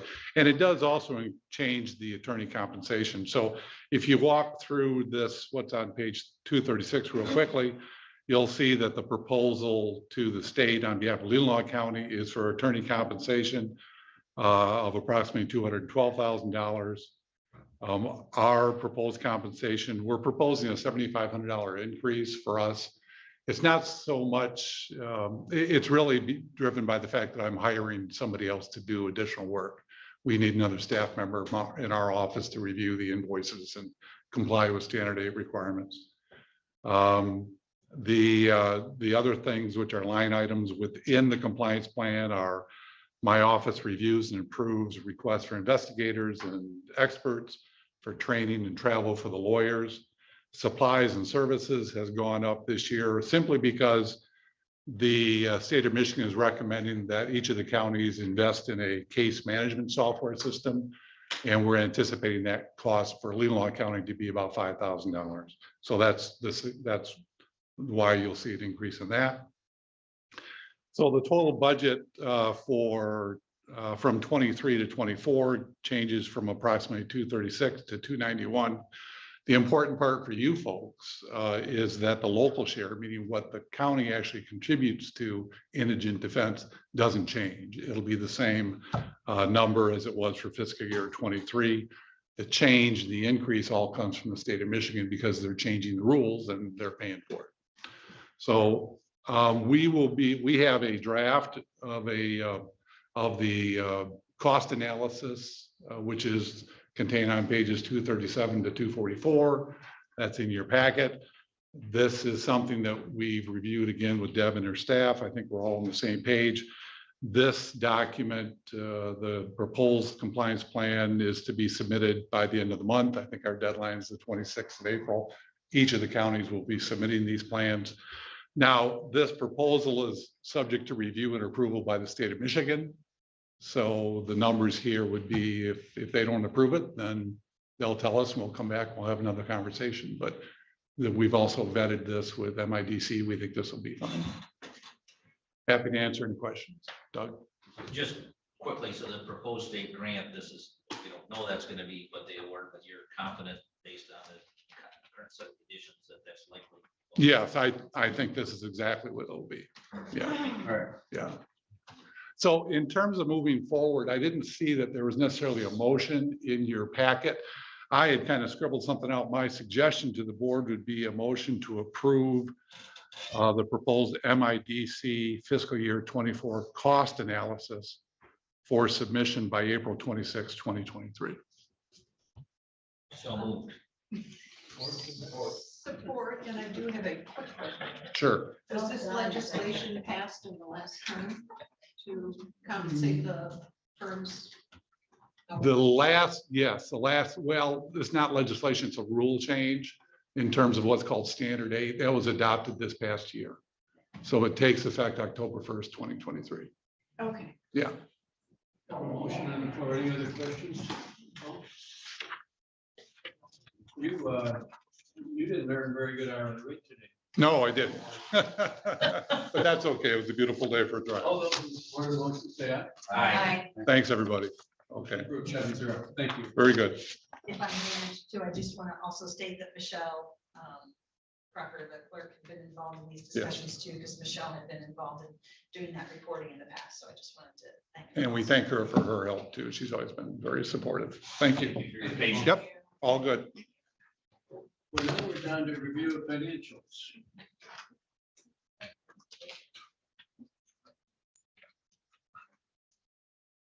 I have one question. I don't even necessarily have to pull the bill specifically, but I see that we had to go back and get a reimbursement for state tax, like at Home Depot, or how is that done? That did somebody just were in town, remember they needed something and had to pay the tax? How is that happening? I believe on that transaction, it was same day. I think they realized it and reversed the tape. Oh, okay. Jen, we reviewed that together, didn't we? Right, we put that on there though, as two separate, because if it is a credit card like that with Home Depot, it'll show up the statement that way.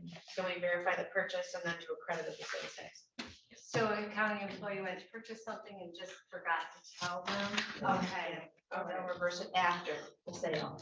So they don't have it in their components to be able to reverse it then, you know, put no tax. So they have to charge you and then refund the tax. Staples does the same thing. Oh, okay. All right, thank you. Any other questions? Jim? I've got one. It says mid-court correction, the child care challenge camp court fee. Looks like for 2 days, for $495. What is that? And the vendor name is? The vendor? Yeah. It says mid-course correction. Mid-course correction. It's 2 days for camp fee on it.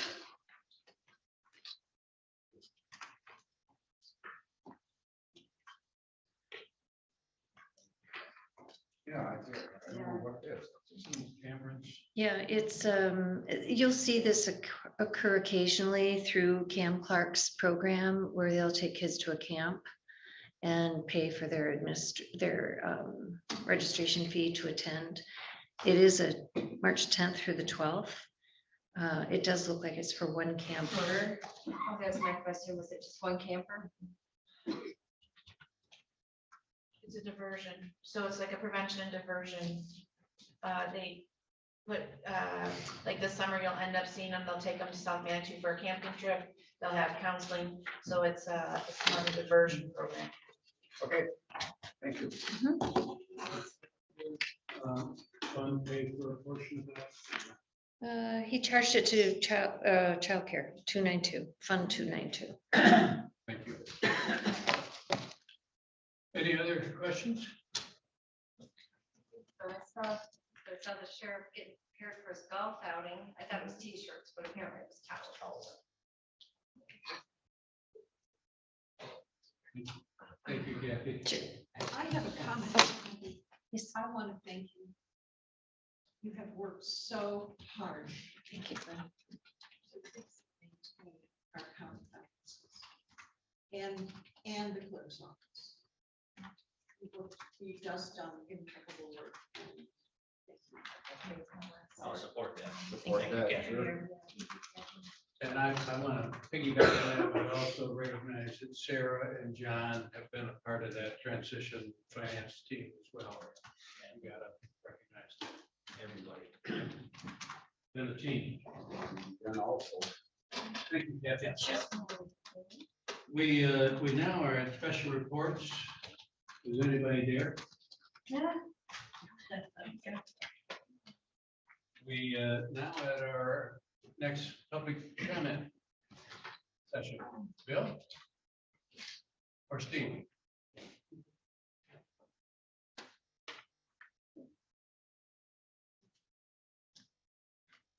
Bill Wiesner, Elmwood Township.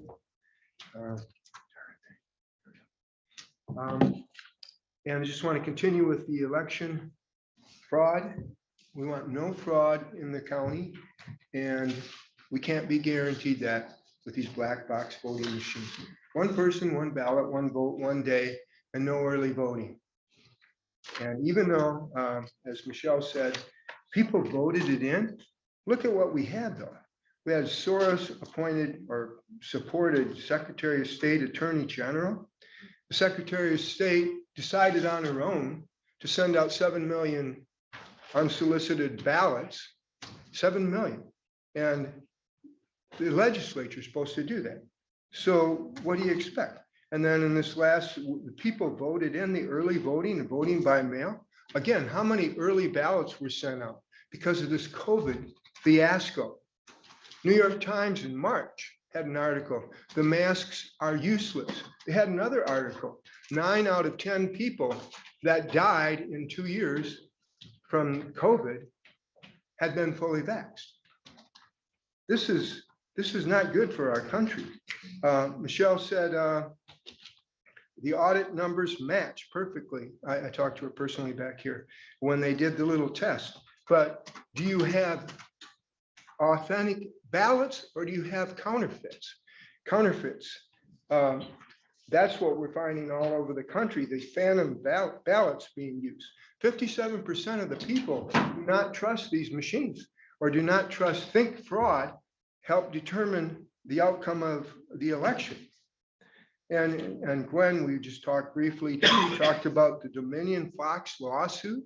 Sure, it's the first time lawfare has been used like this since the 1800s. That's not a good thing. Kamala Harris, she was so concerned about the elections, along with about 20 other people. You saw the video here. In here, it was shown to everybody. What happened after 2018, 2020? Now they're not concerned at all. Is that what we want? If it seems to be going our way, then we're not concerned about anybody else being concerned about the elections. Onto this little flyer again. The first one having Microsoft SQL servers, which can flip votes at a 4th grade level, that should say we cannot have these black box machines. That wasn't supposed to be there. The only way they would have found out was in Mesa County when Tina Peters spoke up about it. The second example there, example 1, low tech, that's pretty self-explanatory. Top of the second page, feedback loop is self-explanatory. The high tech manipulation is what's going on more now. I'm short on time, so I'm going to skip that too, but that's very good. And this will all be explained in that video too. This was an extensive 3-hour and 45-minute one. I'm looking at the short and 1 hour, hour and 45 minutes. And you'll have a transcript for it, and I'll format it. It'll be about 50 pages, I imagine, but I'll have highlighted the parts that should concern every one of us, especially the clerks here, the 15 or so clerks. Top of page 3, look at those 2 boxes. It says Dominion voting system, and then it says made in China. How do we trust them?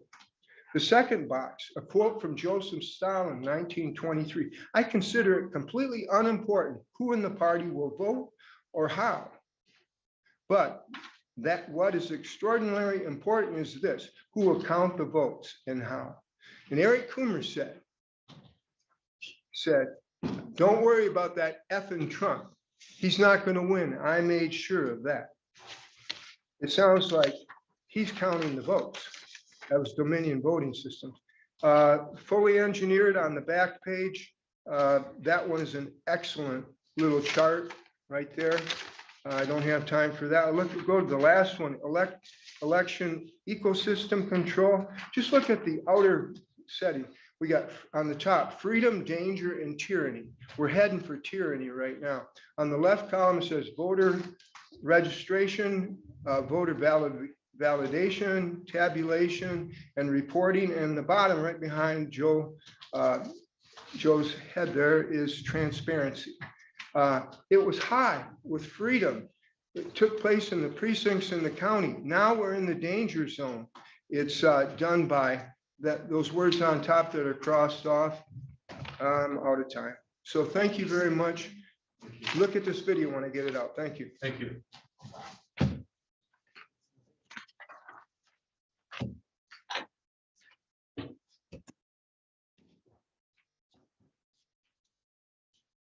Good afternoon.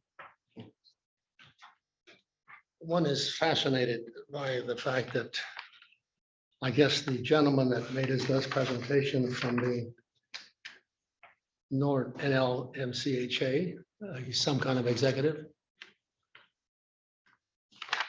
Item. No, item 15B. That gentleman is an executive, I presume. I find it intriguing. 15B, is he an executive with some organization? 15B. The gentleman this morning. Yeah. Just now, he just spoke a few minutes ago. 15B. He was Agenda. 15D. 15D. B. He is an executive of some type with some organization, I assume, right? Yes. It's astounding that. Go ahead. It's astounding that it's possible to waste so much time of his time. As an executive in a corporation, I never found that much time to waste sitting, and you made him sit for all these damn hours. I cannot believe this. This is insane. So we must be overstaffed, overpaid, with not enough to do in our communities with everything we do. Monstrous bureaucracies that have that much time to waste.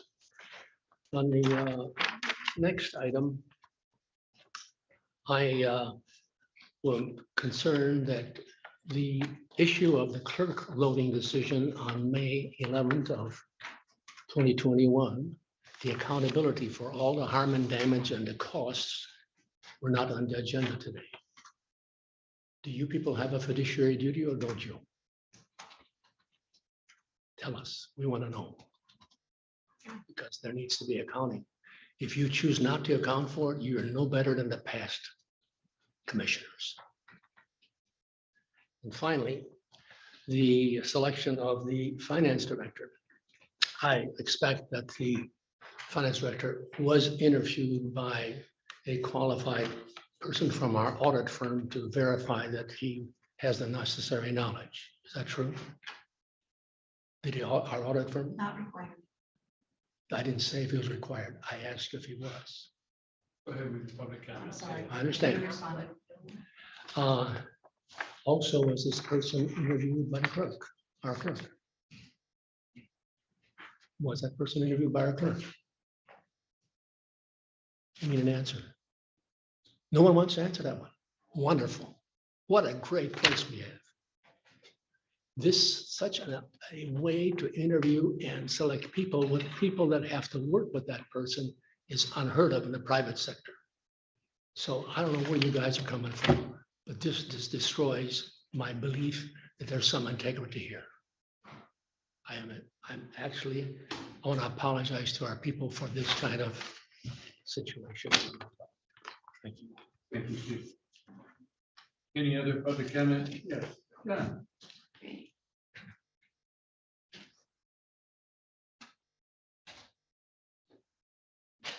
Hi, John Harbaugh, Sutton's Bay. This won't take 5 minutes. There is no voter fraud in Leelanau County. I've been on the board of canvassers for 5 or 6 years. I've signed off on recalls, recounts, and elections. Anyone who thinks otherwise is wildly misinformed. Okay. Thank you. Thank you. Anybody else? Any commissioner comments? I have one. The per diem article in the Record Eagle last week said that if one commissioner talks to another commissioner, he or she gets $65. I want people to know right now that we do not meet with other commissioners. If Gwen and I got together for coffee, we both get $40. Gwen Travers pays $65. We do not have that. Also, I do not get paid for attending my township meetings, the Elmwood and Bingham, which I do. So I just want to make that clear to people. Thank you. Thank you. Just end up paying for coffee. That's a thought. We might clarify with people what we do so differently than them, because we are squeaky clean and do not charge all these per diems. Or just get it out in there that that's what we do. Yeah. Get you. Thank you. And I think it's really nice to have that documentation in front of us that states, what exactly we get paid for. Because as a new commissioner, you're always just looking around calling other people like, hey, is this what, we don't know. And so it's nice now to be able to reference stuff like that. So thank you. Any other commissioner comments? I'm going to give my commissioner comment to Kathy because she made the comment about per diems that I'd like everybody to hear. Do we have a problem with per diems? We do not, and we have dual control coding of our timesheets, so and we do discuss the per diems when they come up. We check to see if it was a posted meeting by hitting the website, check that schedule that we're using as a reference to make sure that the appointments are there, that the committee you're asking for per diem on met that day. Check the calendar. We check your rules that are set at budget time, and we go from there. Thank you, Kathy. We're now at approval of financials. Linda. I would recommend approval of claims and accounts, $107,835.15. Second. All those in support, say aye. Aye. Motion approved, 7-0. I recommend approval of post audit, $3,244,787.76. Support. All in support, say aye. Aye. Motion approved, 7-0. We have a 10-minute break and then we have our follow-up meeting. I anticipate that's a 20-minute or so meeting, right? It's a very short meeting. Or less. Yeah. Greatest